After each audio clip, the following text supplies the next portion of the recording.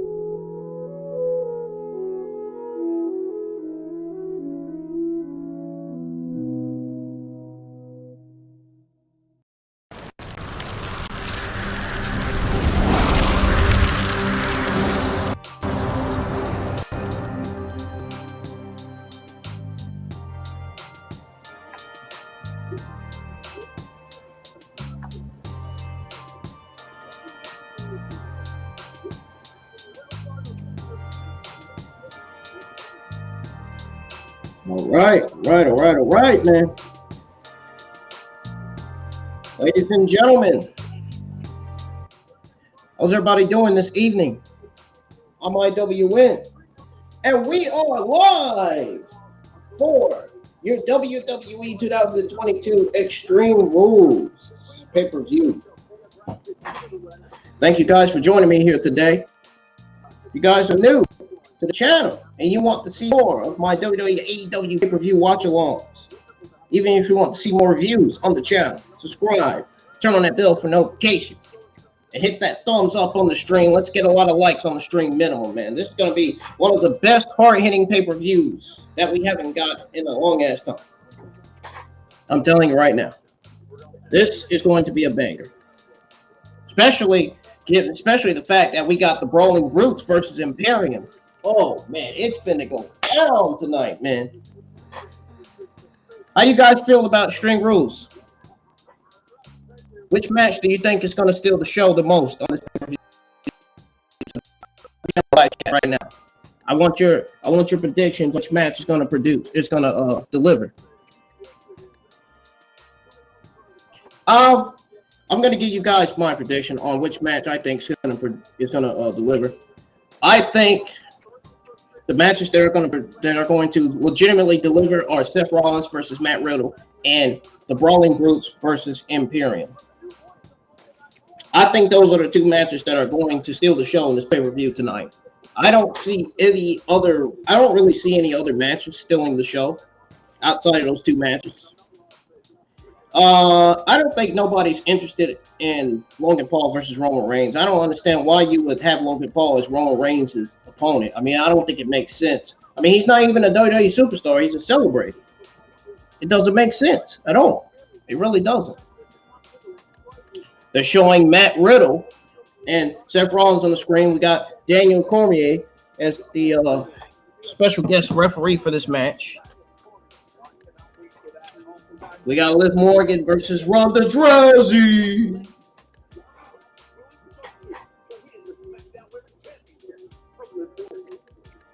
But anyways, guys, thank you guys for joining the live chat, man. Again, hit that thumbs up. Let's get a lot of likes on the stream. Subscribe to the channel if you're new. And hey, enjoy watching the WWE Extreme Rules pay-per-view watch-along. Most importantly, enjoy the pay-per-view and enjoy y'all's rest of your weekend. Always enjoy the rest of your weekend, man. If you don't enjoy the rest of your weekend, I can understand why. I can understand. Legitimately. For a couple of months now, Alexa Bliss, Asuka, Bianca Belair have had their share of damage control. Well, tonight, Bianca Belair will defend her championship against Bayley in the first ever. My pick is going to be Bayley. I think it makes sense for Bayley to beat Bianca Belair to win the Rollins Championship just because Io Sky and Dakota Kai are the WWE Women's Tag Team Champions.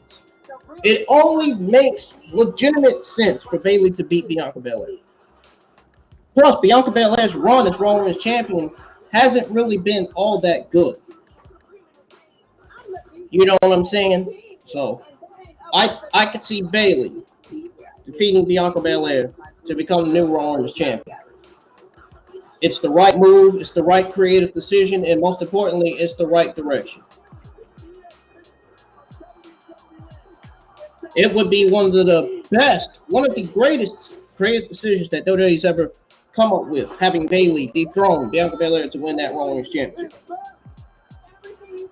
Legitimately, man. Right now, we have the pre-show on screen.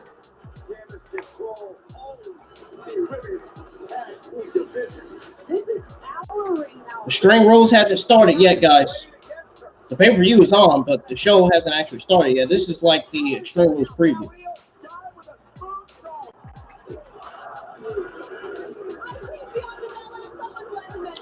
I'm gonna go ahead and cut the music off. If you guys want to hear some WWE and AEW news, I'm gladly willing to give you your AEW and WWE news today. I've been checking some of the wrestling sources. I've been checking some of the news articles, man, and I haven't really. There ain't really. Some of the news I've seen, it's not really serious.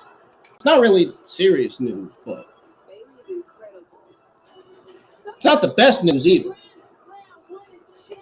I mean, it's professional wrestling news, so I'm gonna fucking do a live stream giving you guys your WWE AEW news that you need to hear. You know, because professional wrestling news is very important, you know. But you got some of these sources out here that want to be a bunch of fakes and give out fake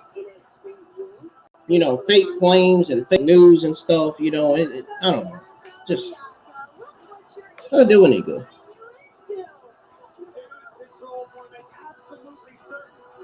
So there is some news. There is a piece of news that I got from Ringside News, guys. So apparently, 2 WWE Extreme Rules matches are set to share the most time on the show. So it says here that WWE Extreme Rules is on the way, and there's news coming in about the show even moments before it comes live to us on our television screens. Now, the show will be obsessional from Philly, and this should serve as a official spoiler warning. So, if you guys don't want to hear what I have to say, you might want to click off now. So, according to Sean Ross Sapp behind Fightful's paywall, Edge versus Balor in the Fight Pit match will receive the maximum match time during the show. That's what Ringside News was told. So, while there's no official word, this may be a factor in the show. Now, it shouldn't come as a surprise, as both matches are important and hold considerable value for the respective superstars in WWE Universe. The WWE understands the importance of fan voice. Now, the WWE Universe has been vocal about what they want, and it looks like Triple H is clearly listening to what the fans have to say about the show. He has played a vital role in the show, being the best in the field of its business. So what do you guys think of this information? Let me know. All right, I'm going to give you some more piece of news before Extreme Rules actually starts. So, apparently, there's more news on Extreme Rules. So, apparently, WWE were in search of unique weapons for Donnybrook match at Extreme Rules. So, Extreme Rules is on our screen right now, as you can see, as you guys can hear. She's good. Good. We got Jerry Lawler, Sam Roberts, that clown Booker T, and I don't know who the heck that other guy is. Well, first of all, but forget Michael Cole is undefeated at WrestleMania. One of the matches that has fans buzzing is the Donnybrook match. I'd rather you guys hear me talk than hear them talk. I mean, I don't want to. Nobody wants to hear them talk. I mean, really? Are you serious?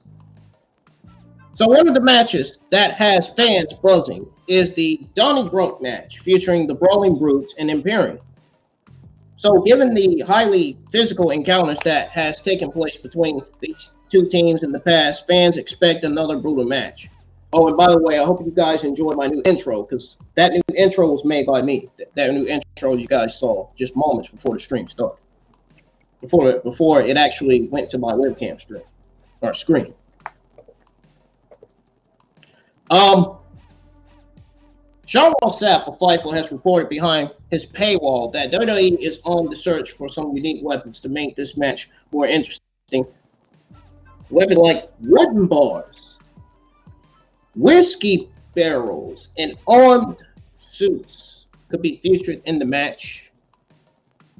So it says here, and I quote, WWE was looking for a wooden bar, whiskey barrels, stools, banners, flags, suits of armor, among other things for the good old-fashioned Donnybrook match. End quote. If WWE is able to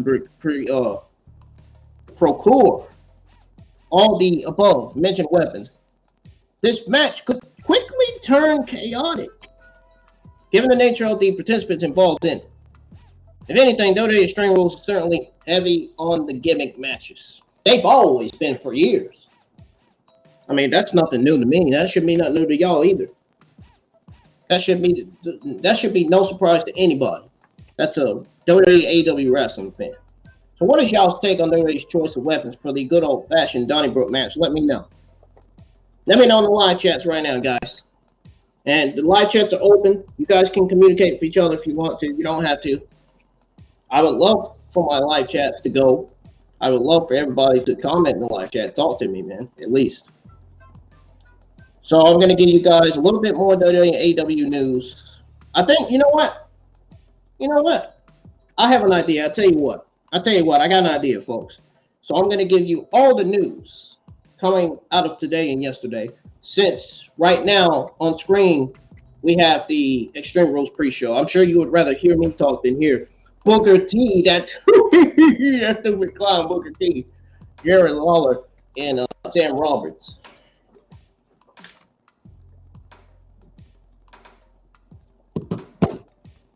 Okay, it's on commercial now. What are they doing? I'm tired of these freaking pay-per-view pre-shows, aren't you guys? Oh, I am. I'm getting sick of these pre-shows. These pre-shows, man. I really am, legitimately. These pre-shows can be pretty shitty sometimes, especially when they got guys like Booker T and Sharon Roberts on the table. No, I'm not talking about head of the table. I'm not talking about Roman Reigns. Okay, guys. I should have had a list of news in the description, but I didn't. You know, I just got back from my accounts being hacked. Good news is I'm getting one of my accounts back. Bad news is my other accounts are still hacked and compromised. But I'm taking one thing at a time. One thing at a time, man. You know, I got with somebody that can help me get my stuff back. So hopefully once I get all my accounts back, man, I could be happily ever after. You know what I mean by that? Completely excited and happy. Then I could share my YouTube content on all of my accounts. Because that's the only thing I post anyway, is YouTube content. Is my YouTube streams, watch along the reviews. While they're showing these video magnets, these video packages on the screen on the Extreme Rules pay-per-view on Peacock, I'm going to give you guys some WWE news, and I may even give you some AEW news. I just gave you half of it. Now I'm going to give you all of it. So guys, did you get the news on Daniel Cormier? Daniel Cormier. He didn't sign for more WWE appearances after Extreme Rules. This was apparently yesterday, this news. So it says here that UFC Hall of Famer Daniel Cormier is set to make his WWE debut this Saturday at WWE Extreme Rules, which is today. Which is the Extreme Rules is on my TV screen right now. It's on, literally on. They're literally showing Judgment Day and the feud of Finn Balor and Edge on TV. Now, although he will not be competing in the ring, Cormier will serve as guest referee for the upcoming Fight Pit match. Now, Cormier was announced as guest referee for the Fight Pit match between Rollins and Matt Riddle at Extreme Rules. The UFC legend appeared on Raw this week and asked both men to focus on their match at Extreme Rules, although this is the first time that we are going to witness the 43-year-old on the WWE program. Fans have been speculating as to his future with the company. Now, Vince McMahon, remember, Vince McMahon didn't want people in their 40s to be on the show. And now he's on there. People like Daniel is on there now. Well, see, now that Triple H has had a creative, now we get to get all the matches that we've been wanting to see for years now on television. I hope I didn't rain you guys away, man. I'm trying to keep you guys occupied until the actual show comes on, because the actual pay-per-view hasn't even started yet. And we're still like maybe an hour away from it starting. I think the actual pay-per-view, the official pay-per-view is at 8. I just wanted to go live early because of the pre-show. I wanted to hear what Booker T and Sam Roberts had to say, but I kind of changed my mind on that one. I said, nope. I would rather hear myself talk than hear Booker T and Sam Roberts speak about Extreme Rules. No thanks. I don't think any of you guys want to hear them talk anyway.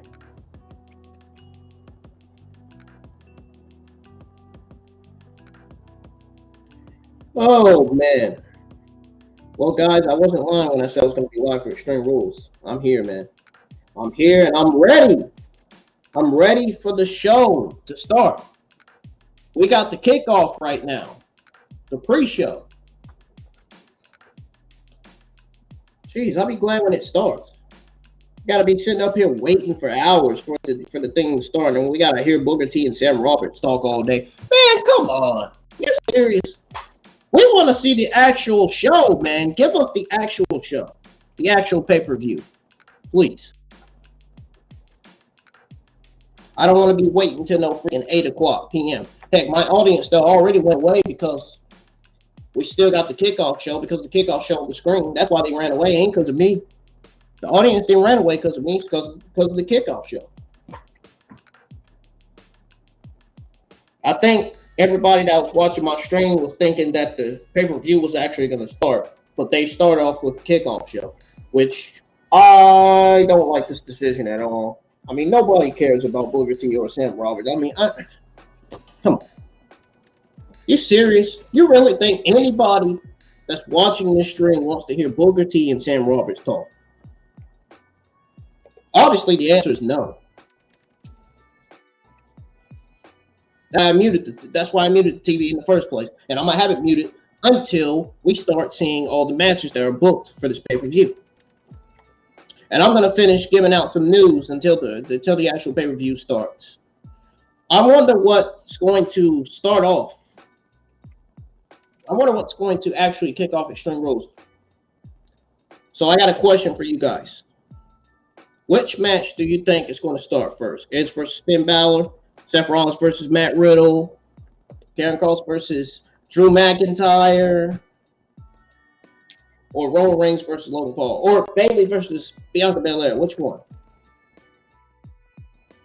I don't think kick off with championship matches is the right decision to go. It's the right way to go. I think Extreme Rules should kick off with either Finn Balor versus Edge or McIntyre versus Kross in a strap match.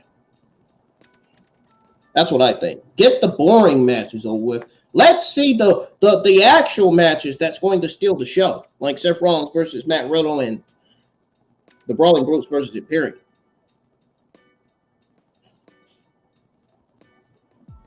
That's what I want to see, man.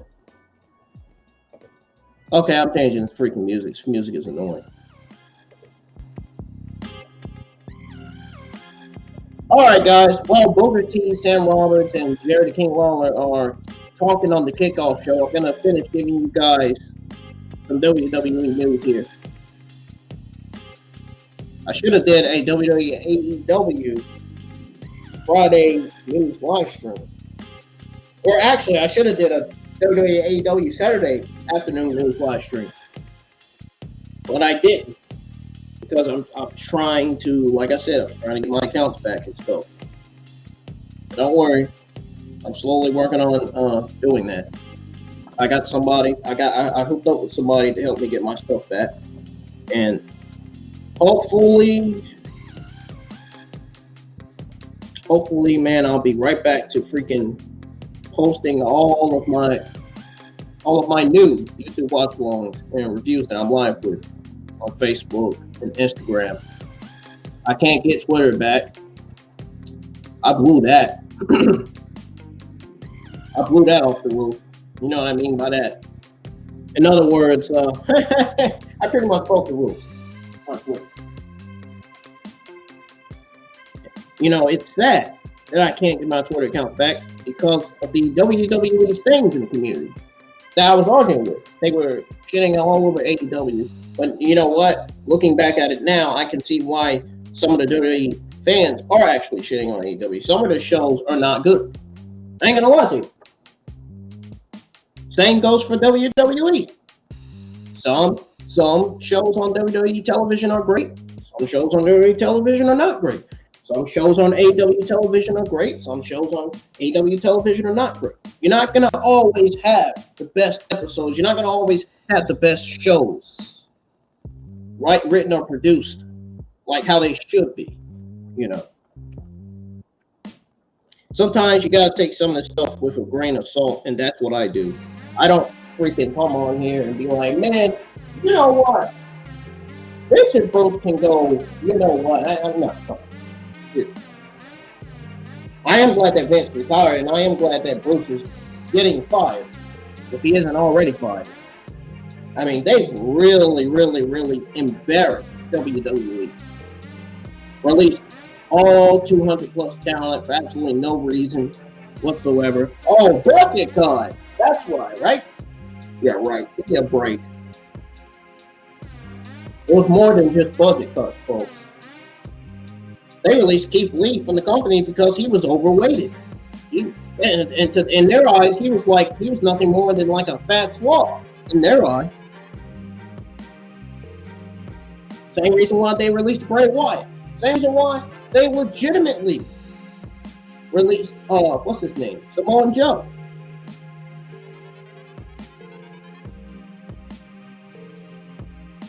Yeah, man, it's ridiculous. It was absolutely ridiculous, man. Absolutely outrageous.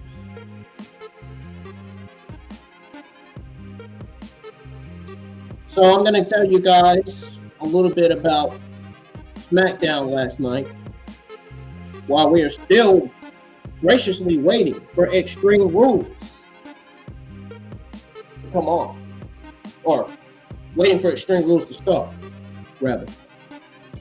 So, as you all know, Triple H opened up Smackdown. He did take WWE's booking on July 25th, 2022, and immediately made noticeable changes to the product. The game opened the season premiere Smackdown on Fox last night. Triple H arrived in the Wells Fargo Center, Philadelphia, to a roaring ovation. So, to a roaring ovation to open pretty much the season premiere of SmackDown. The game pumped fans in attendance in a huge way. He says here, and I quote, "Welcome to Fox and welcome to the season premiere of Friday Night SmackDown." And quote, last night's edition of SmackDown featured a stat card. It did. Gunther retained his Intercontinental Championship over Sheamus in a rematch for the Intercontinental Championship. Both that's a main event, rightfully so. That was one of the best decisions that WWE's ever did, booking an Intercontinental Championship match for the main event. Right on. That's what I'm talking about, man. This is the type of creative that WWE needs to go with right here. The type of creative decision that needs to happen in the company, which is in charge.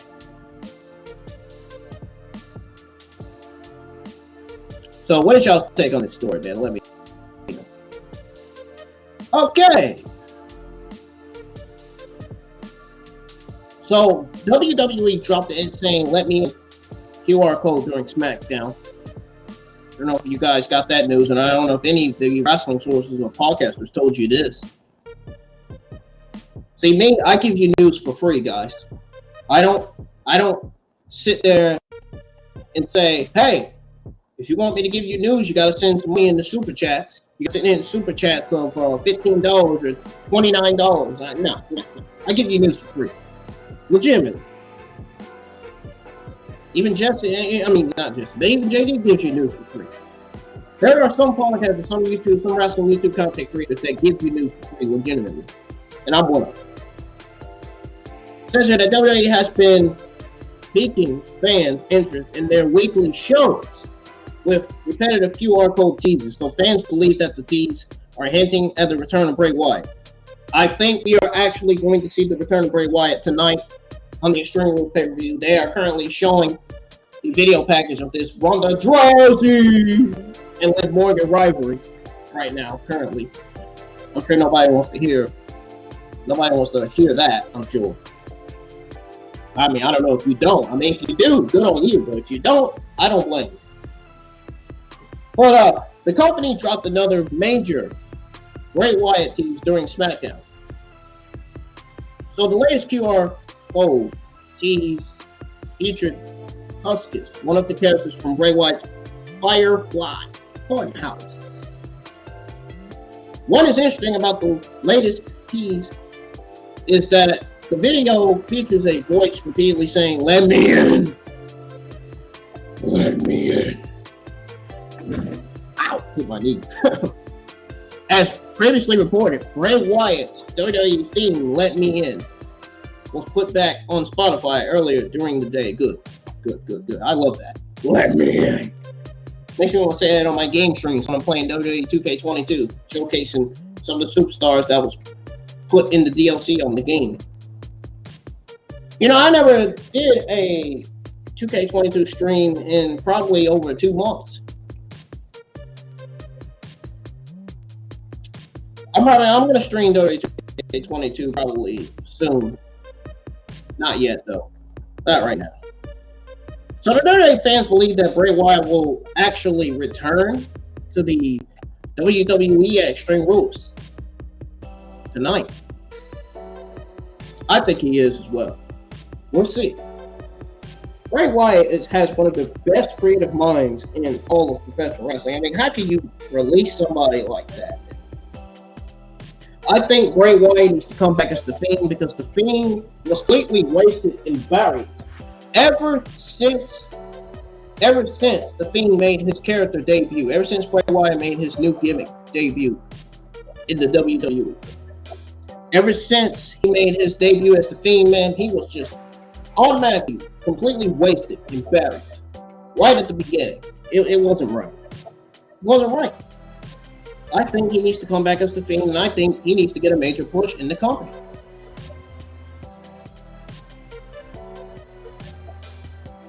Now, I remember JD saying he doesn't need to win championships. I actually 92% agree with him, man. I don't think Bray Wyatt needs to win championships. I think he needs to get over young talent. That's what I think. In my honest opinion, I think Bray Wyatt needs to focus on getting over young talent. Young talent like Karrion Kross. Talents like Madcap Moss. Talents like oh, excuse me, I don't know what that was in my throat. Talents like Ricochet, or a Finn Balor, or a Austin Theory, or Johnny Gargano. You know what I mean? Make that roster what it should be.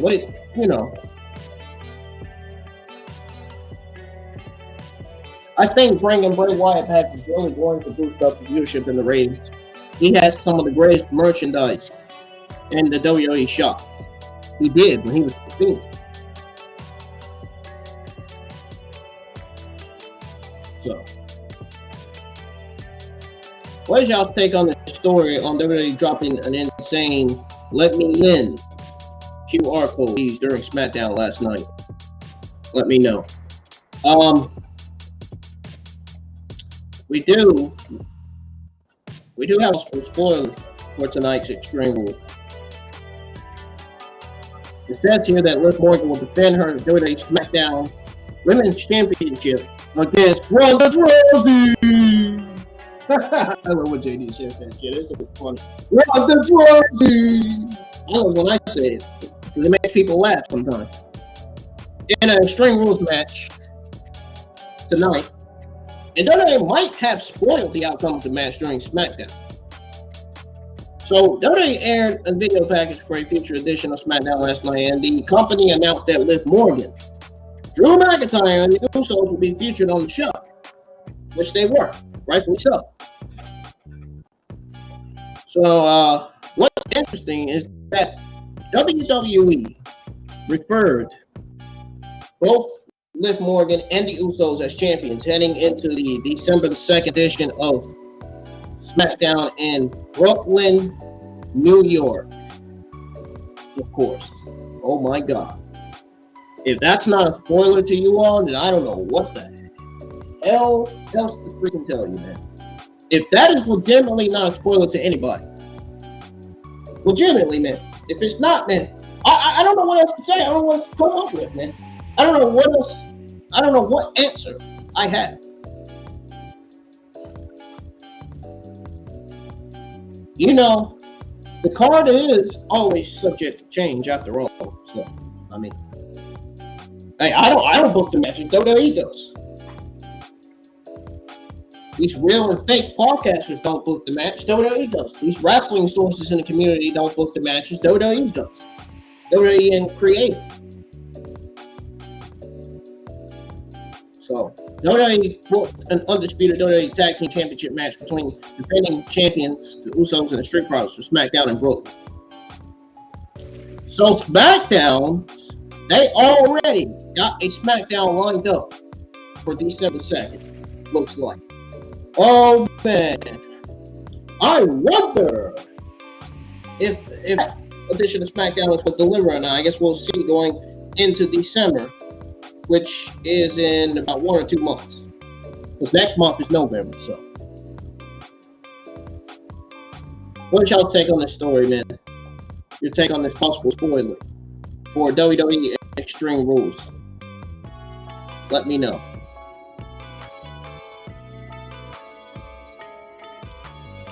Time to change the music. I hope everybody's having a good time, and I hope you having a good time hearing me giving you this news instead of hearing Jared DeLawler, Booker T, and Sam Roberts talking on the kickoff commentary.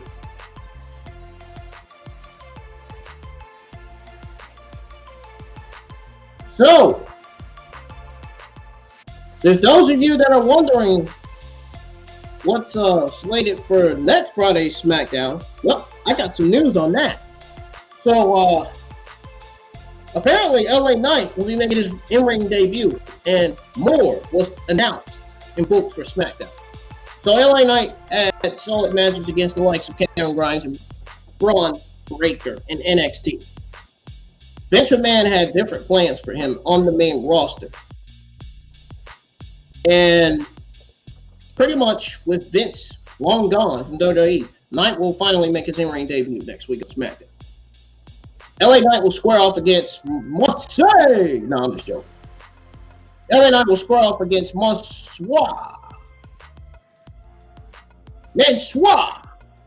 next week on SmackDown.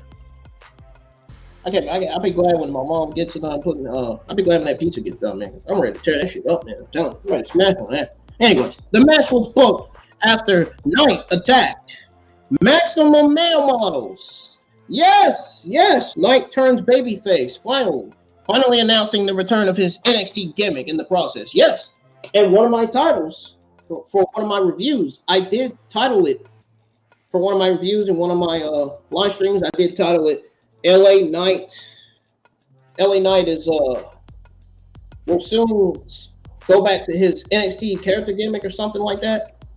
I remember it. I remember titling that on one of my streams. But anyways, Kofi Kingston will take on Sami Zayn. Sami Zayn has one of the greatest gimmicks in WWE, man. Sami Zayn is great. I've said it on my SmackDown review, and I'm going to say it again. Sami Zayn is absolutely great, man. I would not release somebody like Sami Zayn. If I was WWE, I'd keep Sami Zayn until he is ready to retire. Sami Zayn doesn't need to go nowhere. AEW doesn't need to be tampering with WWE's contracts. Well, WWE was tampering AEW's contract, but I mean, I'm just saying. But if AEW tampers with WWE's contracts after WWE tampering with their contracts, then I guess I don't want it. I mean, I wouldn't want WWE tampering with my wrestling promotion's contracts either. I wouldn't want WWE tampering with my employees' contracts either. I mean, I don't blame them. Legitimately. And then it says the Henry Usos and the Usos lost their 6-man tag team match to the New Day Braun Strowman last night. Yeah, they stole this class. Woo-hoo! Stir. Oh, I'm not gonna say it. I'm gonna save it for later. So what's booked for SmackDown? We got LA Knight versus Mansoor and Kofi Kingston versus Sami Zayn. That's what's slated for SmackDown next week. As if SmackDown any good with those matches on the card, I mean, give me a break. Are you serious? LA Knight's being booked in a squash match, so Mansoor is basically going to be a jobber. Man, they really need to give Mansoor his freaking Saudi Arabia character gimmick back, man. Mansoor needs to go back to Mansoor. You know, the Mansoor we got when he took it to the limit against Cesaro. Yeah, that Mansoor. That's the Mansoor we need back. And Mace needs to get written off TV and get released from the company because he does not even look like no professional wrestler, in my own opinion. He looks like he needs to go back to the NFL, if you ask me. Release him from the company, send him back to football, send him back to NFL. That's where he needs to go. He needs to go back and play football again. Oh, and apparently there's some news on Sarah Logan. Better get that out there for the Sarah Logan stains and fans and geeks in the community, because you know they're gonna want to hear this one. Sarah Logan was released from WWE due to the budget cuts 2 years ago. Yeah, right. I mean, clearly it wasn't budget cuts. I mean, they didn't have no other plans for Sarah Logan. Same with AOP. Same with Bronson Reed. Same with Mia Yim. Same with Keith Lee. Same with Isaiah Swerve Scott. The same went for Bobby Lashley. Same goes for what's his freaking name? Oh, Arnie Larkin. Same for Danny Burch. Man, they ain't have plans for any of those talents that they released from the company, man. Which is complete BS. I'm not even gonna say the bad word. I'm just gonna say complete BS. I'm gonna save it for next week, man. Well, I'd rather not say it at all. Put it that way. Sarah Logan was featured during a Magnet on SmackDown last night. I knew that voice. I recognized that voice when I saw that Viking attire, Viking outfit that she had on. I knew when I heard that voice. I knew it was Sarah Logan. I wonder if this is signaling for a Liv Morgan Sarah Logan feud in the SmackDown Women's division. It makes me wonder. Is Sarah Logan going to turn on Liv Morgan when she loses to Ronda Rousey? Makes me wonder. It really does. It says here that Sarah Logan was featured during a Magnet on SmackDown. Though they didn't show her face, they are working to reintroduce her on the Blue Brand, according to Sean Ross Sapp from behind Fightful's paywall. It says here, and I quote, as highlighted on SmackDown, another name is set to return to WWE. Sarah Logan was featured in a segment last night, though her face wasn't shown. The the Valhalla awaits. Segments are being used to reintroduce her after an over 2-year absence. She was released in 2020 in tons of budget cuts. It has maintained a positive relationship with WWE. She also appeared in the 2022 Royal Rumble in a Viking Raiders bag. Outside of that, she's only wrestled once since her release, which was Control Your Narrative.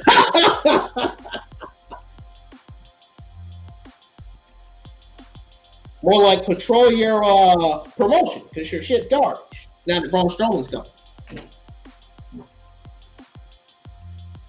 Only person there is EC3. Do you really think EC3 is going to recruit some young talent to sign with Control Your Narrative? Come on, baby. You gotta be kidding me. You gotta be kidding me, especially after that video we saw from Velveteen Dream on Instagram, calling out EC3, calling him a, you know what? I mean, come on, man, seriously. Seriously, man, give me a break. Anyways, then it says here, he goes on to say that we haven't heard of the extent of plans for her actively competing. There have been numerous pitches from various people over the last couple of years to involve her. I was thinking evolve. I mean, I'm just saying they happened to put involve. I was thinking evolve. I would have said evolve. I'd rather say evolve than involve. But I can see why they put involve. I can see why. So there have been numerous pitches from various people over the last couple of years to involve her in the Viking Raiders team, as she's married to Ivar.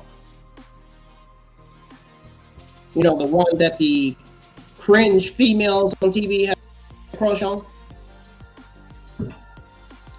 Sarah Logan appeared during a previous episode of Smackdown, as well before that. She actually worked the Women's Royal Rumble match at the Royal Rumble Premium Line event in January 2022. January happened to be my birthday. My birthday is in 2 months.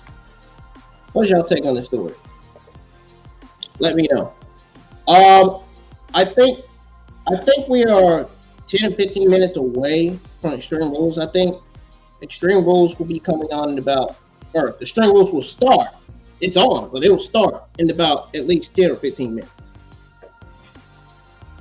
It is 7:43, and we are still waiting for the kickoff show to go off so we can watch all the matches that are booked for Extreme Rules. Booker T is talking still. Nobody gives a shit about Booker T. His opinions and takes are the worst. His podcast sucks. Same with Bully Ray and his freaking Busted Open Radio podcast. Nobody cares. I don't want to hear what Booker T has to say. That's why I'm muting it. I don't want to hear what Sam Roberts has to say either. I don't even know Sam Roberts. Good. I don't want to know. He sounds like a prick to me. Sounds like a complete idiot. I was going to say complete geek, but you know, yeah.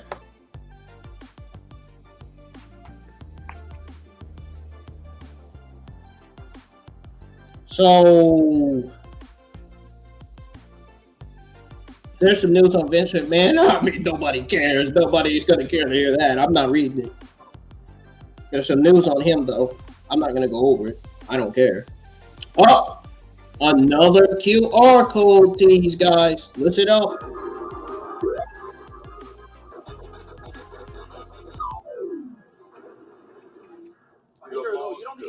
Whoa! What was that on the screen? Oh, I know what that was. Uh-oh, another Bray Wyatt QR code tease was just on the screen. Did you guys hear that sound?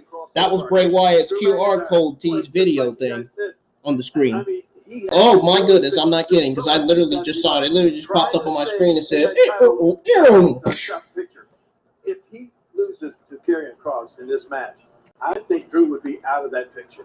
And I don't think he can... I'd rather listen to Jerry King Lawler than listen to Booker T and Sam Roberts. I know Drew is a guy who, like we said, the business he's put in his time. Listen to Booker T. Listen to how awful he sounds. He's gonna give us a terrible take. He's gonna give us another terrible take. That cloud.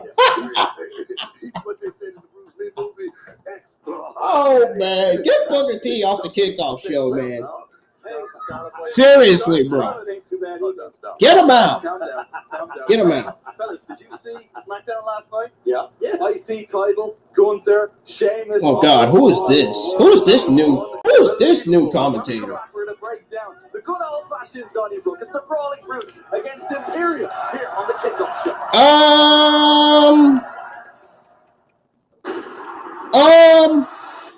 No. I'm going to continue giving you guys some of this news before the show actually starts because it's 7:45, man. We lit, man. We're still live for the actual WWE Extreme Rules 2022 pay-per-view, not for the kickoff show. I mean, fuck the kickoff show. Get it off my screen. I don't want to hear none of the old commentators talk. Especially if Booker T's on it, which he is. Oh, guys, I got some news on the SmackDown viewership. It just popped up on my screen. It just popped up on my laptop screen, man. I got some news on the viewership. So, you're not going to believe this, but apparently, the WWE SmackDown viewership for last night actually spot on went up. It went up to an all-time high. And rightfully so. This was one of the best SmackDowns that we've ever got. We got a good SmackDown last week. We got an even more good SmackDown this week. I mean, that match between Gunther and Sheamus, man, spiked up the ratings and the viewership faster than you can blink. I'm not even kidding. That match was a clash for the ages, I'm telling you. They brought a packed episode of SmackDown this week. You guys can actually go back and watch SmackDown on Peacock if it's not on there. It's on there. If you haven't watched it, go watch it now. I advise you to go watch it now. It's one of the best episodes that we haven't seen in a long time. Tell me. It's all thanks to one person, and that is Paul Levesque. Not Paul Heyman, Paul Levesque. No relation to the other Paul, but you know. Let's see how the viewership turned out. Well, folks, according to Spoiler TV, October 7th edition of SmackDown brought an overnight average of 2.133 million viewers with a 0.5 and 1849 demographics. When I give out news, I'm supposed to play music. I don't know why I got my music on. Sorry. The September 30th episode of WWE SmackDown brought an overnight average of 2.076 million viewers with a 0.50 and 1849 demographic. That's not all, folks. I got more. Not all. So September 23rd episode of SmackDown brought in an overnight average of 2.385 million viewers with a 0.55 and 1849 demographic. September 16th episode of WWE SmackDown brought in an overnight average of 2.086 million viewers with a 0.45 and 1849 demographic.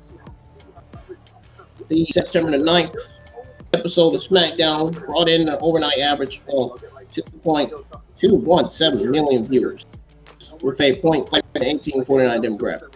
September the 2nd edition of SmackDown drew an overnight average of 1.52 viewers with a 0.4 in the 1849 demographic.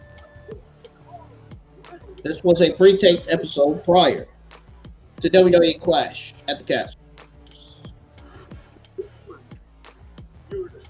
August the 26th edition of WWE SmackDown scored 2.392 million viewers with a 0.50 and 1849 demographic.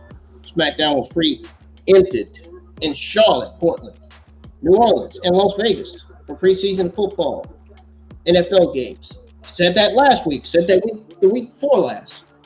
Seems like every time I read you guys the viewership for SmackDown, Raw, or NXT, it always says preseason NFL games. I mean, because it's football season. And then I think basketball season starts in December, I believe. They saw a big boost because of that. Final viewership came in from Showbuzz Daily after the NFL re-emptying was taken out of the equation. SmackDown's viewership was 1.990 million viewers. This is quite a drop from the 2.292 they previously charted. The August 19th edition of WWE ranked in, oh my God. Guys, you're not going to believe this number. Oh my goodness. This is a big number. Wow, man. Oh my goodness. They pulled in 2,084,000 views. Notice I said that, folks. 2,084,000. Now, is that a lot or what? Wow, that's holy shit, that's a lot of views, man. Sounds like August the 9th edition of SmackDown stole the show. That's what that sounds like. They also captured a .47 and 18.9 demographic.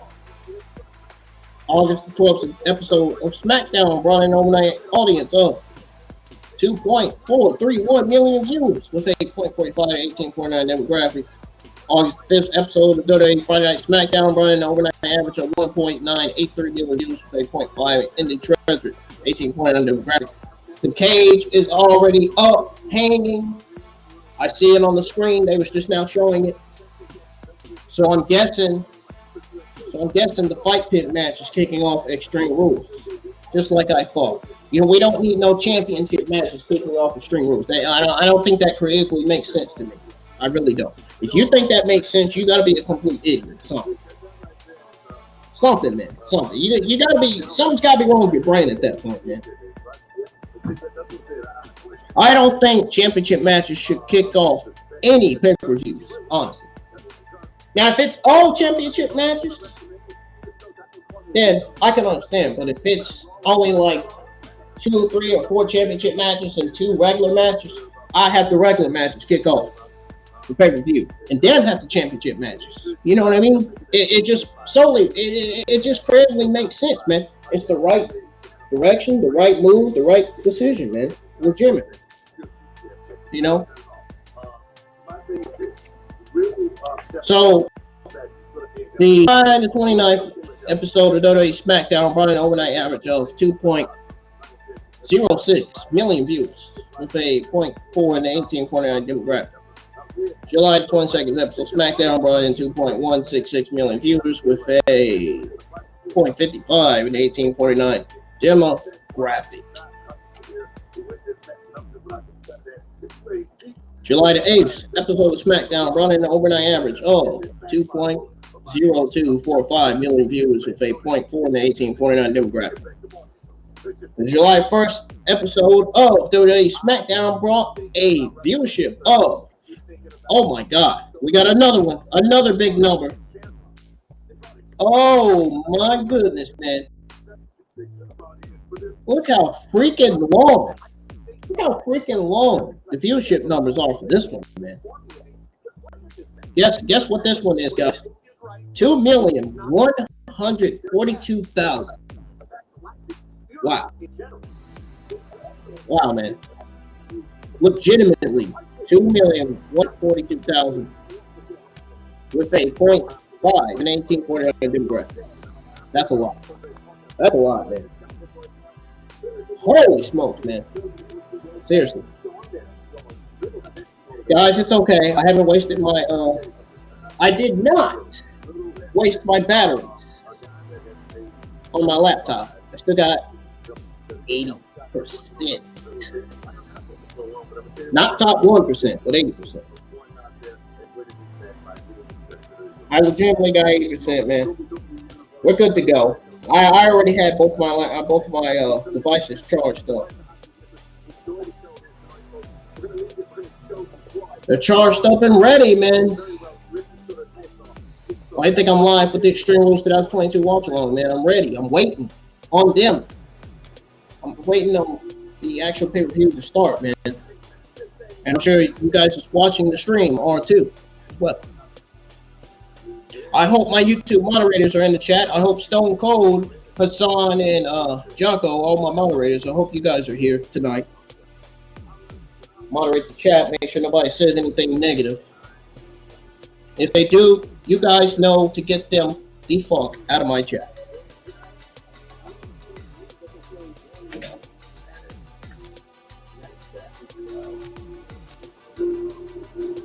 They're showing the Seth Rollins and Matt Riddle rivalry.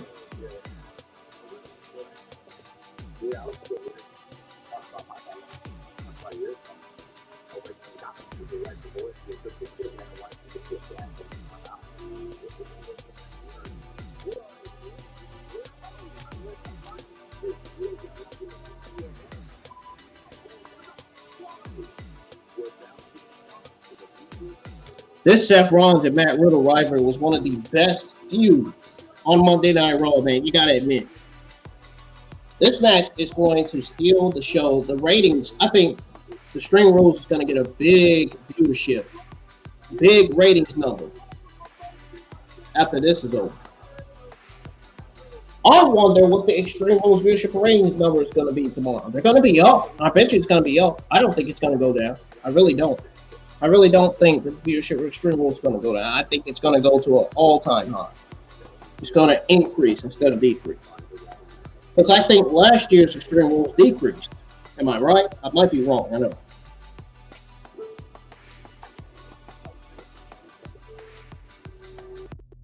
Guys, they're showing the fun.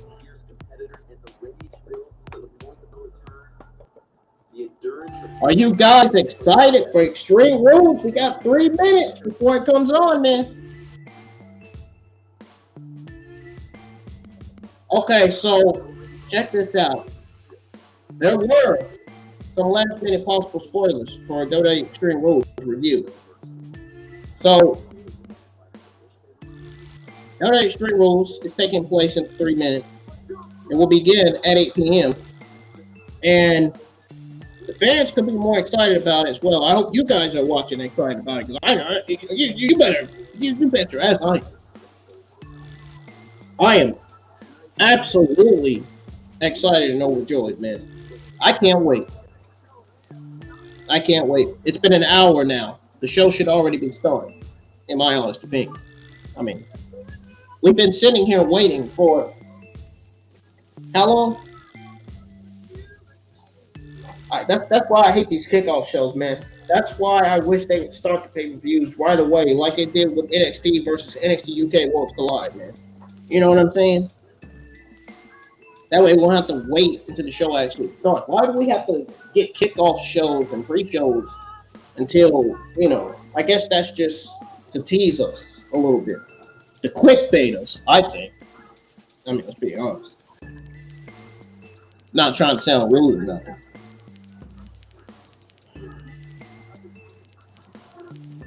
So, are you guys ready to hear about the possible last-minute spoilers for Extreme Rules? So, the final betting odds for the Premium Live event are in.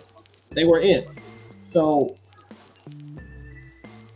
the final betting odds for the Extreme Rules pay-per-view here have been released by Bet Online, a wrestling source that I don't recognize, that I don't know. These odds predict that Ronda Rousey, just like I predicted, that Ronda Rousey will defeat Liv Morgan in a Extreme Rules match to win the title of Women's Championship. Even I predicted on one of my live streams, on one of my views, saying that Ronda Rousey is going to eventually win that Smackdown Women's Championship over Liv Morgan. Liv Morgan's time is up, man. The low merchandise sales she had, And the way her promos are, the way she does in the ring, the way her gimmick is, yeah.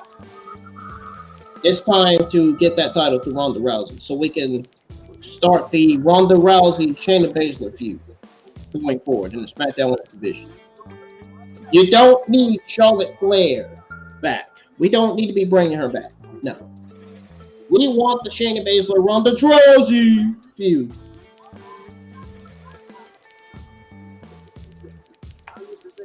So the betting odds are Ronda Rousey will defeat Liv Morgan in a Extreme Rules match to win the SmackDown Women's Championship, which I predicted, again, on my live streams or reviews on the channel.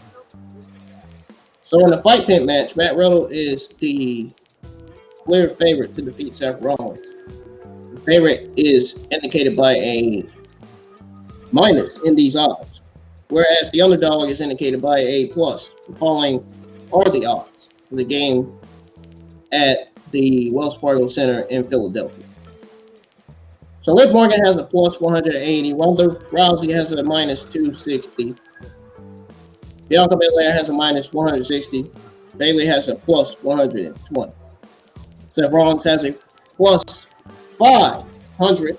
Matt Riddle has a minus, I think, 1,000.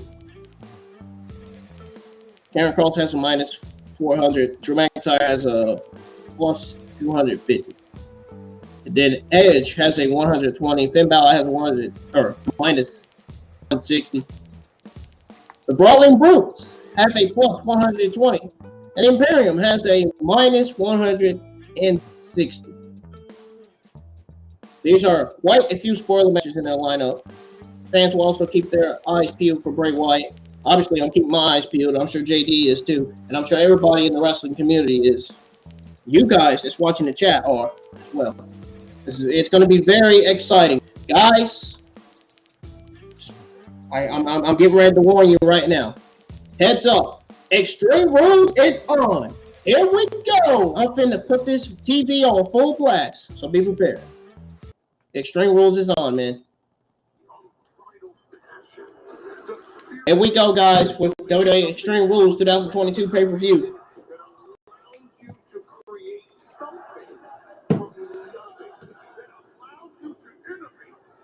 Be sure to invite your friends, your family, and all your peoples to join the live chat, man, because this is going to be one of the best hard-hitting pay-per-views that, like I said, we've never gotten in a long time.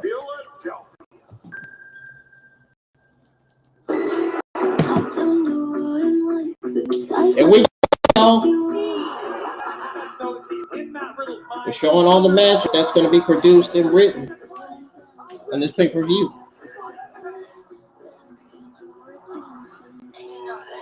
Are you guys hyped, man? Are you excited? Are you pumped? Are you energized? Are you ready for Extreme Rules? In a ladder match. She sounded like a legit mini geek. She said, in a ladder match. Oh man, that sounded funny, man. You gotta admit, that sounded really funny.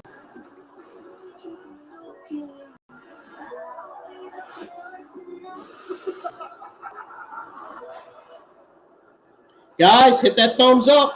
Let's get a lot of likes on the stream. Subscribe to the channel if you're new. If you want to see more Friday Night Smackdown, Dynamite, Rampage, and WWE AEW pay-per-view watch-alongs and reviews. Subscribe, man. We are on the road to 500. We currently have 445 subscribers. We are almost at 450 subscribers.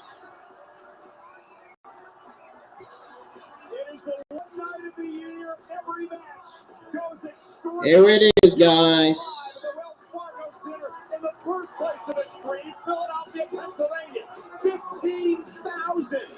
You guys hear that? 15,944 in attendance for tonight's Extreme Rules. They are sold out, man. We got Michael Cole and Corey Graves on commentary. it is our honor and privilege to be able to call every match of every premium live event going forward. I am so excited to kick off. Are you guys excited in the live chat, man? Give me a hell yeah in the live chat if you're excited. Philadelphia, PA. Well, you should be comfortable out here. There's a bar at ringside. Usually you make me wait till the show's over. Oh, I think Smackdown is kicking off with that Donnybrook match. Donnybrook match. Yep. Oh, snap, man. And we got the Brawling Brutes already coming out. Hyped up and excited. Because of the fans.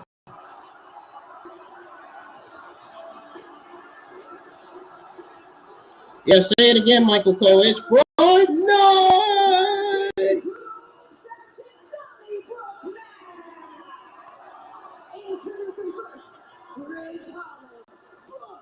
Oh, let me fix my webcam.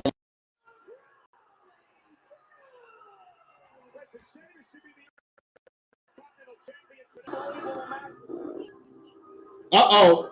Another QR code tease. Another QR video tease, man, from Bray Wyatt again.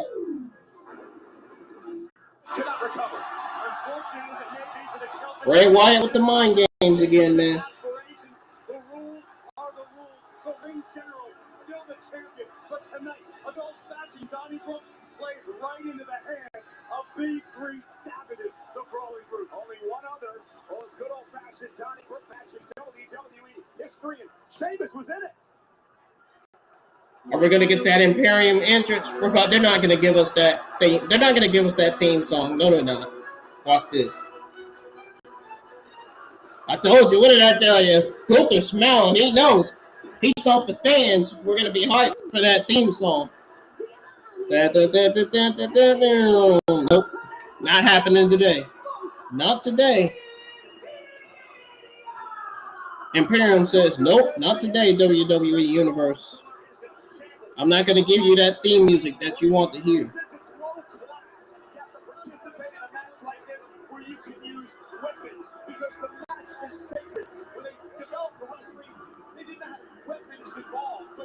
Imperium is about to make their way to the ring.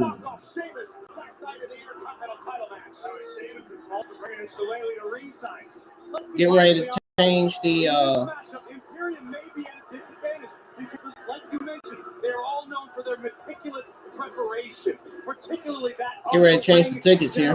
Imperium coming to every battle with a strategy, with a plan. The Brutes just want to throw hands and hurt somebody. The definition of Donnybrook is a rowdy brawl, a disorder, or uproar. Once upon a time, hundreds of years ago. Uh-oh, here we go, guys. Very famous in Ireland until eventually it evolved into what we are about to see now. Oh! This is our all-out brawl street fight, man. Let's get it. Woo! This is insanity. We got Marcel Barthel already beating the crap out of Rich Holland. We got Walter and Sheamus out the ring. Sheamus and Walter is, wow, they just turning each other apart out there. Oh, look at that double team by Rich Holland and Butch. Pete Dunne. This one could end as quickly as it began. We got good old oak barrels set up here at ringside. There's a bar. Oak barrels, that sounds funny. Uh-oh. What is Pete Dunne about to do? What is he about to do? What is he about to do? A drop kick to the corner. Drop kick to the face in the corner by Pete Dunne, man. Oh, whoa, whoa. Gunther just came out of nowhere and took out Pete Dunne. Driving Holland out of the ring, and now Vinci's going to try Sheamus. Whoa, Vinci just brought Sheamus to the ring post. Now don't listen to commentary. I'm going to commentate for you guys. Forget my Cole Gore Graves. I'm commentating. Uh-oh, we got the...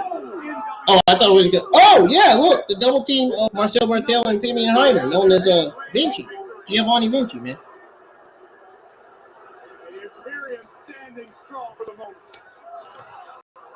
Whoa! Whoa, whoa! Man, that was crazy. the heck?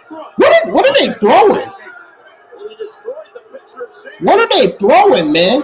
I don't get this.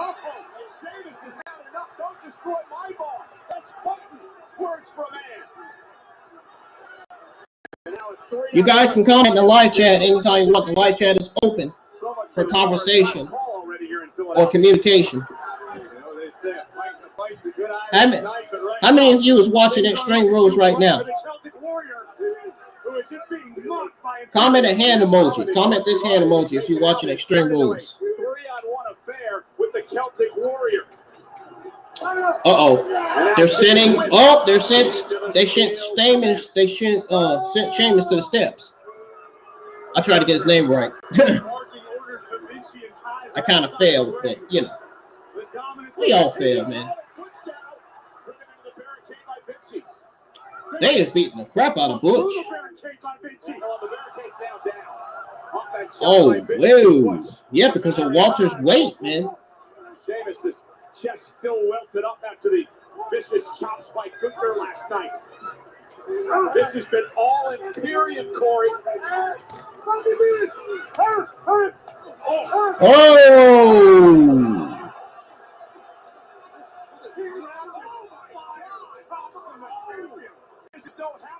He's gonna make his chest bleed again.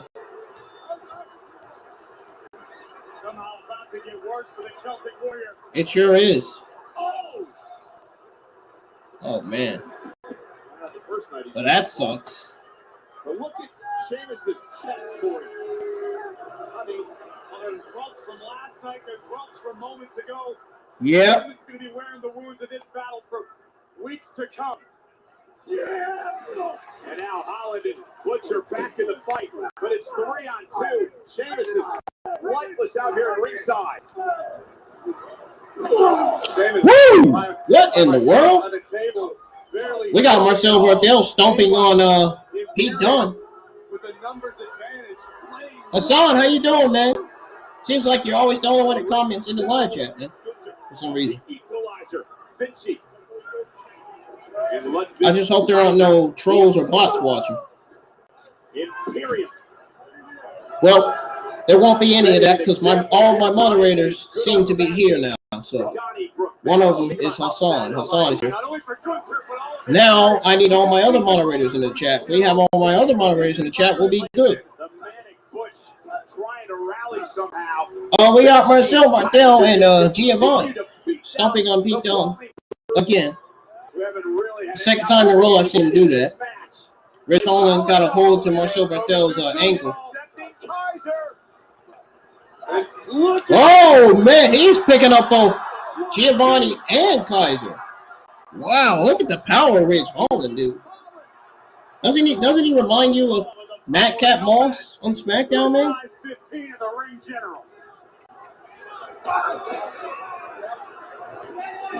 Oh my God, things are about to get worse for Rich Holland. Oh my God! Oh! Oh, snap, man. And right now, Butch has got to feel like the loneliest man in the world. Take a look at the impact. Kaiser with the flying uppercut.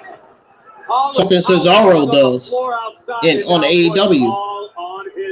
Claudio Castagnoli, the former Ring of Honor champion.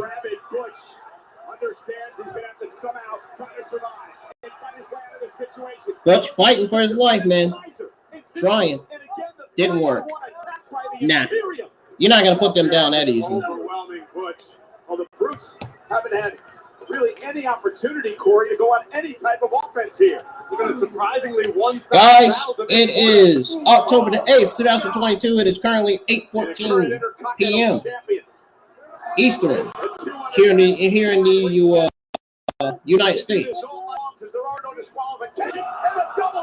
So it is October 8th, 2022. 8:14 here in 8:14 p.m. here in the United States. Imperium's kicking off. Extreme Rules. They are taking over this match. Good. We're not getting commercial breaks. Thank God. It's a pay-per-view. Of course you're not going to get commercial breaks. I mean, You're gonna get commercial free when it comes to during pay-per-views, man. Proficient. We talked a lot, Corey, when Imperium arrived on the scene once again in Clash of Texas. The danger that this group can give anyone in WWE.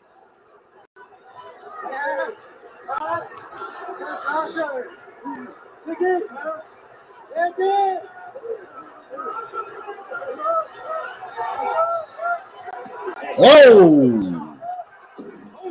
Whoa, Sheamus just got up. Sheamus has got the second win. But look at the fire in the eyes of the Celtic Warrior. Somehow Sheamus is back on his feet. Uh-oh, that ain't good, man. That ain't good. That ain't good, bro. Look out. This is the first match of the night. The barricade and ringside area have already been destroyed. Did you expect anything less? And now, uh-oh. We're gonna see that face-off between Gunther and Sheamus again. Remember when Sheamus said bangers after bangers after bangers? We're getting ready to see it. I wouldn't be surprised if Gunther rolls out the ring. Oh, no, he's not. Here we go. The brawl is underway between Sheamus and Gunther. Whoa! Oh, snap.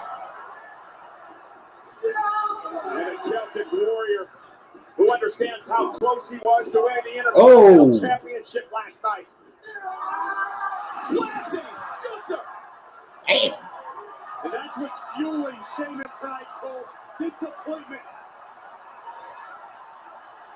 Disbelief as well. Hall of Famer, Sheamus. Did he just say Hall of Famer? Hey, no, Sheamus on Hall of Famer. Oh, I must be talking about Finley. Maybe that's what he was mentioning, Finley. One of the Hall of Famers in WWE. And here we go with the 10 beats of a battle.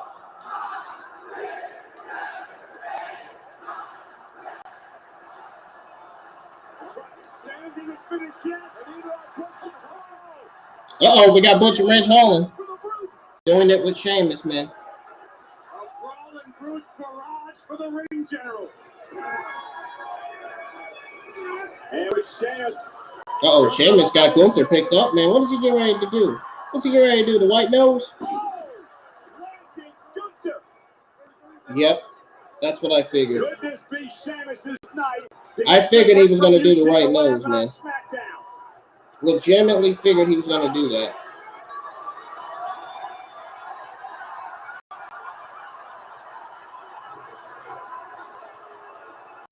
Sheamus in position for the blow kick.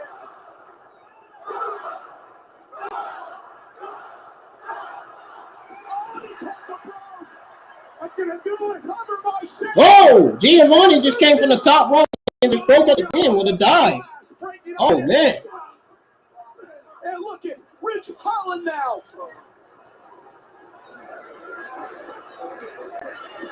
Now there's action everywhere. We ain't lying. Whoa, what the? How physical is this match? You got the double team of Kaiser and Giovanni. What are they getting ready to do now? Oh, whoa. It was blocked. Ooh, Butch with a knee strike. That looked like an enziguri to me. This match is still on the show so far. They're killing it in here. Oh, look at Sheamus. Irish curse. See, these are the type of matches we need to be getting. These are the type of actions we need to be getting on Raw, SmackDown, and NXT, man. Uh-oh. Gunther's got nowhere to go. Is Gunther going to tap out? I bet you Imperium's going to come in the ring and break up the tag, or he's going to reach the ropes. He's reaching. Yeah, he's going to reach. Nope, Sheamus ain't going to give him no chance. Nope. Imperium's going to break it up. They're going to come in the ring, but what did I tell you? I told you. I was spot on right. Look, bam.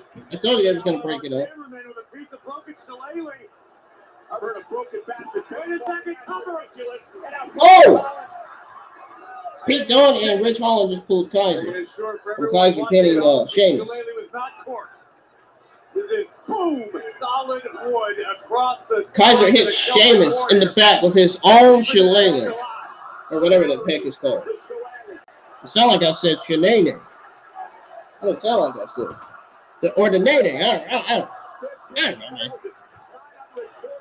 WWE fans jam-packed, sold out, Wells Fargo Center, Philadelphia, Pennsylvania. And this is our first match of the night at WWE Extreme Rules. And ringside is a. We got Butch and Rich Holland back on their feet. Marcel Barthel and Giovanni going at it. Going at it with Rich Holland and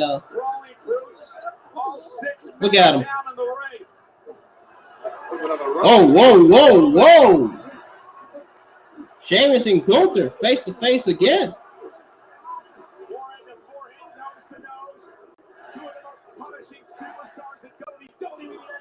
Forearms after forearms, chops after chops from Sheamus and Gunther.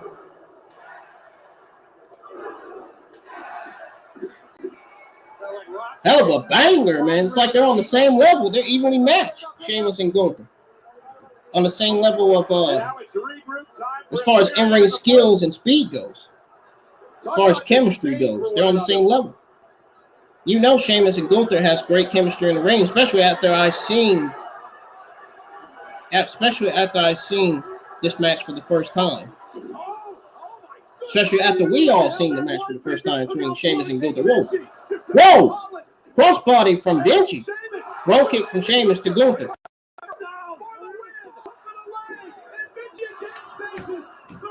Dude, Vinci just pulled Sheamus out of the ring. The pin was broke up. These two trios may fight all night. Uh-oh. Get the hell out of there, you fucking geek, Michael Cole. Get ready to put the tables down.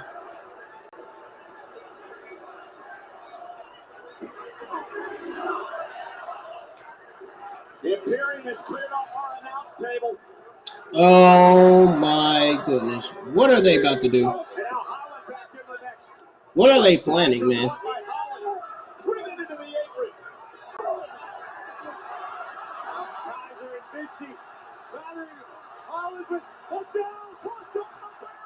Watch with the moonsault on the barrel, man.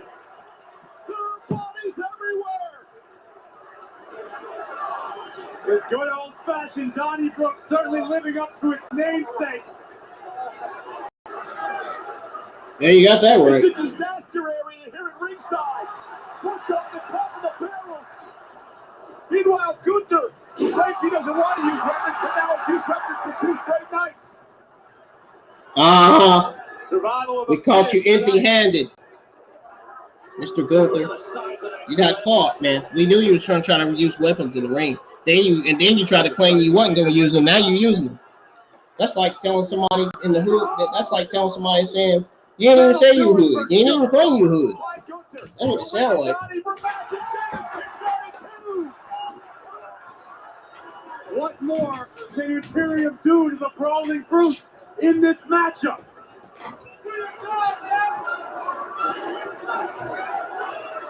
It has been. Sheamus is lying on the ground. He looks tired. Gunther is still getting up. He still has energy left. How does Gunther still have that much energy left in his body to get up? Gunther extremely frustrated. Has not been able to put Sheamus away tonight. Remember, he retained the championship with the use of the shillelagh last night. And Gunther looking for his patented power bomb. Meanwhile, Butch and Holland back into the ring. Sheamus able to slip out. And now the Brutes, the joint manipulation of Butch, trying to break the fingers of Gunther.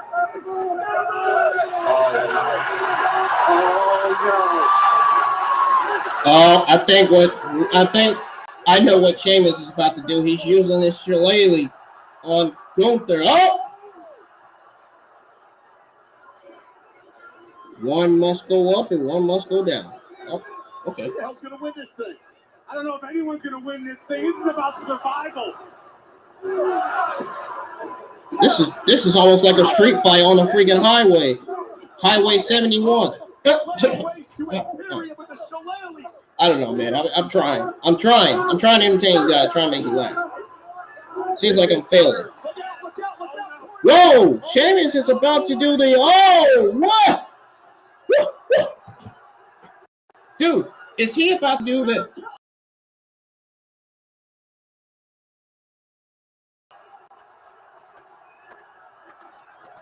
Oh my goodness!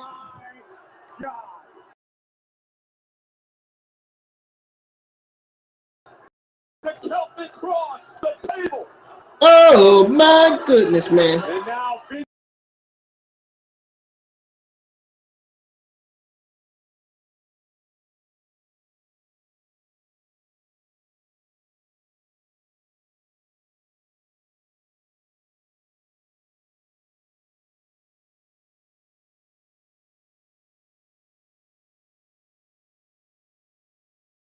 Oh my God! The Bro Kitchen, Giovanni, and Shane.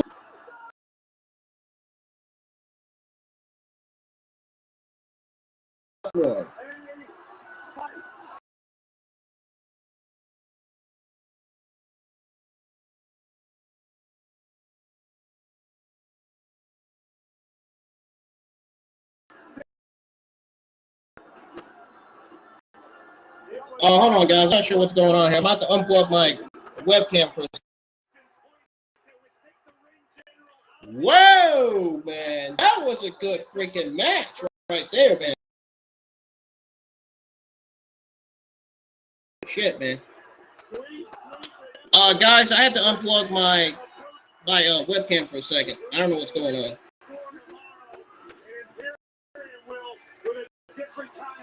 I don't know what's going on with this thing.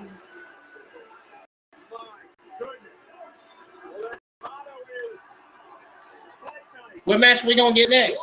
The I Quit match between Edge and Balor? I'm willing to bet we are.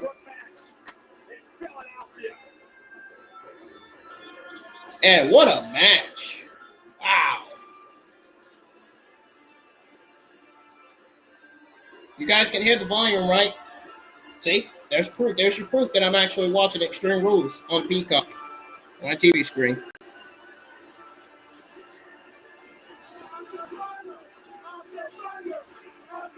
Uh-oh.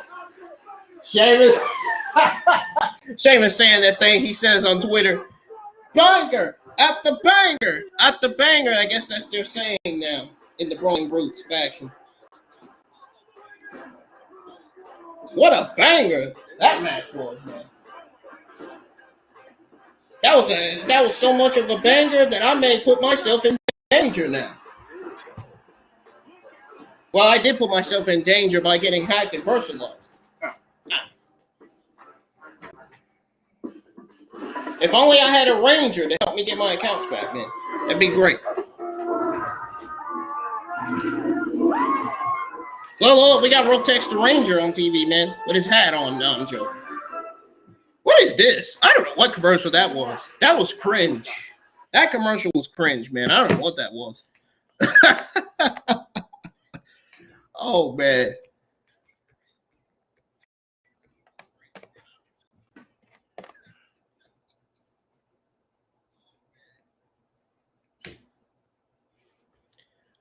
You gotta admit, Extreme Rules is starting off to a fabulous start.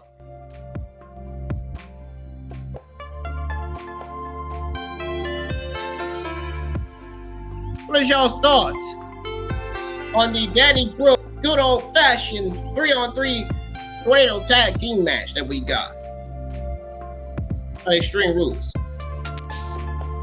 How you think the Brawling Brutes and Imperium did? I think they did fantastic, if you ask me. What a hell of a match that was, man. More to come, guys. Good night. I wonder what type of news we're going to get coming out of Extreme Rules tonight.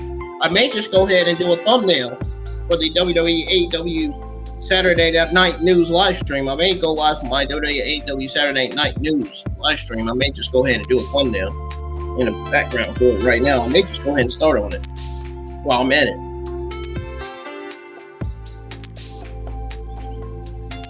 What are you guys doing right now? Taking the break from watching that fabulous, awesome match between Imperium and the Brawling Brutes. This freaking song sounds like it's from Japan. I think it is. Like it's got that Japan instrumental to it. I mean, oh, hold on, guys. We got the Miz. Especially with what happened last week on Monday Night Raw with Dexter. Don't say his name. What? Just because I don't have a match at Extreme Rules means that I'm not welcome at Extreme Rules? I am the most important, Well, excuse me, man. You don't have to talk to her like that. I mean, look how beautiful she looks, man. Come on. You gotta be kidding me. Oh, he has a wife. Yeah, perfectly Miz has clear a wife. that he's going to try to ruin my birthday celebration with my beautiful. Let me seriously, look how beautiful she looks. At least she doesn't look French like Lacey Evans does. Since I saw Triple My H goodness. the season premiere of Smackdown yesterday, I decided that I'm going to talk to him about the lunatic. What is he looking at? What the hell is that?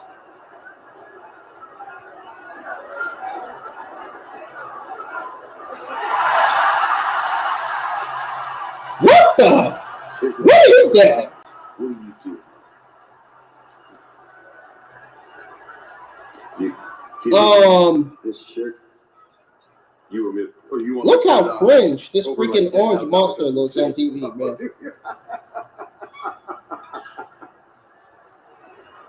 Fuck? That's what I think about you, your shirt, and your city.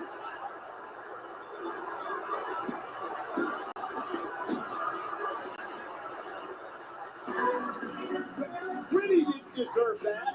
During it. And we are in the home of the I don't know what that was. That was it was odd and it wasn't enjoyable at the same time. That I just saw just now. The Miz and that freaking orange cringy monster. The official theme song of WWE Extreme Rules is from the Dolls EP, available right now on Apple Music and Spotify. Speaking of pretty, ladies and gentlemen, this is what this next match is going to be. An Extreme Rules match. Liv Morgan. Oh, we got Liv Morgan versus, you know, you guys know what I'm about to say, right? You legitimately know, right? I'll give you a heads up. Coming up next, we got Liv Morgan versus Ronda Rousey. Pretty sure JD's saying the same thing right now. Pretty sure everybody in the fan base is saying the same thing when they see Ronda Rousey on television.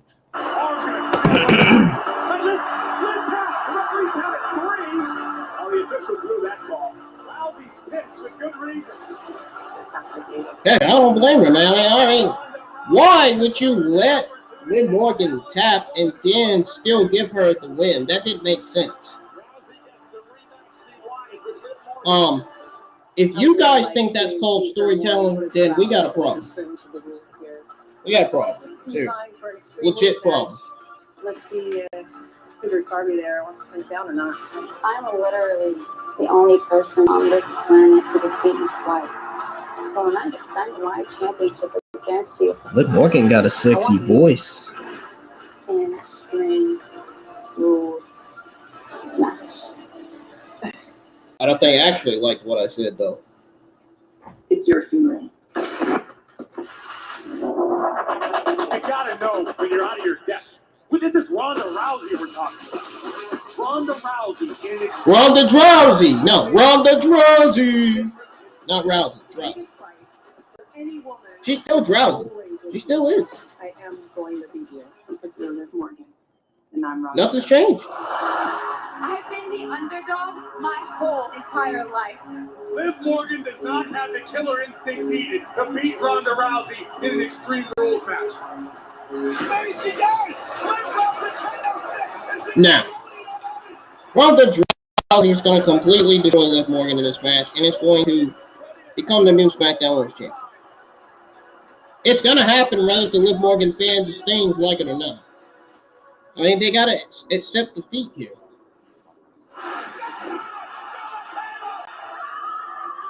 It's not going to happen. She's not winning. She's not retaining.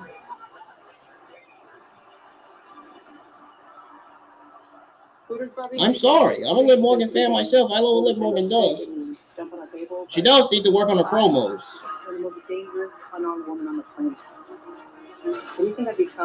And she needs to probably try to give her a new character gimmick that she can get over, you know. And she's great in the ring. She just got to work on it a little bit more. Not saying it in a negative way, but you guys know what I mean.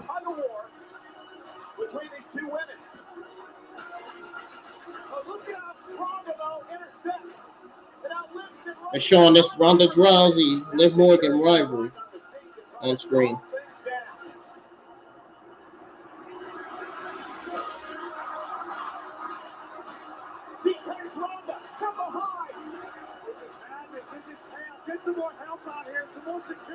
This is the side of Liv Morgan that almost everyone never expected.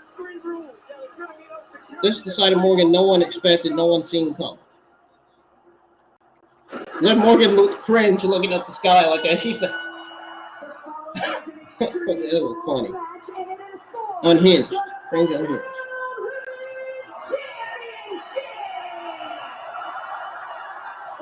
Smackdown Women's Championship match coming up. Wait, tell me that's Ricochet's girlfriend speaking. Is that Ricochet's beautiful girlfriend speaking? Oh, man. Here she comes.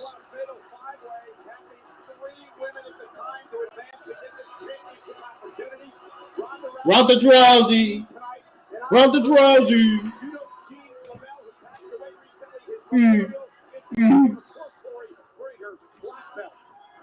She's wearing her pink. She's wearing her black judo belt. And she's wearing her pink robe. Oh, look at Ricochet's girlfriend. Whoa there, honey. What you got going on there, sweetheart?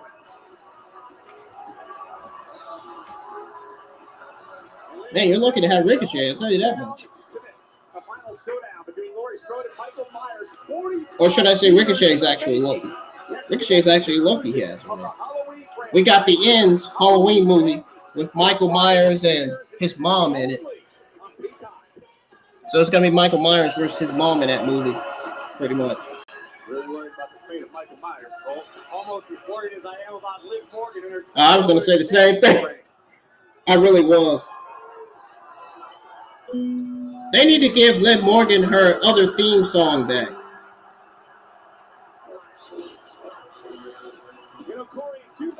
You know, when are they ever going to change her theme song, man? They need to give her her own theme song back. Because that sounded a lot better than this one. I'll tell you that.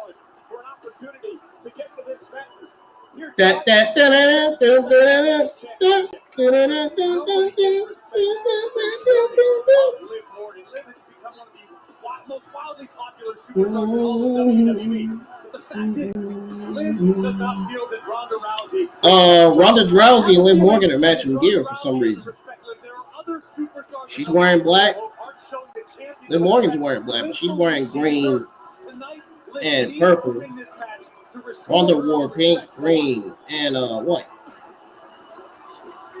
Liv Morgan upset that Ronda was on the promotional poster for this event. That I was never supposed to. Oh, really? You were? Make me your girl. She was? They live inspired ring gear. Oh, that's good to know because she's finna get her ass whooped in this Smackdown Women's Championship match. Corey Grace just cussed. Yeah. I'm not the only one that's doing it. Ronda Rousey!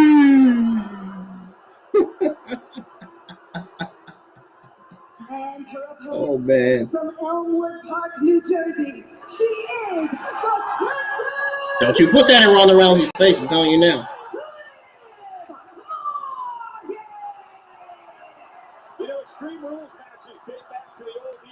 She gonna snap faster than Cheetah can run. You put that flag in her face, man. The first Extreme Telling you. Rules match happened back in 2010. It was between Jack Swagger and Randy Orton for the World Championship. We had a woman. Jack Swagger. Well, he's not Jack Swagger anymore. Okay. An Extreme Rules match, and here tonight, it's all about for the Smackdown Women's Championship. Anything goes. You win via pinfall or submission. God, look at Liv Morgan. Look like she got a wardrobe going on there. Oh, yeah, she does have a wardrobe. Took the words right out of my mouth. What does Liv have to do to survive with the championship tonight? Because keep in mind, Liv is the only woman in WWE history who has pinned Ronda Rousey twice. Liv needs to avoid this. Liv needs to stay out of the grasp of Ronda Rousey by any means necessary. Like that's really the biggest record in Liv Morgan's career. Give me a break. Come on. You serious? You guys, are you hearing what these guys are saying? On Ronda. Shoulders down and kick out. Curious to see how the live WWE fans factor into this. This is going to make audience disappear quickly because of this match. They're not even doing that. They're just facing each other. Remember the controversial ending. I got a feeling this is going to be the only worst match on this pay-per-view. I think all the other matches are going to deliver, except for this one. I think this one is going to be completely nauseating. I mean, look, they're not even doing shit in the ring. They should be Irish whipping one another, gripping one another, and doing wrestling moves in the ring. They ain't even doing it. Ronda Rousey did most of the work so far in the ring. Liv Morgan has yet to do anything. Rousey's just sticking with what works. And again, there's no disqualifications, Corey. Liv makes it to the ropes, no break, as Ronda is sent outside the ring. Come on, man. Oh! And a knee to the face of Ronda. And now goes down to the floor, favoring her left shoulder. And Liv Morgan now. Morgan baseball slide. Ronda, though, intercepted with the apron. And now Ronda unloading with the left hands and a knee. Ronda unloading using her MMA background to her advantage. She should have kept her mouth shut. Using her MMA skills to her advantage. Morgan's eyes, I guarantee you, for about 2 seconds, Liv forgot her own name after that slap. Yeah, rolled right in the back of her head. So hard. Did Michael Cole just say she should have kept her mouth shut? Who? Which one are you talking about? Rousey or Liv Morgan? Liv Morgan decorated baseball bat.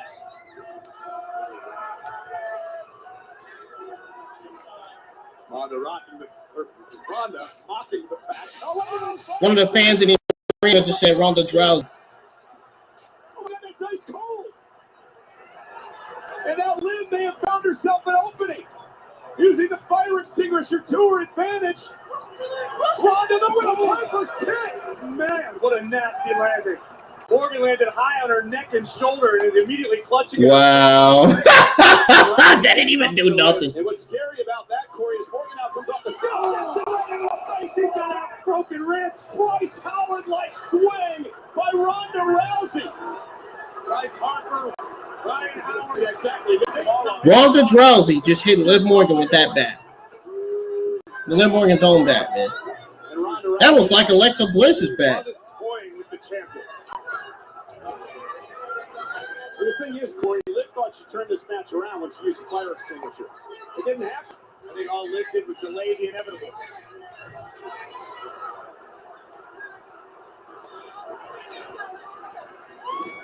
Uh-oh, now Liv Morgan. Oh, a step up insecurity. Ronda's down. Liv has an opportunity now, perhaps has an opening. First, the baseball bat shot by Rousey to the midsection of Liv Morgan. I don't know how Jeez, man. does not have at least fractured ribs after the baseball bat shot. Somehow Morgan continues to soldier forward. Enziguri drops the challenger, and now Liv Morgan wants her back.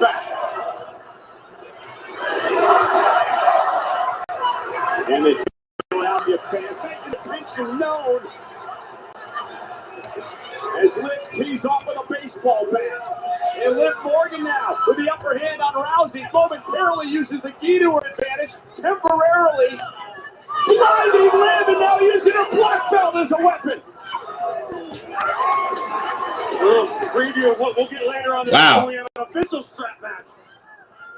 What did she do? Look at what she's doing. She's tying Liv Morgan up, man. The champion is She is legitimately tying her up, dude. Dude, Liv Morgan is about to lose, man. Oh, no. Oh, I do not want to watch. I'm not watching this, man. I'm not watching this, man.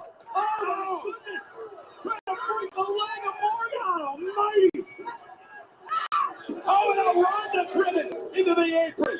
Liv just trying to survive. This is ugly. Rousey Liv Morgan with a baseball bat. Again, Liv buying herself a valuable few moments to recover, but will it be enough? To the knee, to the hips, just a vicious assault by Rousey. Damn, man. Morgan driving her face first into the apron, and then Liv with a table and an opportunity to retain her championship. I think the momentum just completely, the crowd just completely got a little quiet. It has been chaos since we kicked this show off tonight. Yeah, chaos. I don't know about this match, but the match between the Brawling Brutes and Imperium was chaos. A couple of weeks ago on Smackdown, ask Lacey Evans how dangerous Liv Morgan is with a table. You and I discussed it at great length. I had doubts as to whether or not Liv Morgan had the killer. Wow, man. The killer instinct necessary to topple a threat like Ronda Rousey. My audience are slowly leaving because of how boring this match is getting. They are just taking a long time. They haven't done nothing. Ronda Rousey is hitting Liv Morgan's head on the table as if the fans are impressed. Oh, dear. A step up knee by Ronda. Okay, I'll give her that. Step up knee, that was great. And Ronda can use the ropes all night long. I noticed on her attire it says submit. It's like Morgan's in great danger of losing her championship, and Rousey's having fun.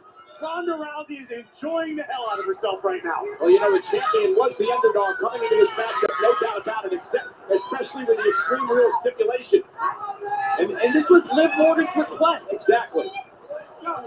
Morgan is the one who challenged Ronda to this type of match. Bang! Step up knee. And the words are beginning to ring even more true than when she initially said them. When Ronda Rousey accepted the challenge, she warned Liv Morgan, Liv, this is your funeral. And Morgan knows tonight she is in the fight of her life. But the one thing we've learned about Liv, Corey, over the years is she's a survivor. She digs down deep. Won't give in easily. Ronda trying to make it back to her feet. Liv Morgan here, right outside our announce table, uses a steel chair to her advantage.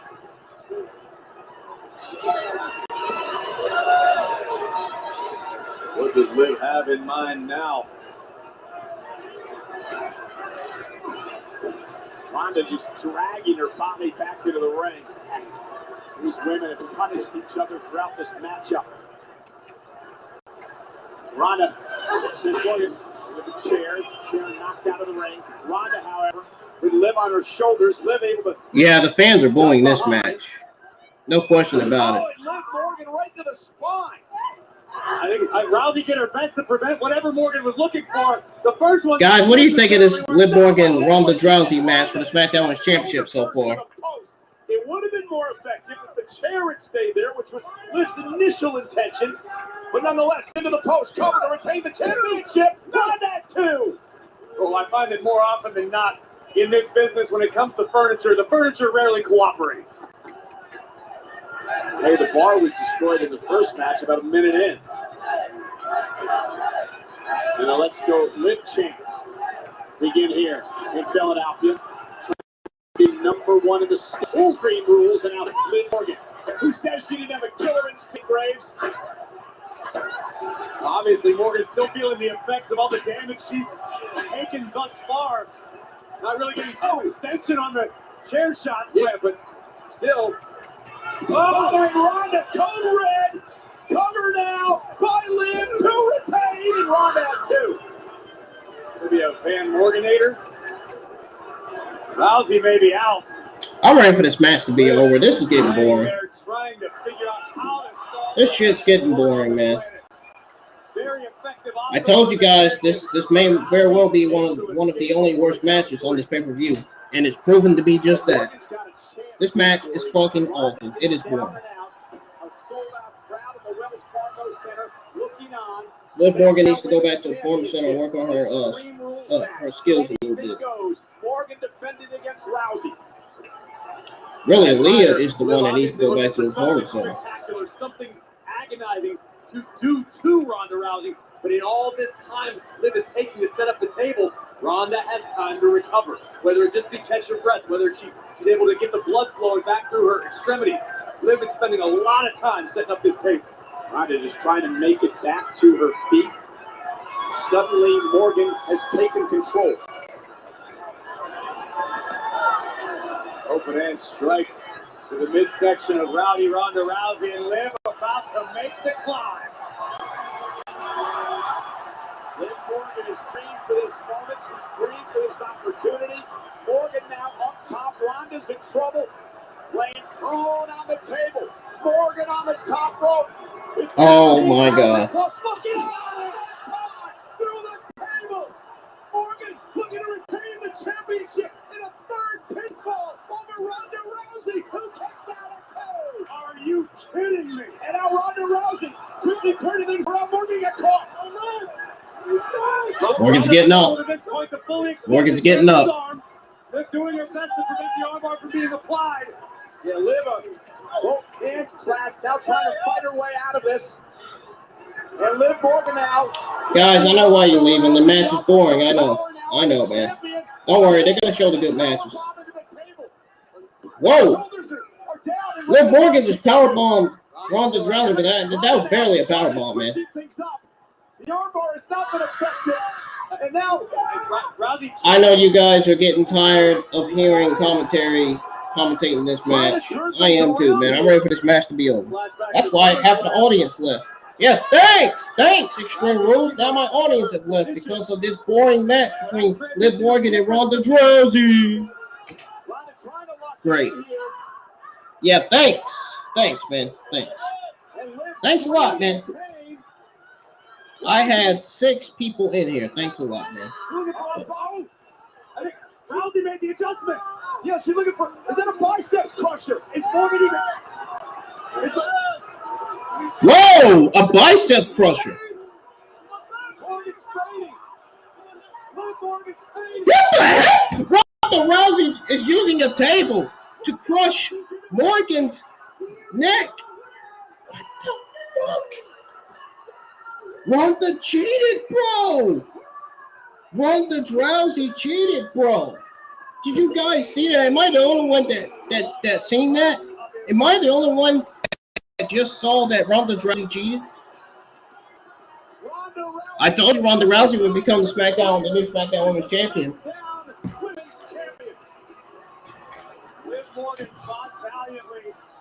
Yeah, I can see the Liv Morgan stands engaged in the community crying, "Oh, Liv Morgan lost to Ronda Rousey." She barely even tried in the match. She barely even tried, man.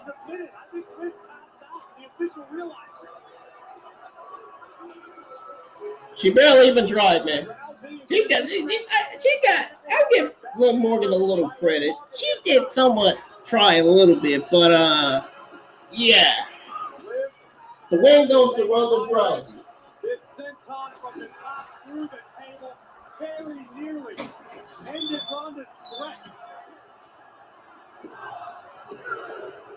And here are the closing moments. Is Liv smiling? And she passed out. She ever passed. I don't know if that was an involuntary body response from the former champion.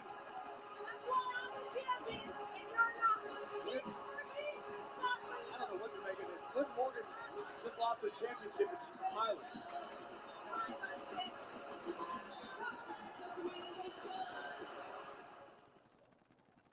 Hey everyone, Megan Morant here to talk about the DraftKings WWE tool. DraftKings is an official partner of WWE, and anyone can play for free in a WWE. I'm gonna be honest with you guys. Matt, break down a few of those tools. I'm gonna be honest with you guys.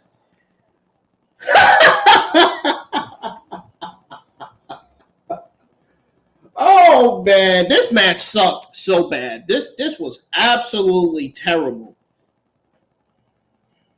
I told you guys this was going to be the only worst match on the card, and I wasn't lying. This match was terrible. This match was awful. Absolutely awful. This match easily gets an L for me.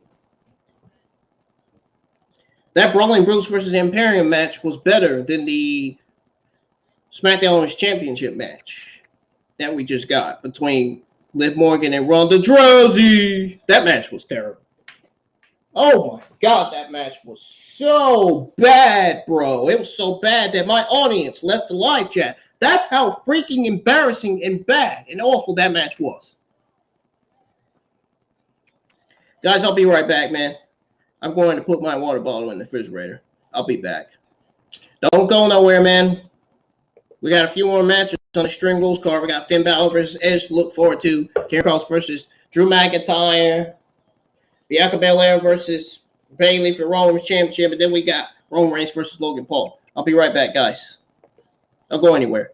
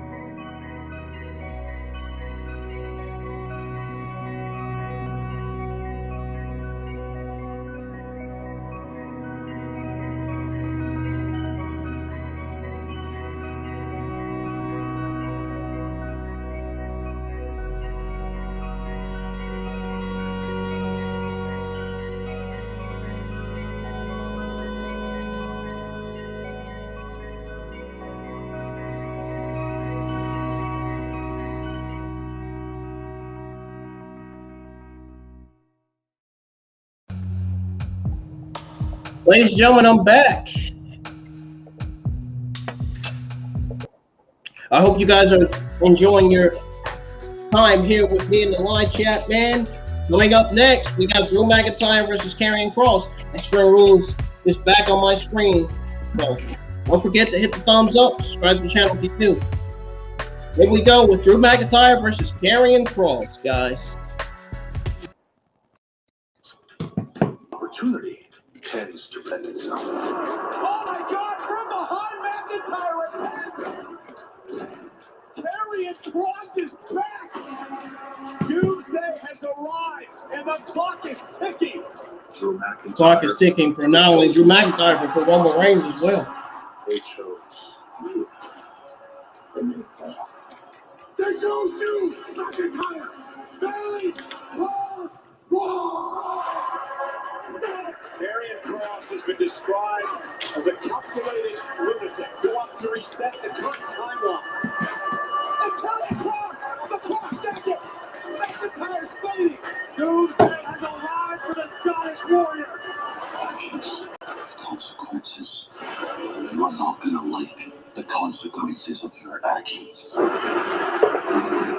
Karrion Kross, if you're not jumping me from behind, you don't have the balls to face me like a man.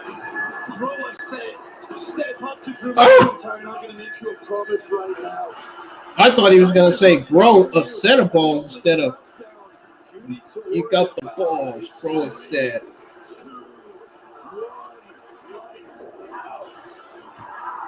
I don't like playing games, but if you got an issue with me, you can step in this ring and we'll figure things out. Extreme Rules. Dude, why is my... What's going on here? Wait a minute. Oh, it's from behind. Kross fighting with McIntyre. Who was ready this time? Nowhere to run, nowhere to hide. Nowhere to run, nowhere to hide. Let's read the super chats real quick while we're at it. What we got here? Let's read the chats here. We got Hassan. What's up, Hassan? How you doing, man? You enjoying Extreme Rules tonight? I'm doing all right, Hassan. just ready for my mom to put this pizza in the oven, man, because I'm ready to eat it. I'm ready to smash. I'm ready to tear this pizza up. Let's see what Always Talk Wrestling had to say. That was a good match. I agree, man. I agree. That was a really, really good match between Imperium and Brawling groups. I'd say that is one of the best matches on the pay-per-view. As far as highlights go, that match should be number 3. And then we got WCW Vampire. What's going on, man? How you doing? All right, guys, here we go with the strap match between Drew McIntyre and Karrion Kross is on the screen.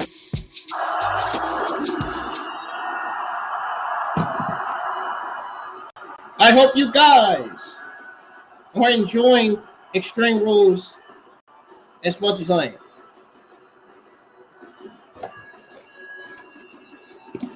Also, your likes, your comments, and your support helps out the channel very, very well, and it most importantly helps me out. So just remember that. I appreciate the support that I'm getting. Continue to support the channel each and every single week.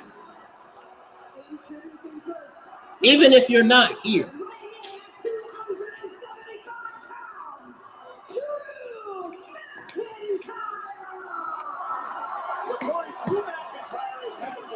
Yeah, I'm eating chips right now.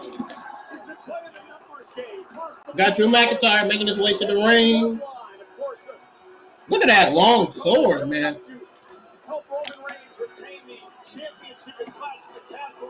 Feels like he could be one of those Zelda, one of those new Zelda characters.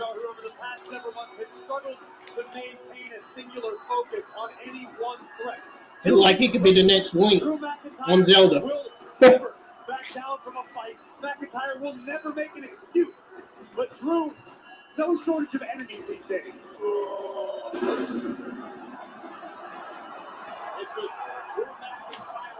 He said,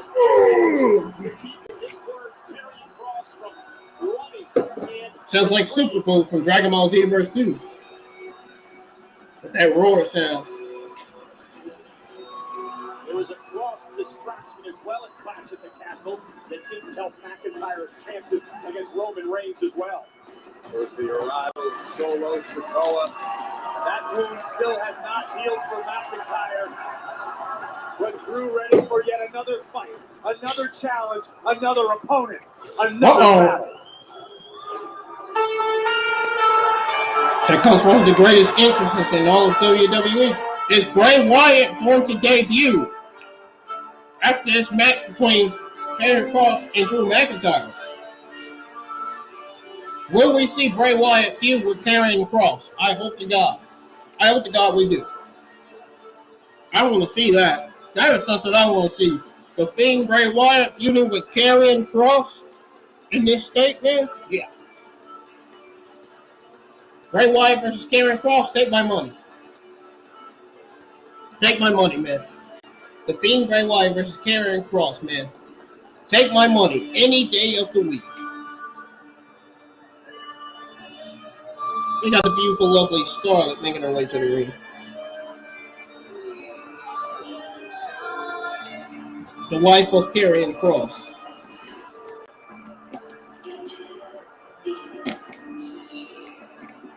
Scarlett's getting ready to do her thing.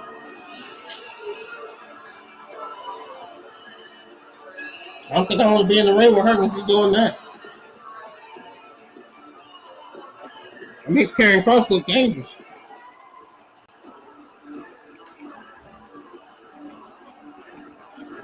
The siren of sin, Scarlet. From hence are heard the groans of ghosts, the pain of sounding lashes and of dragging chains. I don't know about that. I'd say the beauty of Scarlett, not the sin of Scarlett. All competitors in WWE by any means necessary to establish total dominance as the most ruthless superstar to ever walk to the ring. Karrion Kross wearing a smirk on his face before the opening bell. This is what Kross wanted. Karrion Kross demanded Drew McIntyre. We are in a strap match, and it is about to get gnarly. Mm-hmm. Car will now force each superstar to put the strap on the wrist. The strap is 13 feet It's long. about to get negative, beyond negative. Strap matches that have been around forever. This is very different from a country whipping match, Cole. There's no bubble wrap involved in this one. And Kross has no interest in tying himself to the strap. And McIntyre looked almost like he expected it. Kross is smiling. These are mind games. Karrion Kross knows exactly what he's doing right now. Is Wyatt going to come out face to face with Karrion Kross, man? Kross is making McIntyre wait. Now Scarlett on the outside has a hold. And again, Scarlett getting involved early and Karrion Kross attacking McIntyre. And I know the bell isn't rung yet, Corey, because Kross is not strapped in, indeed, but he's beating the hell out of McIntyre. With no disqualification, it's actually a smart decision by Karrion Kross. Kross, one of the most cerebral competitors we have in WWE. Oh boy. And Kross, we saw the damage he did last night on Smackdown with the strap, but now Drew McIntyre turning the tables. Kross, though, setting McIntyre face first off the ring post. For as long as Karrion Kross has been tormenting Drew McIntyre, you would argue tonight he's a That sounded like a weasel there. Many will argue tonight's a must-win for Drew McIntyre, who's had a rough time of late. And it's not going to get any easier when you're dealing with the hunger of sorrow. Drew McIntyre fighting back. WWE fans here in Philadelphia. McIntyre, Kross.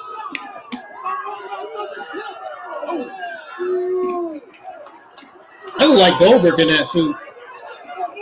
Fuck Bill Goldberg, man. Over 15,000. What happened, WWE fans? It's more than their money's worth out there as Kross and McIntyre trying to destroy each other. And again, this match hasn't even officially begun. It hasn't even officially begun, man. Into the ringside area. Drew ended with a sickening thud. And now the calculated Karrion Kross. Karrion Kross is sick as they come, man. It reminds me of the Fiend. Kross still has not tied himself to the scrap.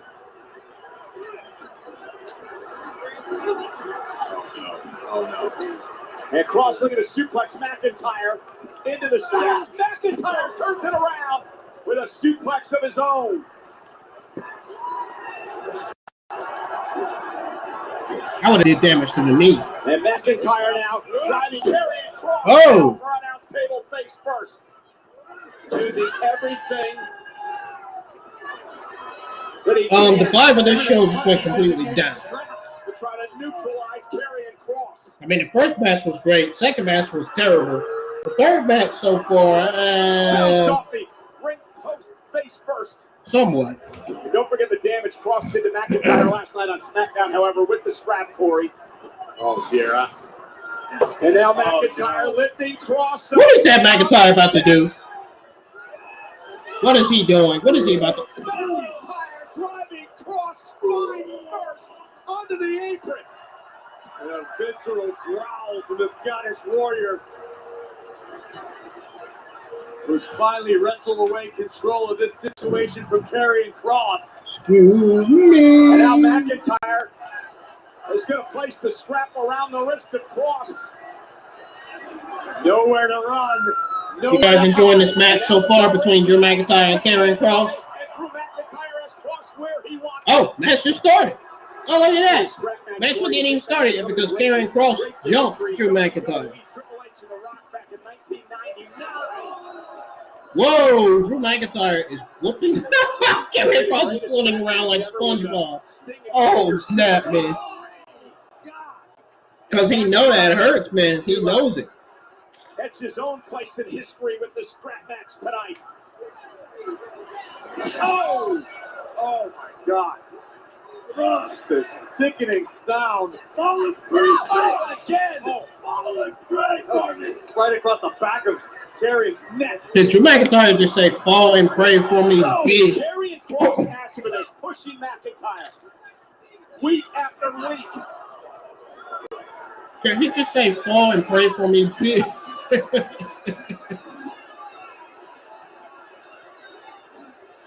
Taking advantage again of the numbers game. Yet another distraction for McIntyre. And Kross taking advantage once again. Scarlett has proven to be an invaluable asset to Karrion Kross. No. The official asking McIntyre if he needed medical, because remember, that shoulder took so much abuse in this manner last night on Smackdown, and Kross is doing it again. Uh-oh, that shoulder injury's coming back. Now verbally berating McIntyre. And here's Scarlett barking orders at Is the Kross. thing going to come out now? Shoulder first into the ring post, and Kross is having his way with McIntyre. Drew now being dragged into the center of the ring. I'm smashing on these chips, man. Oh! On the bad shoulder. What the? Very well may have separated McIntyre's shoulder. Because that's how watch-alongs are, man. That's how watch-alongs are supposed to be. Why don't you go check out? I tell you what, go check out the other YouTube content creators' watch-alongs. Their watch-alongs are like that. I can't show Extreme Rules, or I'm going to get my streams are going to get suspended. I'm going to get a copyright. I can't show it. I'm sorry, man. I can't show Extreme Rules. My stream is going to get suspended. The last time I did it, it got suspended when I was showing Ricochet versus Baron Corbin on SmackDown, which was a few months ago. I can't risk getting my stream suspended again. I'm sorry. It's not happening. Back to his feet with another chop. I'm sorry, Death Soldier, man. I'm sorry. I wish there was some other way to show it, but there's not. Unfortunately. Right hand in between his own neck and Karrion Kross's forearm. McIntyre knows what it's like to go.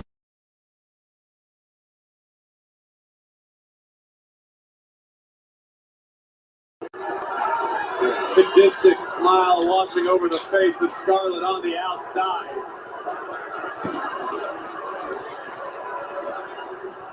And Kross once again dragging McIntyre outside the ring. Both sides of Karrion Kross. There are and Death Soldier, that's how watch-alongs are, man. With Drew McIntyre, Kross is him. Look at these other wrestling YouTube content creators. Their watch-alongs have watch-alongs showing themselves. So why not have watch-alongs showing mine? It sounds to me like you're complaining. So those of you that are complaining about me not showing the pay-per-view, be glad that I'm live with the Extreme Rules 2022 pay-per-view. Because if I wasn't live for the pay-per-view, I wouldn't be watching. Around the ring post, Kross using the strap again. So please don't complain in my live chat about me not showing the pay-per-view or why am I not showing the pay-per-view.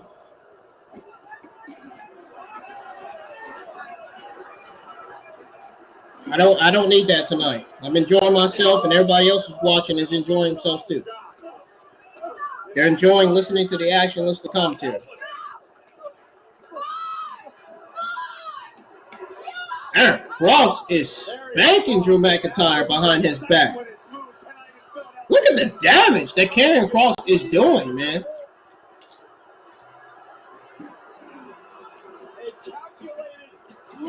Death Soldier 22, I'm not going to lie to you, man.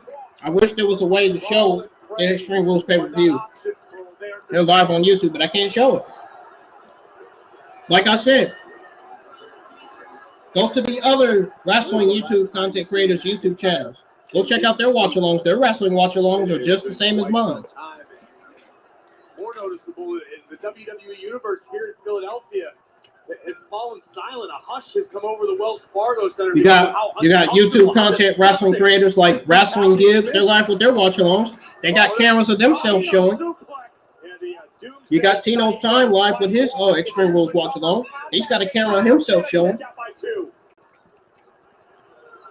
Showstopper. He's live with his watch-along. He's got a camera showing himself. Karrion Kross almost put McIntyre away.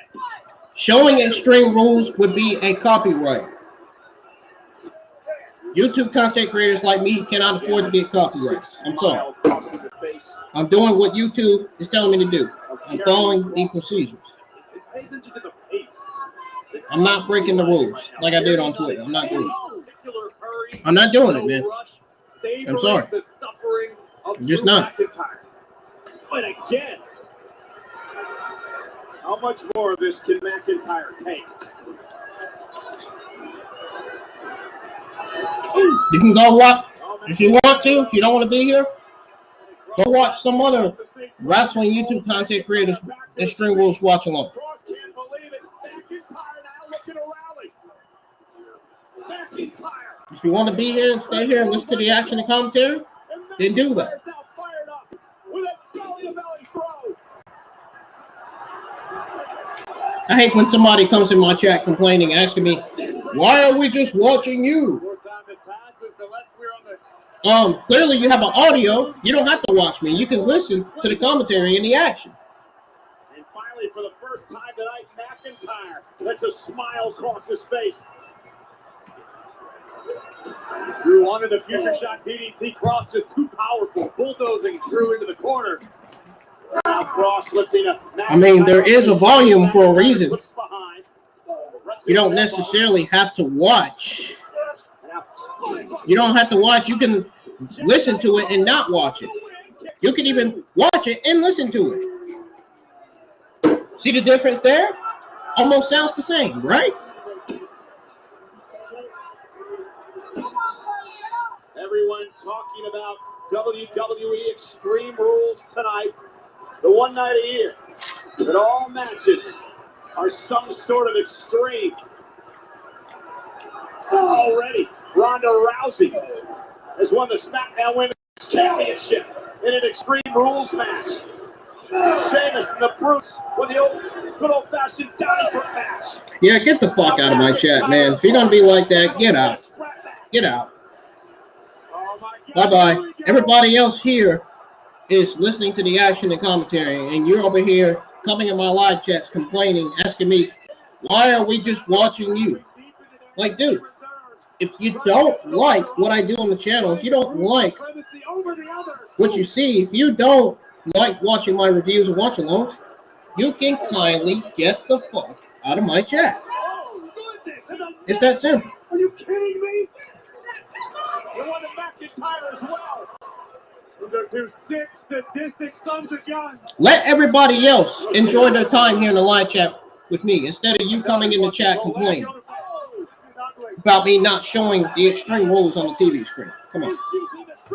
That's childish, man. That's 12-year-old complaining right there. That sounds legitimately like an 8-year-old complaining about a freaking order. It almost sounds like a 14-year-old whining like a 2-month-old baby. Drew McIntyre just did a full future shot DDT. Drew trying to untangle himself from the strap, and this does not bode well for Karrion Kross. I'm going to say this one last time, Dev Soldier. If you don't want to be here, then get the fuck out. If you want to be here and listen to the action commentary, stay here.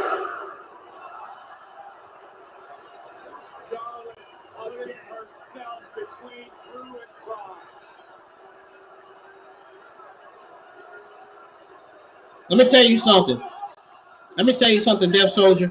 So, if you were live with your Extreme Rules watch along, and I come in the live chat and say the same to you, how would you feel? How would you feel? How would you feel if I come in if I come in your live chat on your Extreme Rules watch along saying the same shit? Huh? How would you fucking feel? You would say the same thing I'm saying now, right?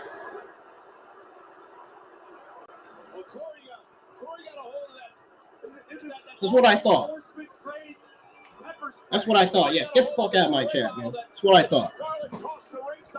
She used it, and it's pepper spray. Hey, hell, I can go hand this to the official. It doesn't matter. It was perfectly legal. Let myself and everybody else that's watching enjoy Extreme Rules. Get out. Cheers.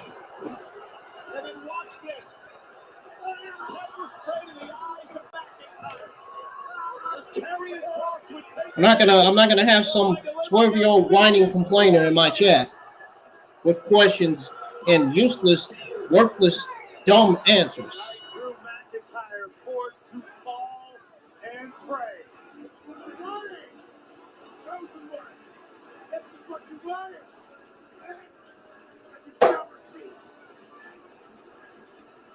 The hourglass. Either enjoy your time in the live chat or get out.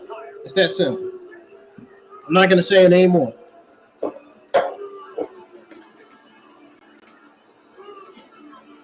Karrion Kross picked up a victory over Drew McIntyre, and it appears that the Fiend did not come out. I wanted to see a Karrion Kross and Bray Wyatt feud. I want to see a Karrion Kross, the Fiend, Bray Wyatt stare down. That's what I want to see, man. $500 spent each billing cycle. Apply now. Visit city.com/customcast. 5-hour energy. It's time for some extra.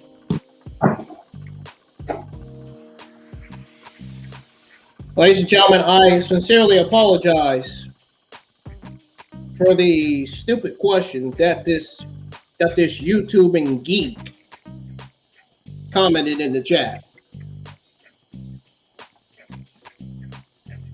I apologize for that. I don't know why people come in the chat asking dumb questions. Oh, why are we just watching you?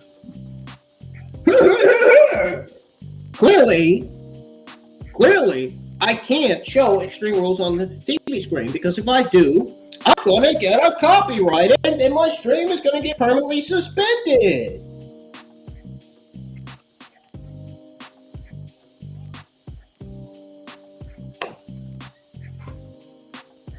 What the fuck is wrong with people on YouTube, man? Seriously.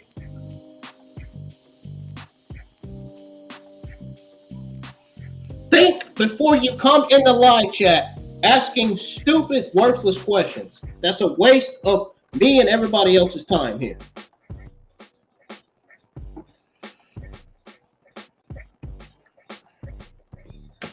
That question you commented in the chat, Death Soldier, was a waste of time.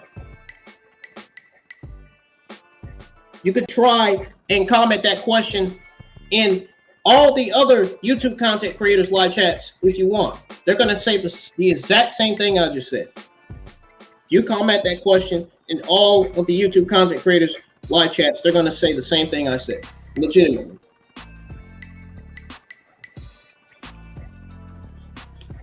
Even they are going to say that they're going to get a copyright strike. Even they are going to say that their streams are going to get suspended if they show Extreme Rules on screen. You're not allowed to do that. Nobody. No YouTube content creator is allowed to show WWE's content. You can get a copyright strike, and if you do it 2 times, you get 2 strikes. You do it the 3rd time, you get 3 copyright strikes. That means you're out. That means your YouTube channel gets permanently deleted, and you won't be able to create another one again. Clearly, I'm following the YouTube procedures here. Extreme Rules is back on. To those of you that's watching that actually wants to listen to the action and commentary in the background here, in the live chats here for Extreme Rules. We got The Miz and this freaking orange, goofy-looking monster. He looks like Cookie Monster, if you ask me. I mean, he really does. No shit. We got Bianca Belair defending her Raw Women's Championship against Bayley. Guys, I'll be right back. Gonna take a little short break. I'm gonna go put my chips up and stuff, and I'm gonna go put my cup up. I will be right back again. Don't go nowhere. Don't go nowhere.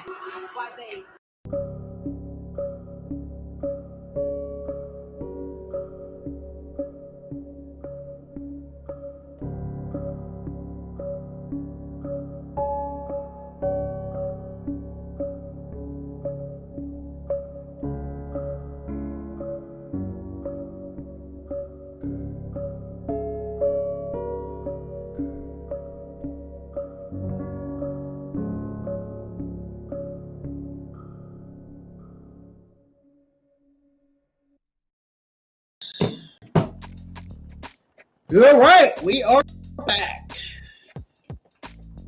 See, it didn't take that long, did it? I just want to formally apologize again for that YouTuber commenting that stupid question in the live chat. There was no need to be asking that question. You know what the answer is going to be. No. I just explained why I can't show Extreme Rules. I just literally explained why I can't show AEW's content.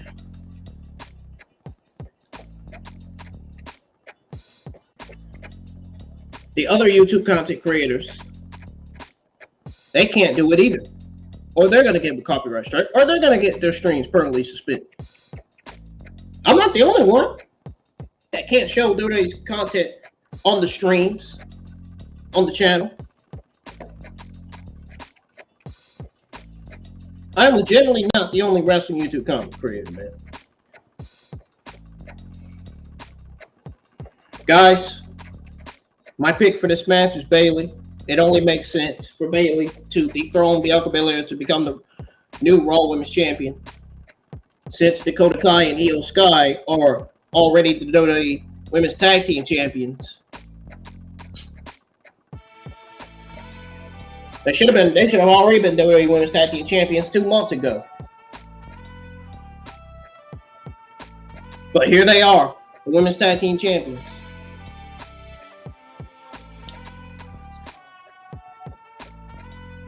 Oh man, don't you guys love the bass of this song, man?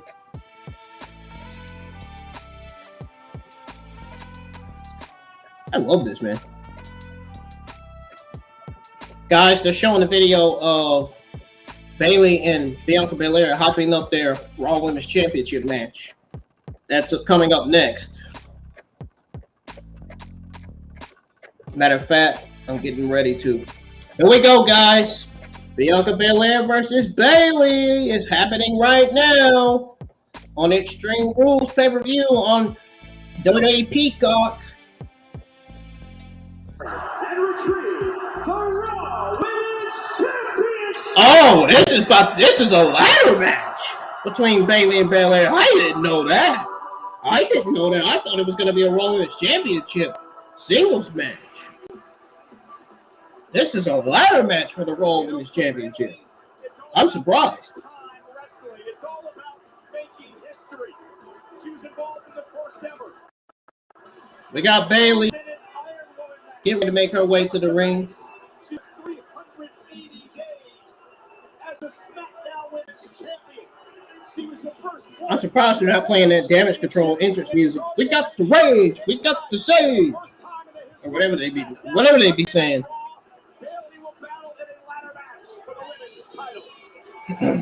Now, if they was playing that theme song, Bayley, Io Sky, and Dakota Kai would clearly be coming out together. I mean, if Bayley's coming out by herself, it only makes sense to play Bayley's theme, entrance music, and theme song. It only makes sense. Only makes sense for Bayley to. Oh, whoa! It's Nikita Lion. It's Nikita.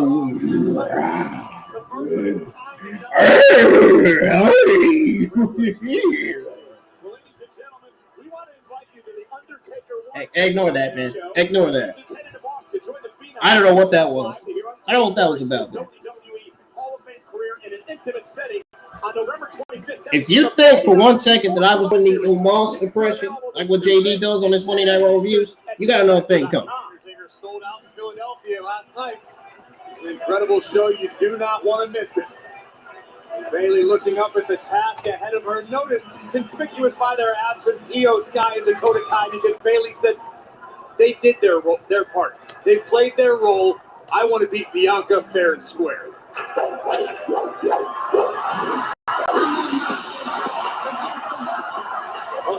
Here comes Bianca Belair, Raw Women's Champion.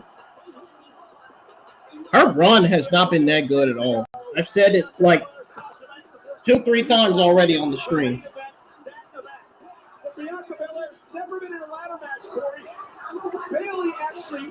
Oh, we got a kid dancing to Bianca Belair's entrance music. Okay, I ain't gonna complain. I ain't gonna shit on that.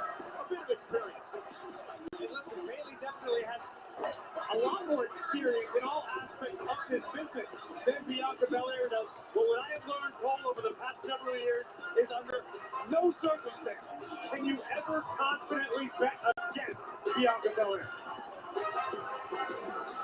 But if anybody's going to find a way to win, it'll be Bayley. No doubt about it. Bianca had better be one level above the top of her. Bayley looks like she's annoyed. She got that look like. Returning at SummerSlam, when Bayley and Damage Control initially called their shots. They gonna do a GIF of Bayley looking annoyed by Bianca Belair's glow in her theme song. They're gonna clip that shit. They're gonna the geeks online. They're gonna clip that shit of Bayley doing that look, rolling her eyes. The challenger, representing Damage Control.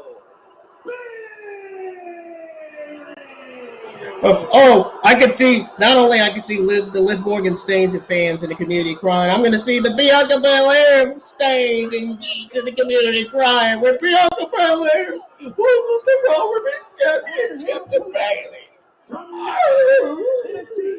It's going to happen whether you guys like it or not. It's going to happen. Whether any Bianca Belair fan likes the fact that she's going to lose the Rollins Championship to Bayley or not, she's going to drop it. Yes. I cannot see Bianca Belair retaining her Women's Championship over Bayley. If she does, I'd be shocked. I'd be shocked. I wouldn't be angry, but I'd be shocked. People are going to come in the chat and be like, oh, are you going to get mad when Bianca Belair wins the Women's Championship? No. I never said I was going to get mad when Bianca Belair retains over Bayley. I'm just giving my opinion. In my honest opinion, Bayley is going to win the Raw Women's Championship over Bianca Belair. It makes sense. It's the right creative decision. It's the right direction. It's the right call to have Bayley become the new Raw Women's Championship. Honestly, I think it's more of the right call than the right creative decision. I mean, it sounds the same to me, but still. Bayley looking for a quick victory here, and realize Bayley is fully aware that she's not ever going. It would legitimately be the right decision to have Bayley defeat Bianca Belair, or Bayley grab the briefcase, or not briefcase. This is not really a money. Now, if I was saying briefcase, that'd be a Money in the Bank ladder match. That's not the case. This is not a Money in the Bank ladder match. This is a Raw Women's Championship ladder match. It makes sense for Bayley to climb on that ladder to get that Raw Women's Championship and be crowned the new Raw Women's Champion. It's the right call, the right creative decision. Simple as that. I think it makes sense for Bayley to win and Bianca Belair to lose. With Bayley winning that Raw Women's Championship, at that point, you might as well say Damage Control will be unstoppable. They'll be one of the most dominant forces in the Raw Women's division. I mean, they're not on SmackDown. They're not SmackDown talent. They're Raw talent. So don't let them appearing on SmackDown trick you. Clearly, when Io Sky and Dakota Kai made their debut, they were Monday Night Raw brand.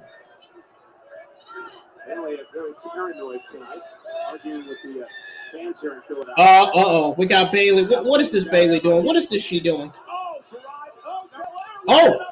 Oh man, Belair got on the ladder and whoa, what is she?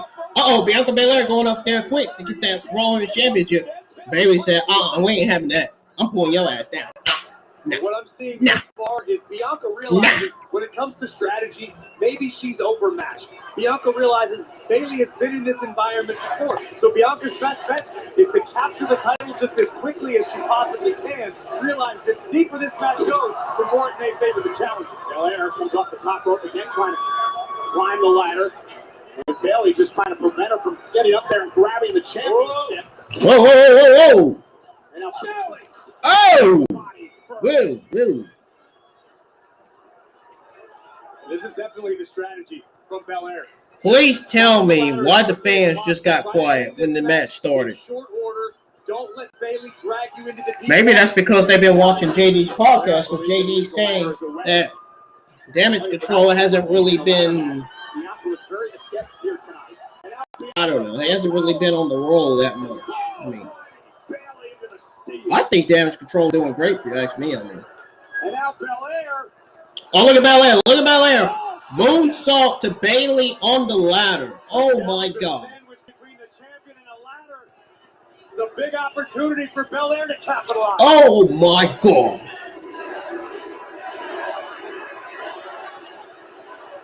Now Belair. That'd be like something Vince McMahon would say. Oh my God, I'm gonna get the ladder. I'm gonna get the ladder. Is this what you expected, Corey, so far in this matchup? I didn't really know what to expect. I learned in the early moments what apparently the strategy of the champion is, which I think is very, very smart for Bianca Belair. You ain't I lying. haven't really seen Bayley necessarily get out of the gates yet. Yeah, but now Bianca's been trapped behind the ladder and Bayley's taking advantage. You ain't lying, man. Anybody that's jumping up with Bayley, especially Bayley. Agreed wholeheartedly.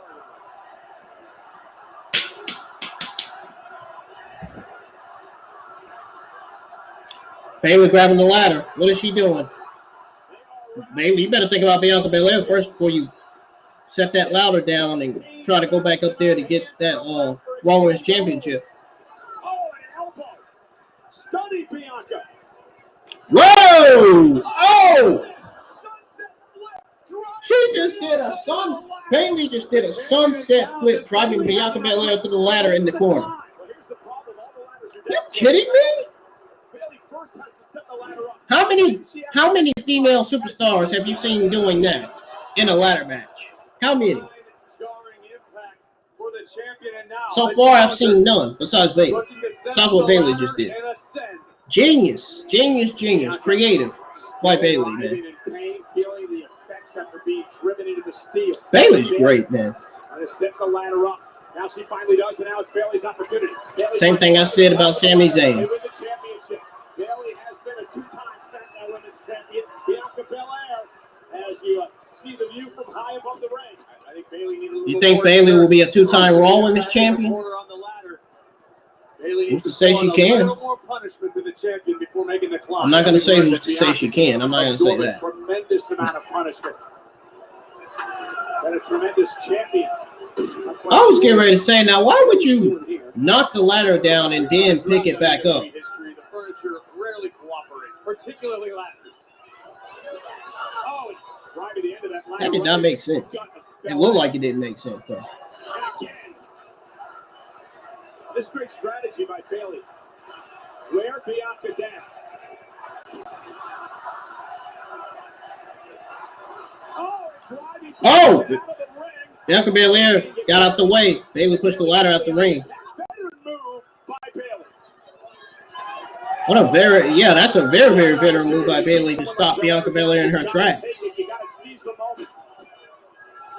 Oh, Bayley just swapped that freaking fan poster from one of the WWE fans in the crowd. This is something we don't often see from Bayley, and it seems to be a bit of indecision from the challenger. It's like Bayley has all of these options, all of these ladders, all of these possibilities. Oh no, she's got the ladder like right in between the ring, right between the ring post on the right side and the what you call. Look at Bayley holding up her son. I hate to call her out on it. I think Bayley's spending a lot of time right now. They should be using pouring on punishment. Oh my God! The flying elbow as Belair. The flying elbow to Bianca Belair on that ladder. Oh my goodness, that looked like that hurt both of them there. It's safe to say Bayley and Bianca Belair could be out with arm injuries after that. Oh my goodness, that looked deadly. That looked deadly, man. Oh, we know about the mean streak. The viciousness. What the hell is Bayley doing? What is she stomping? Oh, whoa, whoa. See, Bayley can't take her eyes off Bianca Belair. She could easily get up. She got to focus on her opponent first before she can mess with the ladder and do what she got to do with it. Bayley is really taking control control of this match at this juncture. She really is. The Raw Women's Championship. No shit. No. Wait a minute. I'm commentating. Not you, Michael Cole. Not you, Corey Grace. No, I'm commentating, man. Bayley, one of the most dominant forces in WWE. She's picking up the ladder. Whoa. What is she doing with that ladder? Oh, whoa.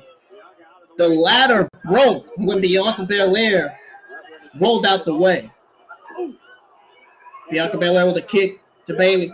Oh! Bianca Belair just hit Bayley with the ladder on top of her back. On top of Bayley's back, man.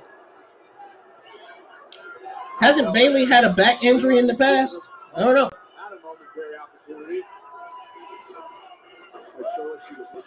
Oh, what is Bianca Belair doing? How many ladders? They got too many ladders out there, man. There needs to be at least 4 or 5 ladders out there. There shouldn't be 7 to 8 ladders. That's what it looks like. 7 to 8 ladders out there in that ring. There should at least been 4 or 5 ladders instead of 8. Come on. It's not like you're having a 6-man Money in the Bank ladder match, man. Come on. There should only be 3 or 4 ladders out there, man. Way too many. See, this is how people get hurt, man, in real life. You got all these ladders, these metal ladders, and then what if somebody had nickel allergy? What if somebody in the ring had nickel allergy and they were to touch that metal ladder? That's what I have. Oh, Bayley just... She kicked the ladder and dumped Belair down out of the ring. Oh, my God. I wonder if Belair's going to have a torn ACL after that one. Bayley's holding her... Looks like she's holding her... One thing I noticed, Corey, I don't know if you picked it up there, but... Bayley was holding her knee. Yeah, that's what I was noticing. Are you guys the only one that noticed Bayley grabbing her knee? Bayley grabbing her right knee. Wait a minute. Bayley faked her injury. She ain't hurt. Oh, man. Michael Cole thought she was injured. Nah. Bayley's just being Bayley, man. Bayley's not hurt. Michael Cole fell for it, man.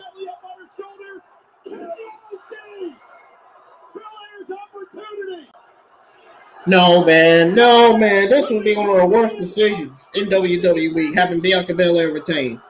I think it's Bayley's time to win. It's Bayley's time to win, not Belair. Oh. There you go. Get out there and do something. Io Sky and Dakota Kai. Woo! Johnny! Io Sky and Dakota Kai beating the crap out of Bianca Belair.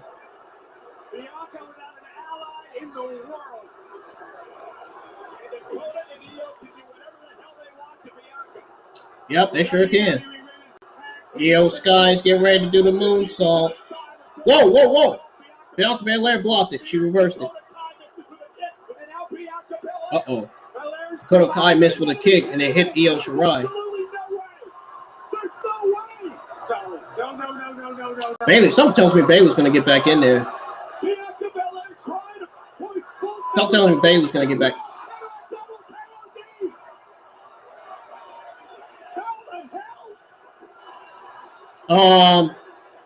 That took a toll on Belair right there. She ain't got no energy left. That's the only ace in the hole she had. Yeah, this is it. Belair's losing. Look what I tell you. I told you at some point in there. IWN right again. Told you. I told y'all she was gonna get back in there eventually. I told you, man. I wasn't lying. See how smart of a gentleman I am, man? Even when I'm autistic, even when I'm a tiny bit slow.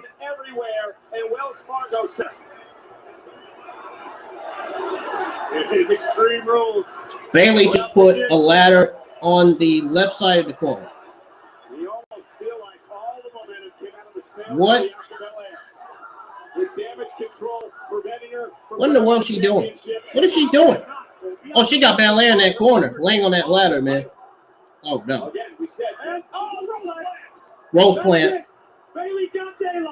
Why did Bayley? Okay, so if Bayley did the Rose plant, why did she set that ladder in the corner on the left side? Why? Why did she do that? What the? Whoa, whoa, whoa, whoa, whoa, whoa, whoa. What is Bayley doing?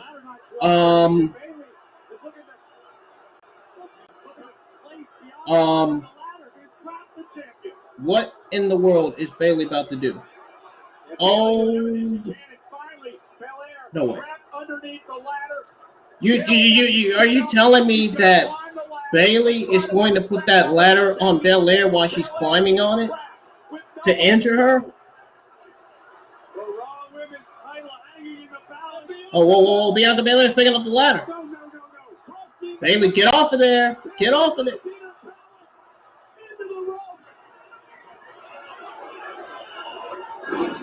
What's the impact? What's the whiplash effect? The rope on Bayley. She didn't get off the ladder. Valuable time for the champion to recover. Who is going to win the ladder match for the Raw Women's Championship? This match, let's be honest. Despite Bianca Belair's run as Women's Champion had been that good, let's be honest. This match between her and Bayley for the Women's Championship was better than the Smackdown Women's Championship match between Liv Morgan and Ronda Rousey. How many of you in the live chat agree with me right now on what I just said? Battle for control of the ladder. It's the race. They're both climbing on the ladder. Uh-oh. Both of them are climbing on the ladder. Uh-oh. Which one is going to... I think Bianca Belair is going to get thrown off. Bianca Belair is getting thrown off. Bayley's winning this match.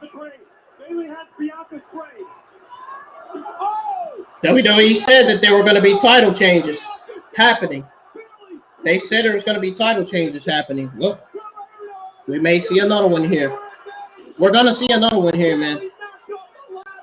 What the? Why is Bianca Belair using her own heroin on Bayley's back?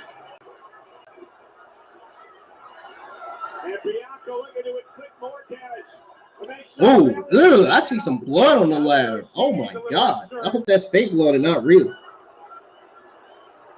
Heck, I was hoping there was no blood on that ladder at all. Uh-oh, Bianca with the KOD on the ladder. Bianca Belair picking up Bayley while Bayley's holding the ladder with the KOD. KOD on the ladder. Ooh, that ladder busted Bayley's mouth wide open. It looked like it busted. No. Bayley's got to win this. You can't.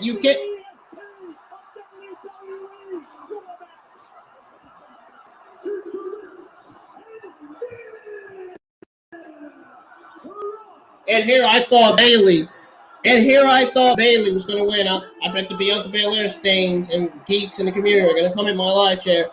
Oh, but you said you thought Bayley was going to win, right? Yeah, I thought Bayley was going to win. It would have been the right decision for Bayley to win.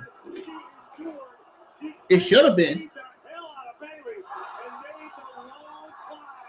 Yeah, I don't think it was the right decision to have Bianca Belair retain. I really don't. I'm not going to shit on the match. No, the match was great. But the right decision should have been Bayley winning the match to become the new Raw Women's Champion instead of Bianca. Because her run as Raw Women's Champion has not been good. It's not been that good. I said this like multiple times already. So what are we getting next? Edge versus Finn Balor and then Roman Reigns versus Logan Paul? Those are the matches left on the card, I hope you guys know.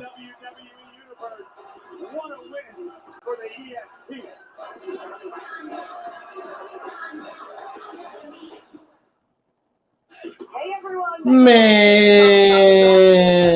that was a terrible decision, man, having Bianca Belair retain.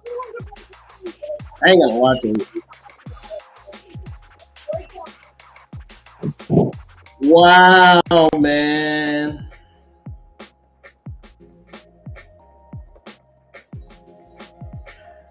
I am easily shocked by that decision. I really am.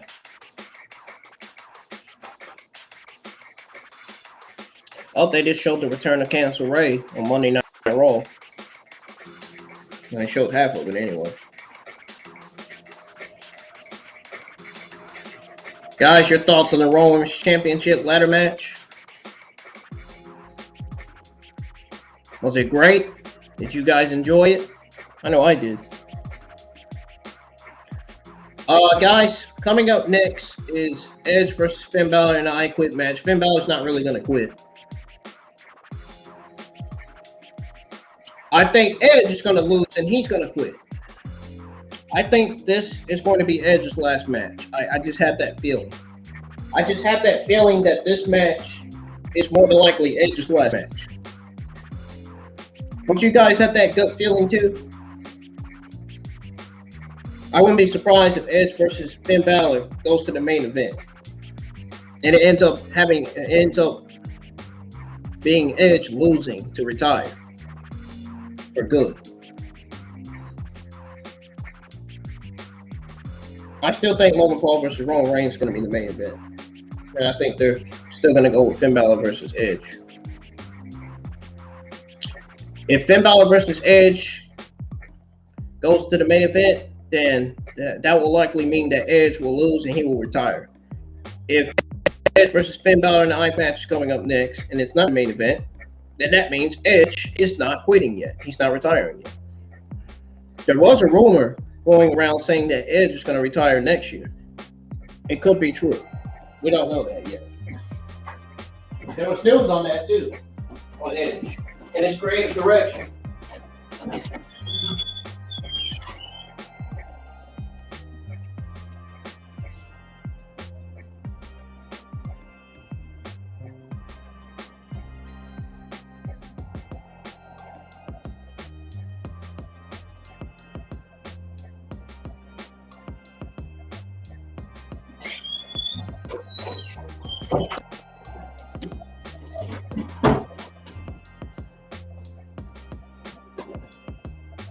Do you guys think the Fiend shows up after Roman Reigns' victory over Logan Paul? Do you think we'll get the Fiend, Bray Wyatt, Roman Reigns feud going forward in the WWE? Would you guys like to see Bray Wyatt versus Solo Sikoa? Bray Wyatt versus Sami Zayn? Can you imagine Solo Sikoa picking up Bray Wyatt? As much of a powerhouse that Solo Sikoa is, man. Oh, Extreme Rules back on.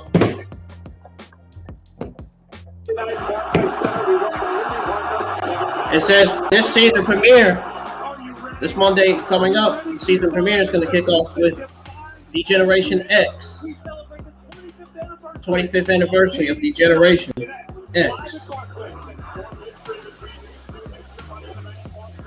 And then we got Johnny Gargano versus Austin Theory happening on Monday Night Raw next Monday.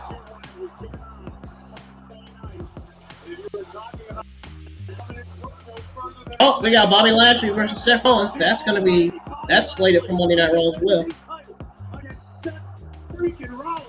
Or at least whatever's left of Rollins after the fight pit tonight. Yeah, Rollins in Monday, but tonight. Yeah, you ain't lying. Pennsylvania, the city of extreme. Oh yeah, we still got the fight pit match. I had forgot about that. Oh snap!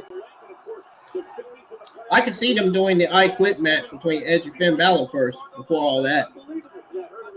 I mean, I don't think this is Edge's last match. See, this is not Edge's last match. See, I knew. I simply said if they book this match in the main event, then that means Edge is losing and he's retiring. They didn't book it in the main event, so he's not retiring. He's still staying with the WWE for a while. At least until he retires, which will probably be more than likely next year, like I was saying. Until I decided to make a choice. It's been 9 long years.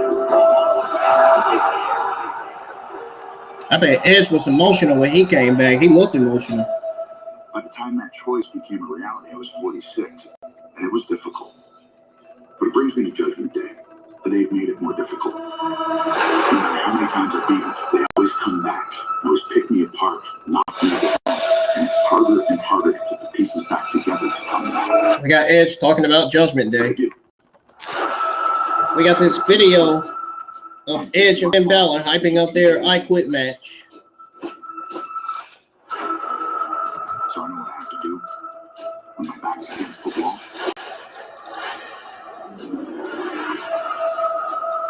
I come out swinging or whatever the hell else I have to. I don't think this Edge and Finn Balor rivalry was really a rivalry. If you guys know what I mean.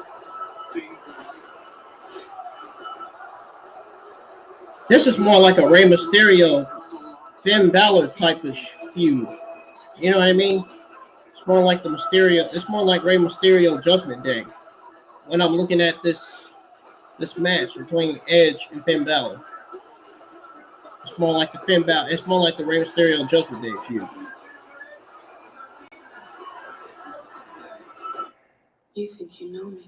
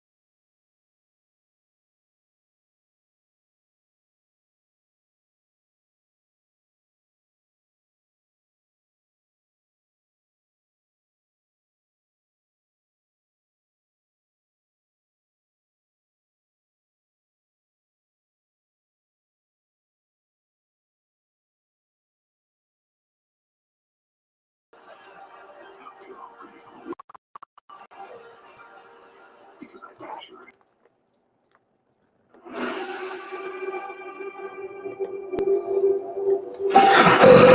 Excuse me.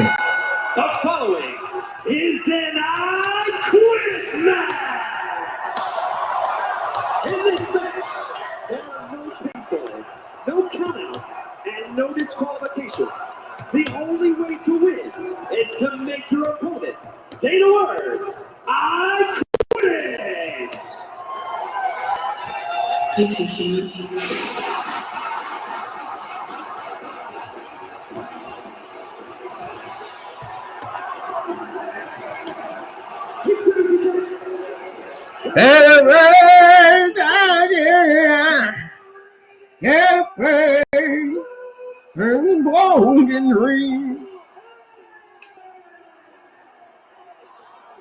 Other thing, what you hear the way is all to my not a chance who has been dreamed. Yeah, I thought he was gonna come out with his Alter Bridge entrance music. I thought. Oh. I thought Edge was wearing something on his neck for a second. I guess that's the shadow. For the first time in his career, one-on-one, Finn Balor and the Judgment Day. Edge's back is against the wall by his own doing. Unfortunately, even as the rated R superstar, you can't always stuff the genie back in the lamp. Oh, man. Oh.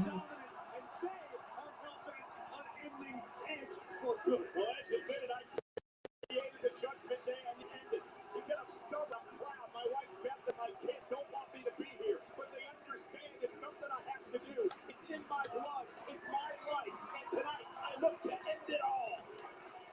The Judgment Day have anything to do.